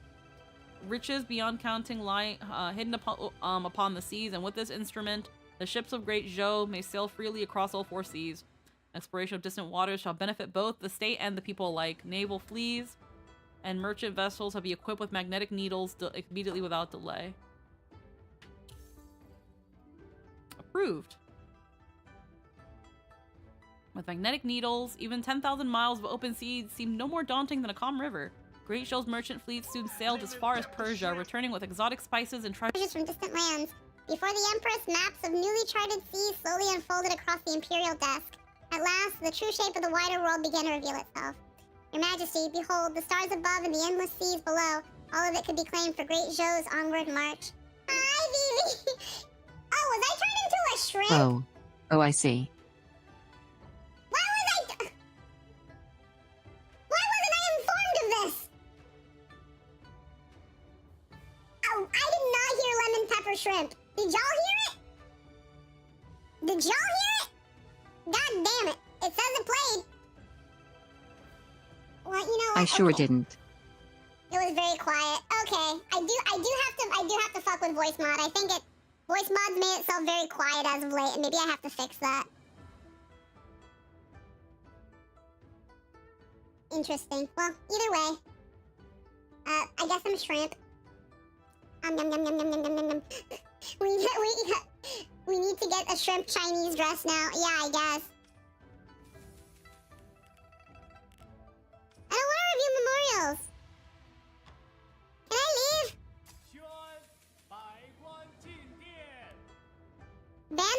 ban on men doing housework. What's this? My wife claims I fail to wash dishes properly, and it has led to constant arguments. I humbly request a decree exempting men from household chores.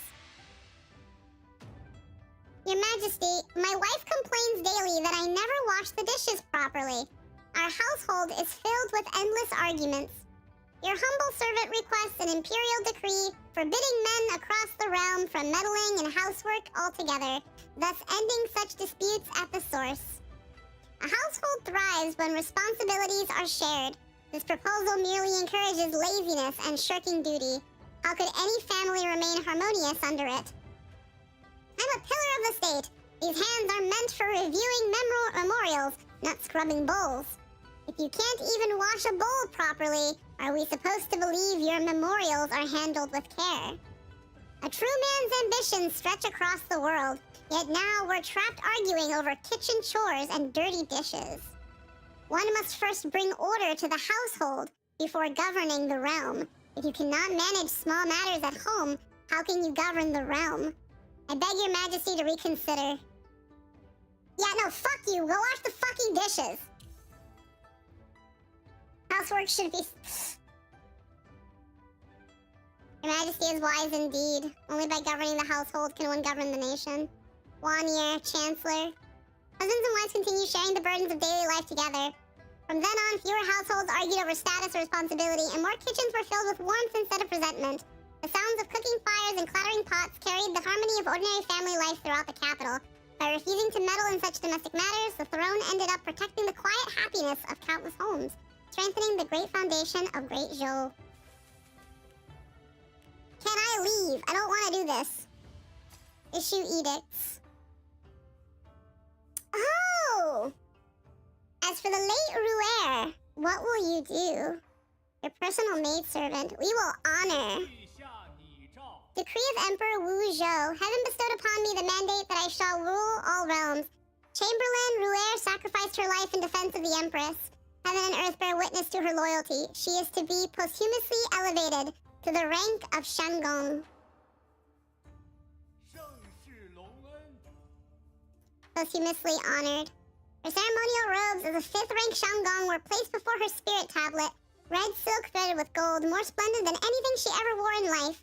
She never had such luxuries and never asked for them. All she ever wanted was to make sure you had eaten, that you were warm, that you hadn't cried. You poured her a cup of wine with your own hands and set it before her, just as she once tucked your blankets in at night, gentle, careful, as though afraid to wake her. A chamberlain glanced in from outside, then quickly lowered her head. She had never seen the Empress like this. The wine had long gone cold. You didn't move. You only sat there, realizing that from now on, no one would bring you a warm bowl of sweet soup in the quiet of the night.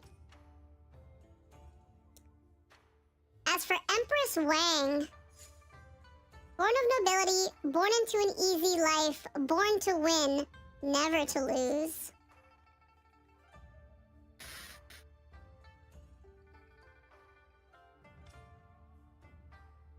Oh, no, wait, no, honor. The fact that you can... Hold on. The fact that you can disgrace Ruer, why? Hold on. Repeatedly violated planet's discipline and so disrespect toward the... What do you... Oopsies. What do you mean? The palace fell silent, so quiet you dare. Everyone knew that Ruer had done it for you. They had seen her take blows in your place, tested poison, and stand guard. And yet you turned away without expression, as if pulling a thorn from your own heart. It hurt, of course it did. But with one death, you had drawn the line that would bind the living. Some loyalties belong to the heart, but the realm belongs to the throne. You could not allow anyone to believe that dying for you earned immunity in death. As her family withdrew from the hall, their footsteps were soft, but you heard them clearly. That was the sound of fear, and fear is an emperor's most... No, we will honor. No, we will honor Ruer. We would never. Also, hi, Vivi. How are you doing? Resume. For Empress Wang... We're gonna skip her for now. For Yaozi, we will promote. He was great. We claim the realm, you shall share in its splendor. Yaoji is to be appointed director of the palace servants with authority over the 6 bureaus and 24 offices. Yaoji Ji knelt trembling on the ground, kowtowing 9 times in succession until his forehead was red, beads of sweat gathering at his temples. Director of the palace service, overseer of the 6 bureaus and 27 offices, he couldn't remember a single one of those titles. What he did remember was that your favorite floral rice cakes for lunch hadn't been prepared yet. The new cook in the imperial kitchen could never quite get the heat right. So after receiving his reward, the first thing he did was dash straight to the kitchen, his purple robe and golden sash fluttering behind him like a little banner. You called out to him, but he didn't hear you, or perhaps he did, and simply decided the cakes mattered more than the imperial decrees. The court officials exchanged uneasy glances, unsure how to react. You watched him disappear down the corridor and let out a small laugh. In this vast palace, he might be the only one who still saw you as a person rather than a monarch. Empress Wang. Because we can always undo it.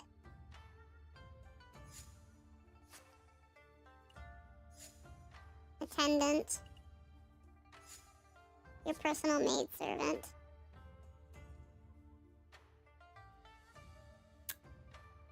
Okay. Who else is here? Consort Zhao, Liu Ji, Ji Xin, Zhang Sun, Gao Yang, and Zhu Minhui.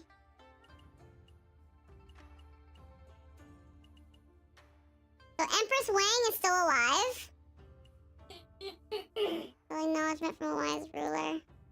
For Ling Zhao, I will promote. Unwavering loyalty and rendered distinguished service to protect the throne. He is to be promoted to Grand General of the Imperial Guards and granted the purple goldfish tally. When Ling Zhao knelt to receive the purple goldfish tally, a sword at his side, never far from him, gave a faint ring, as if in quiet celebration, or perhaps in acknowledgement of its new allegiance. The court watched as the man who once moved in the shadows, now clad in a general's armor. They each silently weighed what that meant. That blade now answered to only one command. You watched as he fastened the fish tally at his waist, clean, decisive, no different from the motion which he drew his sword. From this day forward, he would no longer be a weapon hidden in the dark, but a general in the open, and yet you knew, no matter what he wore or what title he bore, at his core, he would always be the one who would step forward to take a fatal blow in your place. That was enough.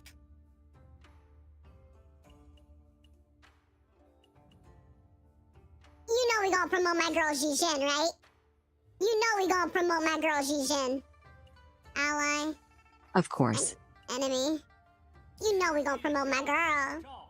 Ji Xin defended her sovereign with unmatched skill. She is to be appointed Palace General of the Right Gate Guard and permitted to bear arms before the throne. When Ji Xin accepted the command token of a Palace General, there was no trace of excitement on her face. She fastened it at her waist with care, stepped back, and rested her hand on the hilt of her blade, just as she always had at your side, as if nothing had changed. For a fleeting moment, the court's gaze fixed on her until her sharp look sent it scattering. For the first time, you felt a quiet sense of certainty. Some people did not need rank to prove their loyalty, but they deserve rank in return. She has never asked why, nor has she ever asked for anything. She simply appears when you need her, and fades when you do not. The rarest thing in this world is not talent, but someone you can turn your back on without a second thought. She is the one. The fact that you can, like, I don't even want to hit. Oh, shit. I don't even want to hit fucking. Yeah, same. I don't even want to hit demote on Ji Xin. Like, am I curious for what it says? Yes. Do I want to do it to her? Do I even want to see it? No. Yeah, I don't even want to know what it says. I don't want to know what it says. It's dishonoring them. It's telling them that, hey, everything you did, fuck you. And no, Ji Xin, never Ji Xin. No, not my girl. Not my girl. As for the late Grand Princess Gao Yang, honor! Honor! Honor! I'm sorry, I'm being loud, hon. I'm looking at the time and I'm like, oh, it's late. No, honor, honor, honor, honor. That is my girl. Gao Yang, steadfast and sincere throughout her life, stood with me in unity, yet felt victim to false accusations. I hereby restore her name and clear her of all injustice. Her title as Grand Princess Gao Yang is reinstated with the posthumous name Hepu. After the edict granting her the posthumous name Hepu was issued, you ordered a silk tree planted by her grave. Hepu, a name drawn from the tale about loss and return. You wished, foolishly perhaps, that some things might one day find their way back. But you know she never will. The world will one day belong to women. When you spoke those words aloud, your voice trembled and your eyes burned. You remember the night you climbed the palace walls together. The moon was bright and she leapt down with her skirts gathered, laughing without restraint. She said she wanted to become someone no one could ever control. You made that dream real for her. In this world now, no woman will ever be bound as she was. And yet, what does it matter? She is not here to see it. Oh, don't make me cry. Fuck, don't make me cry with that. Don't make me cry. Ah! I love her so much. Not fair. The silk tree rustled softly in the wind, and you seemed to hear the smile in her voice. Why are you crying? You are now the Empress. Fuck, bro. Lin, why does Princess Gao Yang hurt? Why does it hurt? Fuck. There are many reasons. Oh my god.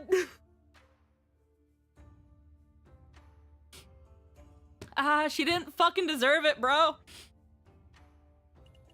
She didn't deserve it.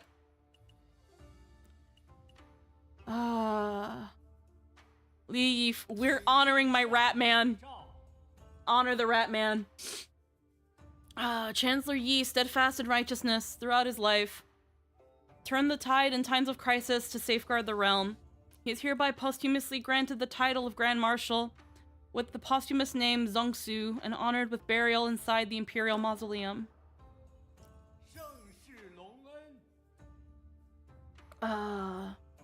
Burial inside the Imperial Mausoleum, no one in court could accept it.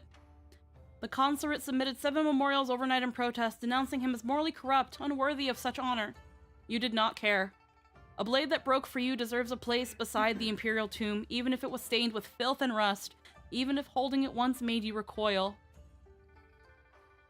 You stood before his grave for a while, recalling his final audience.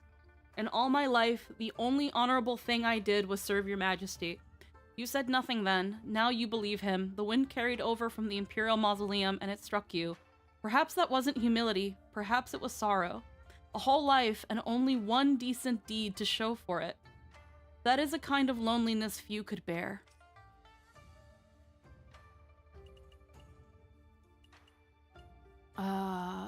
He was a rat. He was our rat. But he was our rat. He was my rat. Forged by the streets, rough around the edges, loyal where it counts. Look at the high charisma, though. He was good. He was wonderful. There we go. Huaizong.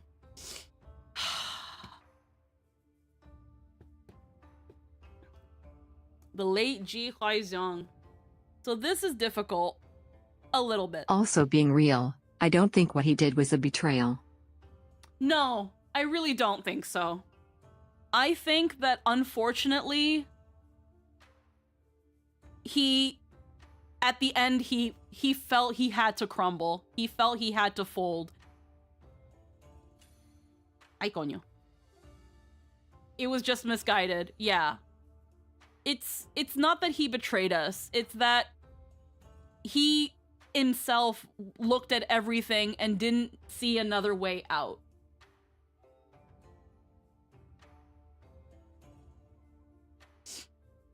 I'm going to honor him because, again, him along with Yi Fu were one of my most loyal chancellors. Throughout his life, Chancellor Ji had served with unwavering loyalty, devoting himself wholly to the realm. Though flawed in conduct, his true heart could not be ignored. In recognition of his service, he is posthumously granted the title of Grand Tutor with the posthumous name Wenzheng. When the word spread that he would be enshrined in the Imperial Ancestral Temple, the court erupted. The title Wenzheng had not been granted in a century. The last to bear it was the founding emperor's own mentor. You paid no mind to the whispers, the muttered objections, the bitter memorials. You cared about only one thing, that in the future, when those courtiers kneeled in the temple, they will see Ji Huaizhong's tablet above them. You even instructed the artisans to carve it half an inch taller than the rest, just like he was in life, chin raised high, stubborn as ever. Let every minister who enters feel that tablet's presence, sharp, uncomfortable, and remember, there is more than one way to serve.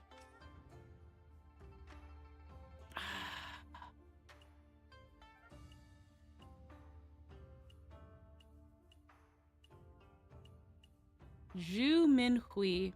We can ignore. Daughter of Zhu Jiode. Charisma, lineage. Not much in terms of wit, strategy, and wealth. Pretty mid stats. So...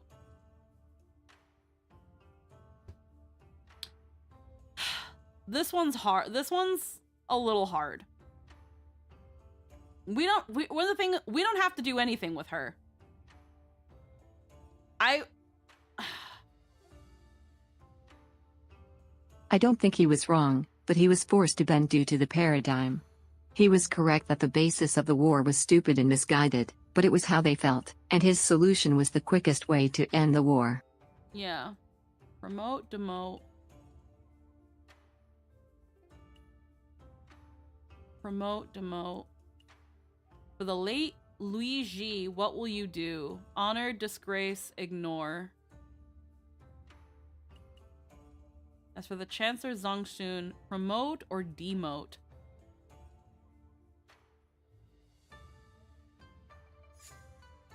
Senior Minister of Three Reigns, from court politics to matters beyond the palace, he keeps everything running. Damn. All his stats. He's got 5 out of 5 stats. Grand Princess. Nothing in charisma. Well, yeah, this version of Gao Yang unfortunately didn't have it, yeah. Small town scholar, 10 years of enduring hardship, yet his passion never once cooled. Doesn't have anything in lineage, obviously. Nothing in lineage either.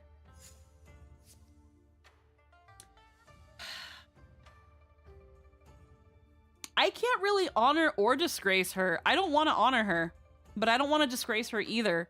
It just sucked to be her. But I also don't like what she did. Yeah, I just ignore. So yeah. But does it... You can choose to do... Oh, you can choose to change nothing. Yeah. When it comes to Chancellor Zongxun, I'm gonna say demote. The guilty Master Zongxun committed treason, yet on his way to exile he showed no repentance or spoke reckless words. He is hereby granted a length of white silken noose to hang himself. His assets are to be confiscated. All male members of his clan are conscripted for labor service. Female members are to be consigned to Yetting. The white silken noose arrived at Zongxun's hands in the dead of night. The old chancellor was sitting by the fire, reading a handwritten letter from the late emperor.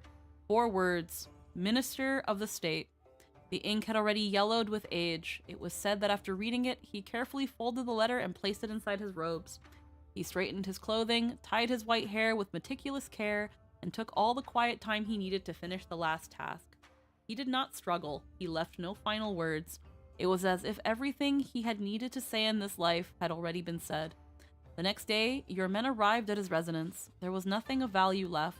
The household of a 3-reigned statesman stood empty, stripped bare long before anyone came for it. When you heard the report, you were silent for a long time, and then it struck you. Perhaps he had understood the ending far earlier than you did.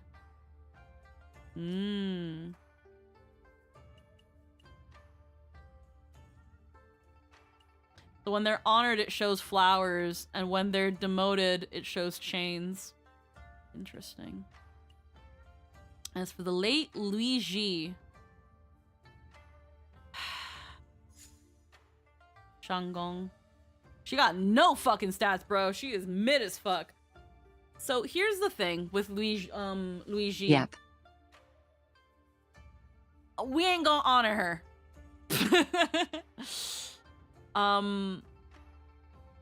The whole time, no way. Everything she did, she felt she had this arbitrary reasoning to avenge her father. And the only reason she chose us as who she was going to avenge her father through, it was because there was no one else she feels that she felt she could have fought. If she really wanted to avenge her father, why not go after my brothers? Why not go after literally anybody else in my family? Why me? Because it was easier. It was the easiest choice. She is and has always been a coward. And I feel the best, one of the best things for Luigi is to just not acknowledge her.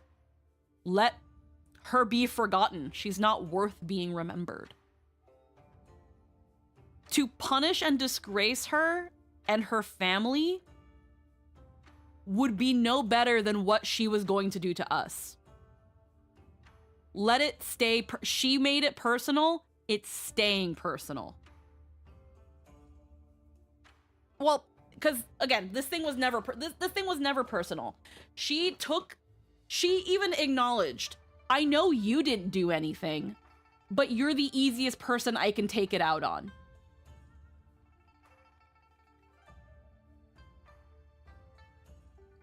To punish her family for what she did is being no better than her. Yeah, if it was just her, I'd name a latrine after her, but her family is her family. Yeah. I'm gonna hit disgrace to well, no, because then if I want to reassign, it does everything. It does everybody. Like I'd have to go and do everybody again, so we're just gonna ignore. As for Empress Wang, she has everything but charisma. Born to win, never to lose.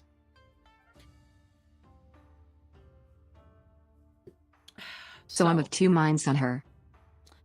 I want to hear you out, actually. I want to hear you out here, because I feel like demoting her is wrong.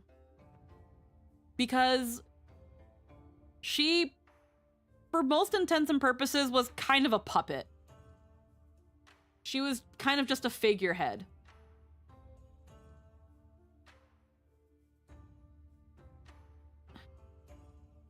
And all she really wanted was... So for how things went, she was a terrible person. Yeah.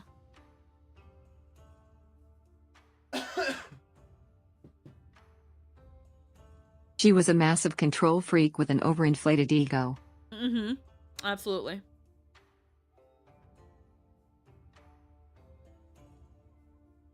Who could have stopped us by bouncing on it? Oh, absolutely. She had all the tools to win right in front of her, and she never used them.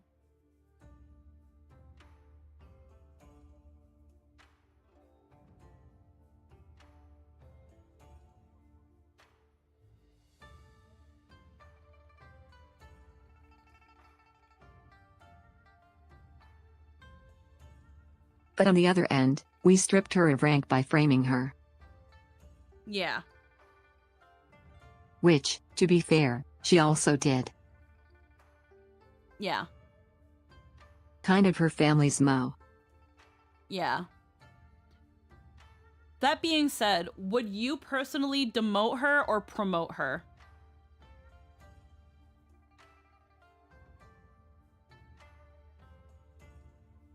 But I almost want to promote her, just because the game is over now, and we won.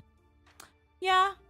Again, that's that thing where I feel like, aside from her personality being shit, she wasn't a bad Empress. She just, like... And again, she didn't hurt An Ning, but we used it against her. We used the recklessness of the crown of the younger crown prince and used it to frame her. Former Empress Wang, though guilty of treason, is spared physical punishment in remembrance of past ties. She is permitted to live on to witness the rise of an eternal dynasty. When Wang was brought into the hall, her gaze had already dulled. Her knees were so weak she could not even kneel properly. Like a Like a rotting log soaked through by rain, you had her remain there and read the edict to her. I read the edict to her, word by word. Is permitted to live on, to witness the rise of an eternal dynasty. Her lips trembled. Whether she was cursing you or begging for mercy, it was impossible to tell. Perhaps even she no longer knew. It didn't matter. What you wanted was not her answer, nor her submission, not even her fear. What you wanted was her gaze. You watched her to keep those clouded eyes. You wanted her to keep those clouded eyes opened and watch, year after year, as you overturned the realm, rebuilt it, and forged it into a golden age. A living failure is the most enduring monument of all, far more convincing than any inscription carved in stone. So essentially, promoting her is one final act of pettiness.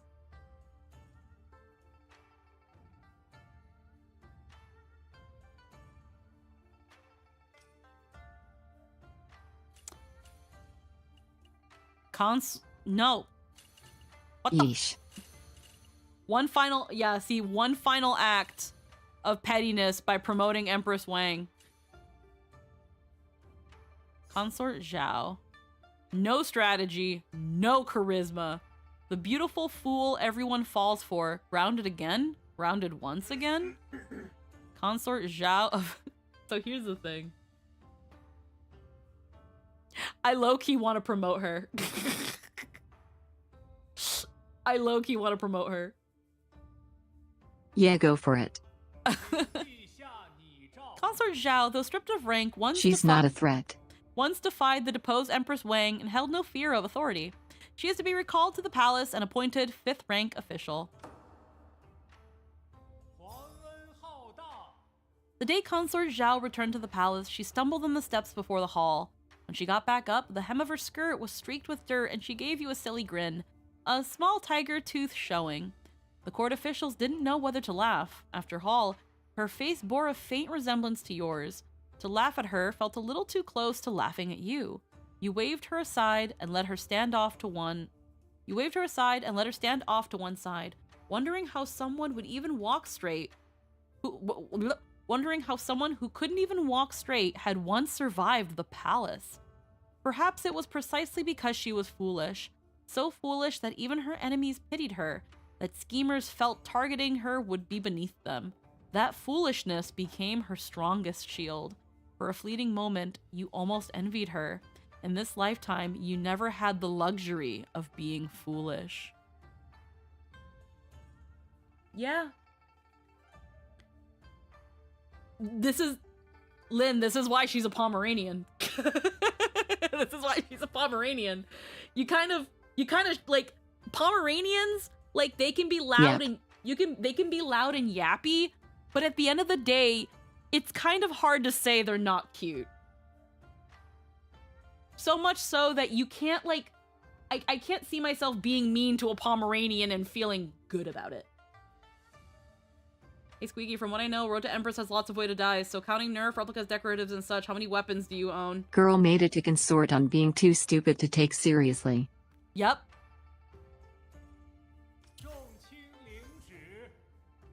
Alrighty. Yeah, so we ignored Li Ji, we ignored Min Hui, and we only demoted Zhang Sun because it didn't let us ignore him.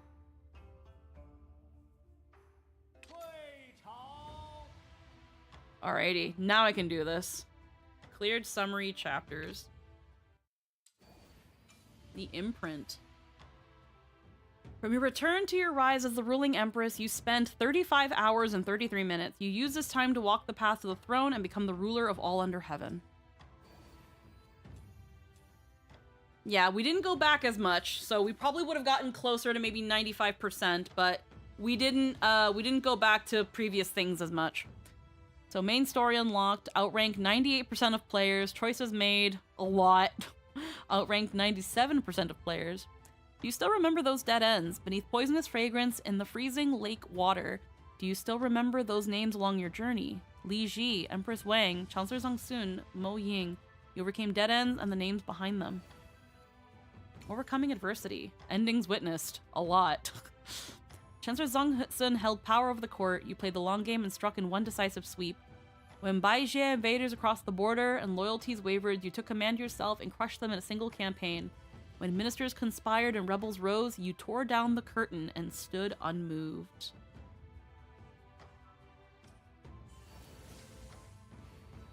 You stepped beyond the beaded curtain and achieved an unprecedented legacy. An ambition, decisiveness, strategy, and Emperor is forged from these qualities. So our highest stat at the end of everything was strategy at 453. Our second was prestige at 452. So let's see what the little sketch trait thingum is. Tap to discover your personality type. Deadly arsenic trioxide. That is what I am, apparently. Arsenic trioxide. No warm-up, only a grand finale. You live by a single creed. Go big or go home. Okay, so these are like the little personality things. Is this... Oh no, wait. Well, I don't know which one it is. Which one is mine? Raise it. Result... What's... Ah, shit. Acknowledgement. Thank you for playing the game and staying with us until the very end. On the way, you faced misunderstanding and betrayal. You also encountered kindness and courage. Hope everything you feel in this journey can stay with you along the way. We, New One Studio, have spent years crafting this game, and we will continue to polish in the coming days. Hope you can enjoy every minute and every playthrough. New One Studio team.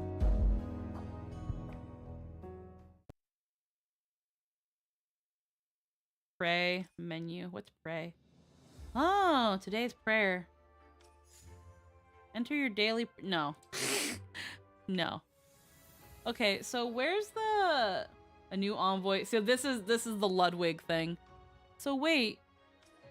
What's my funny personality? It's just deadly... It's just this? Deadly arsenic trioxide? Tender... Because this is the one I got in the last game. Tender ambergris.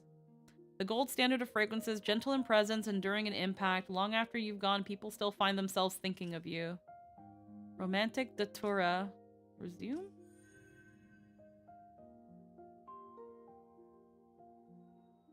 Result prediction.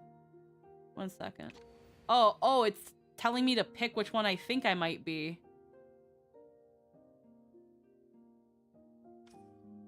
Small in bloom, deadly in nature. It may look thorny, but that's only the look. Like you, a true powerhouse who never needs to show off. Everyone's favorite, pepino melon. I was tender ambergris in the first game, so we're gonna go with this as our prediction. In the story ahead, countless choices await you. When you finally reach the end and look back, will your heart stand still or will you emerge completely transformed? Event completed. So this is what my prediction is. What did I end up? You've cleared the game and your report is ready. All right. So this one was actually what I came out. Romantic datura. I'm fine moving at my own pace. The datura looks delicate but carries potency. Like it, you seem hard to approach, though the sharpness is surface level. You choose kindness. You help quietly without seeking recognition.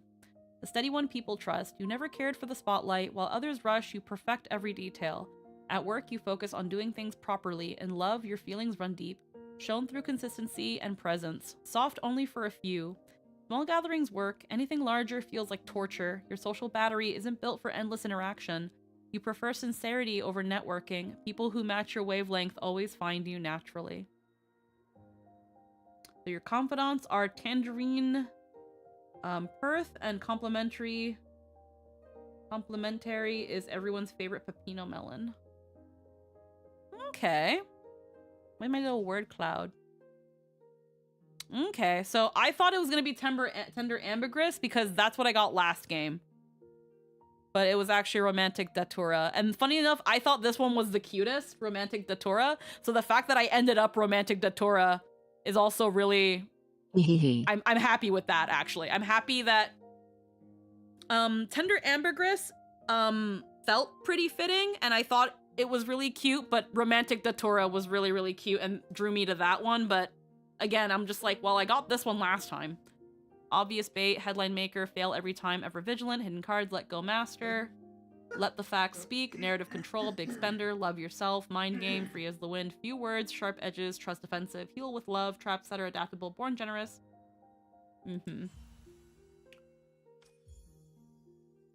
Let's see. Romantic, independent, open-minded, go-getter, emotional.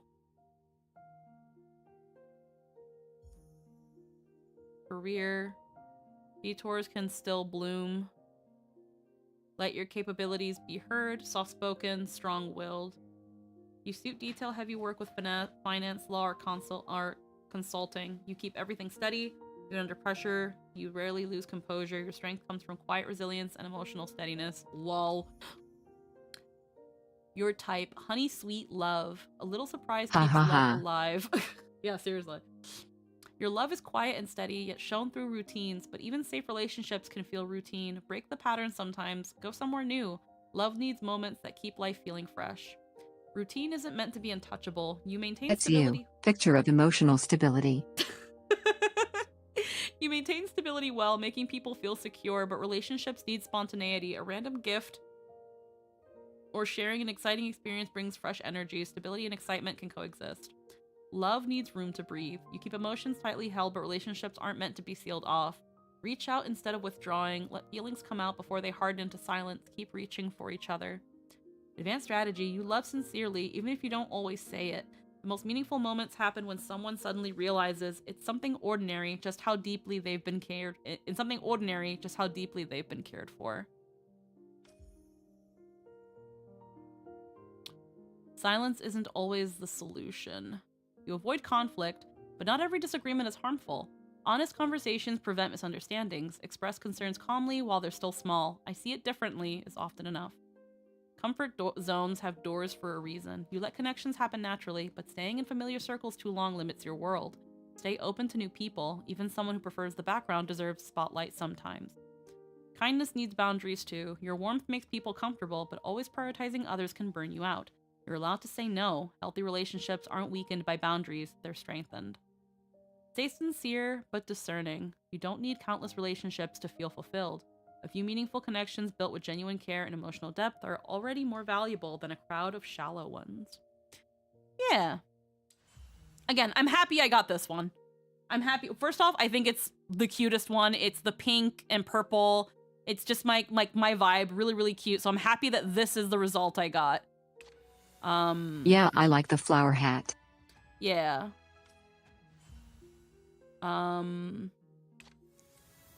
But let's see. Should probably all the achievements. Throne has spoken. We never use like the flowers and the eggs because I didn't really interact with the social media aspect of this game, which was like rating your faves and stuff. Characters, collectibles, attend court. Yeah, so this is... Sure, we'll fucking go see Ludwig. Hi, Ludwig. The envoy of Wutan has arrived. He brings tribute to congratulate your enthronement.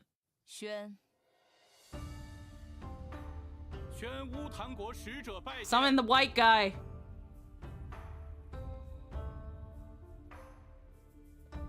Is this the one? No, he's not. Never mind. Never mind. Which one's Ludwig? I thought it was that one.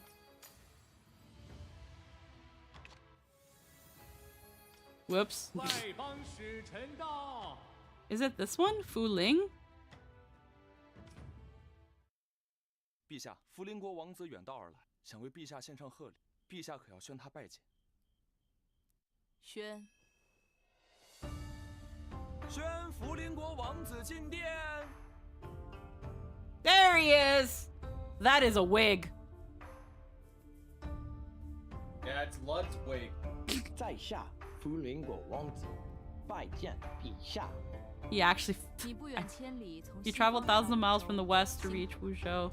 陛下，这块红祖母绿是我福林国最为稀有的宝物，在我们心中，红祖母绿象征着永恒的生命力和不衰的勇气。 You know, he's doing his best. 栽培的上 Being 党。 chilling. Being chilling. 朕很喜欢。 He sure is. 得陛下喜欢是福林国的勇气，在下仰慕武州风华主义，以及在 I've been studying Chinese earnestly. Your Majesty would grace me with your instruction. I would be truly honored. Ask One Ear for guidance. I still have affairs to handle, so we can tell him to fuck off. Or we can I'm gonna humor it. Okay, sure. 哦，是什么样的汉语？ What kind of Chinese language tricks? I'm quite intrigued. 陛下，在下近来 Practicing diligently 精加 lately. 练习习得两样 Prepared 技 2 艺 tricks. 陛下想看 Which would 哪 you 样 like 呢 to see? There's tongue twisters and poetry recital. You're looking intently at this. Do you want to like listen to Ludwig speak Chinese, Jester? No, I'm looking at the dumb fucking title.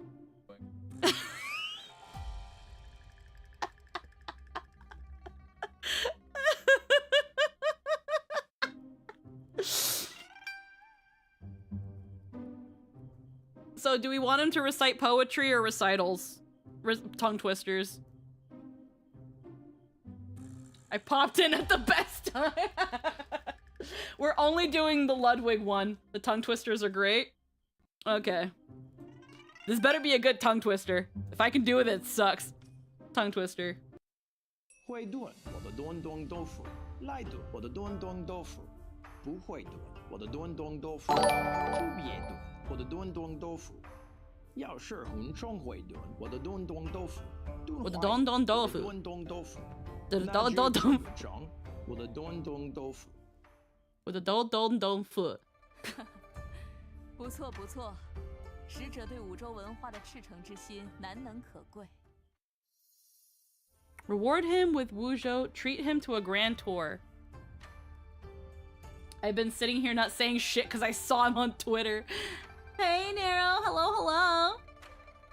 Reward him with Wuzhou specialties. Treat him to a grand tour of Wuzhou.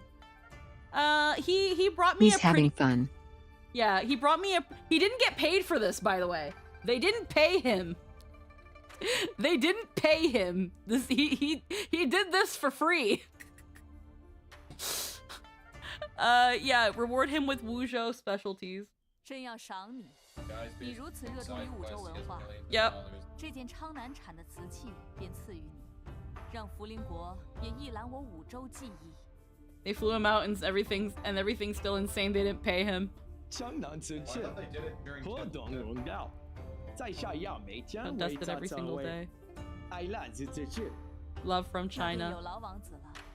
陛下，听说五洲美食天下第一，在下向往多 I've 年。 longed for it for years. 特别是 Especially the osmanthus soup. 来人，赐桂花羹。 Bring the osmanthus soup. Yeah, are we gonna kill him? Are we gonna kill him in Minecraft? This is my favorite. Whoa! What was that? No, Jester, come over here. Jester, come over here. I'm Ha ha ha ha. for a leprechaun. No, you have to hear this. You have to hear it. Okay, I'll turn on the audio. You have to hear it. I turned on. Okay, okay, one sec. 这也是 We're gonna bring. He asked for the soup. 朕最喜欢的甜点，你尝尝。 Whoa! 好香啊！ Oh, somebody dubbed that. That was dubbed. That was so dubbed, bro. That was. Oh my god. That was so funny. Whoa. Whoa! 好香啊！不必拘束。 Why? 看吧， The other ones didn't look as dubbed, but that's funny.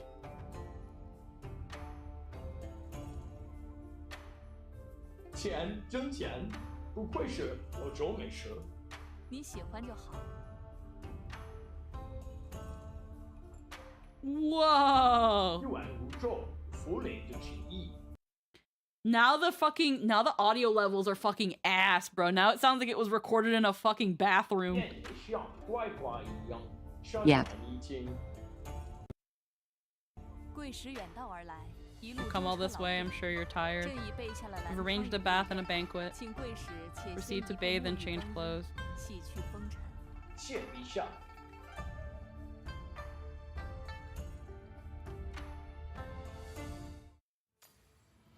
Okay. Envoy or no, we're good. we're good. I want to see what this is and how with you the ordinary I want to see the little behind the scenes thing. This looked cute.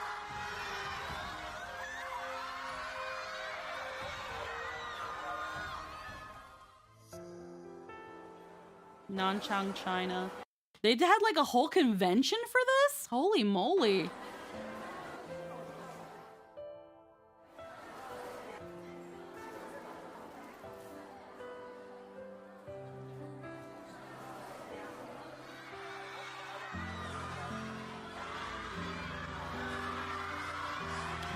That's so sweet.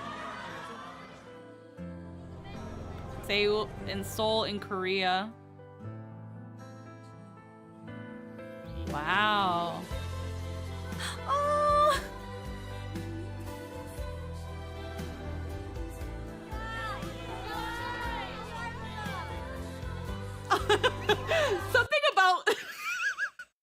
Something about them in costume is so fucking sweet. Something about her, like, about seeing, like, Gao Yang in costume again from, like, the first game. It really is. There's something... Hana Lin. Yeah, that's the name of the actress. She's so freaking cute. She's so cute. And then I'm seeing, like, the little artwork they have here. Is that supposed to be consort, like, Yang, though? Hold on. I can't... It was a little meetup. I want to see the little freaking artwork. Yeah, that's Auntie. That's Auntie. The little artwork. Oh my god.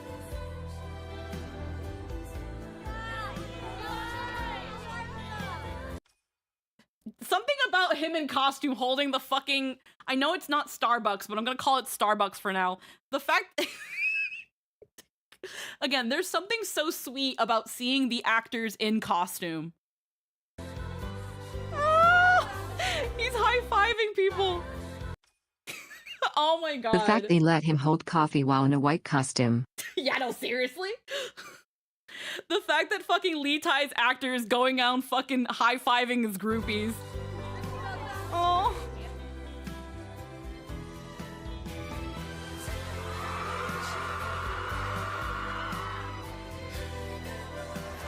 Wuhan, China.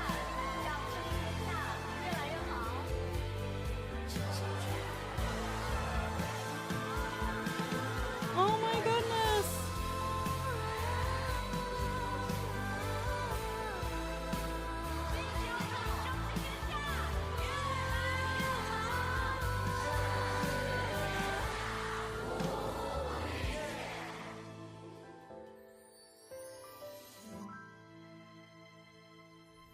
That's cute. Now... God, there's still so much we need to see. You know what? We don't have time. But there's a lot here. 1 year. Granddaughter of Shangguan Yi. Her grandfather's crimes condemned her to a life of servitude in Yeding, but she has been since reading since she could hold a book. And her grasp of history and governance is unremarkable. Even in the depths of misfortune, her spirit remains unbroken. So... there's a couple bonus videos here, and I do want to watch them. And I do want to talk about the AI thing, but we don't have enough time. So I think what we're going to do is next week, we're going to come back to Road to Empress one more time, and we're going to look at all the bonus stories. We're going to look at the bonus stories. We're going to look at any other things that maybe we haven't looked through. All the bloopers. Oh my god, okay. So, we're going to look at all this side stuff. And then I want to talk a bit more about the AI thing. All I will say with the time we have remaining, when I bought the game, I made sure to look and see whether or not there was AI in the game, Gen AI. And it doesn't say anything on the Steam page. But we saw what we saw. The fact that it was at the very tail end of the game tells me one possible thing. And that thing is that they were rushed.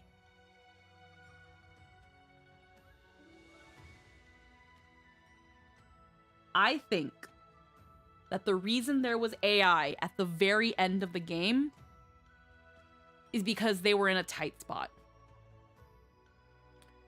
Now, when I saw the Steam page didn't say anything, but I saw one of the reviews say there was AI in it, I tried to look into it as best I can without spoiling myself. And what I saw was that it was very few and that they were forced to use it. That New One was forced to use AI. Now, I don't know to what extent or why they would be forced to use it. Aside from maybe time constraints. There was at least 2 scenes that they utilized AI that they could have honestly recorded. Because they didn't involve needing a crowd of people and stuff. I had saw various reasons as to why they could have used AI. Most of them involved time constraints. The other one involved the government of China.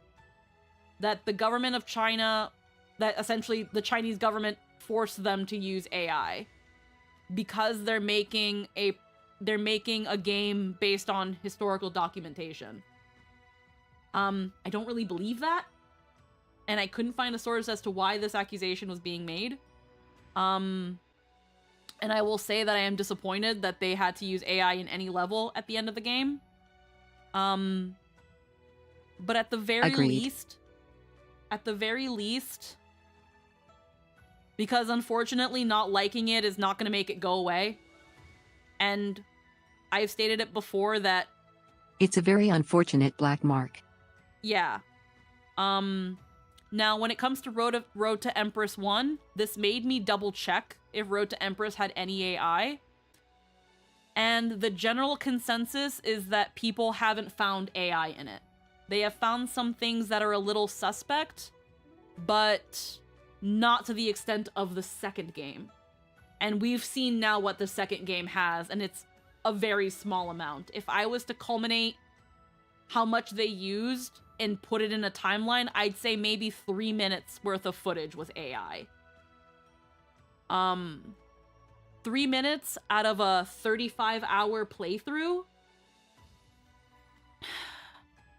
I don't like it, but I'm willing to let it slide. Because despite the fact that it's there, I want to believe, and I have not seen anything to outright tell me that anything else in this game was AI. Will that make me more wary about recommending Road to Empress? Maybe. I actually recommended Lily play Road to Empress 1. Because I think even if she plays it on her own, I think it would be a fun game. And she had asked me the other day, does it have AI? And I said, I'm pretty sure the first one doesn't, but I have heard a rumor about the second one. But that I hadn't seen it for myself. Now that I have, it's very, very unfortunate. At the same time, though, I would hate 3 minutes of AI. If I was to speak honestly, I would hate for 3 minutes of AI to be the reason that someone doesn't get to experience over almost 40 hours worth of a story. And I think a wonderful story at that.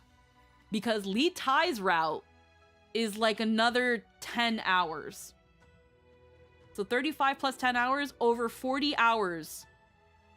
There was no AI in Li Tai's route. That's another thing. There was The worst part is that the AI doesn't even serve any real purpose. It's just filler footage. Yeah, it's just there. That's the thing that makes it worse. It's just there. If they are going to be updating the game, if they are treating this game as something that's going to update, I really, really hope that they get rid of it. Unfortunately, the AI is what will stop me from giving Road to Empress 2 like a 9 or even a 10 out of 10, because the main story, while good, Li Tai's story was just fucking perfect. Unfortunately, like, the main route was not what was good, but not as good as Li Tai's story. But at the same time, I can't say like this. I can't say this game is trash. I can't. I just can't. Over 3 minutes of Gen AI? No, I can't do it. It hurts. It sucks to see it because I love Road to Empress 1 and I really enjoyed this game. And seeing the Gen AI at the end, there has to be a reason why. And again, if they are updating this game, if they are continuing to do stuff with Road to Empress, I really, really hope that one of the things they do is get rid of the AI. I hope that the reason it's in there is because they had no other choice. The main ride is pretty good, especially towards the end, but it's a long winding road that feels directionless for a fair bit of it. But the Li Tai route is immaculate. We can say there's 3 very unfortunate minutes. Yes. There's 3 very unfortunate minutes about at the very end of the game. And it's likely due to time constraints. It's likely due to time constraints. I'm gonna see if I can find any more reasons as to why it could have happened, and to see if I can find anything that maybe will mean that they'll take it out, which admittedly can still sour a person. Yeah, exactly. Like, if someone told me that those 3 minutes of AI is still too much and they won't pay for the game, then that's fine. That's fine.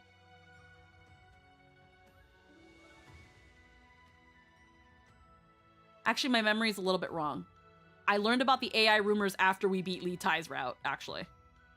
I'm trying to remember because I was just like, yeah. I learned about the AI after the Li Tai route. So even after I learned I couldn't return the game anyway, because I'm just like, wait a minute though.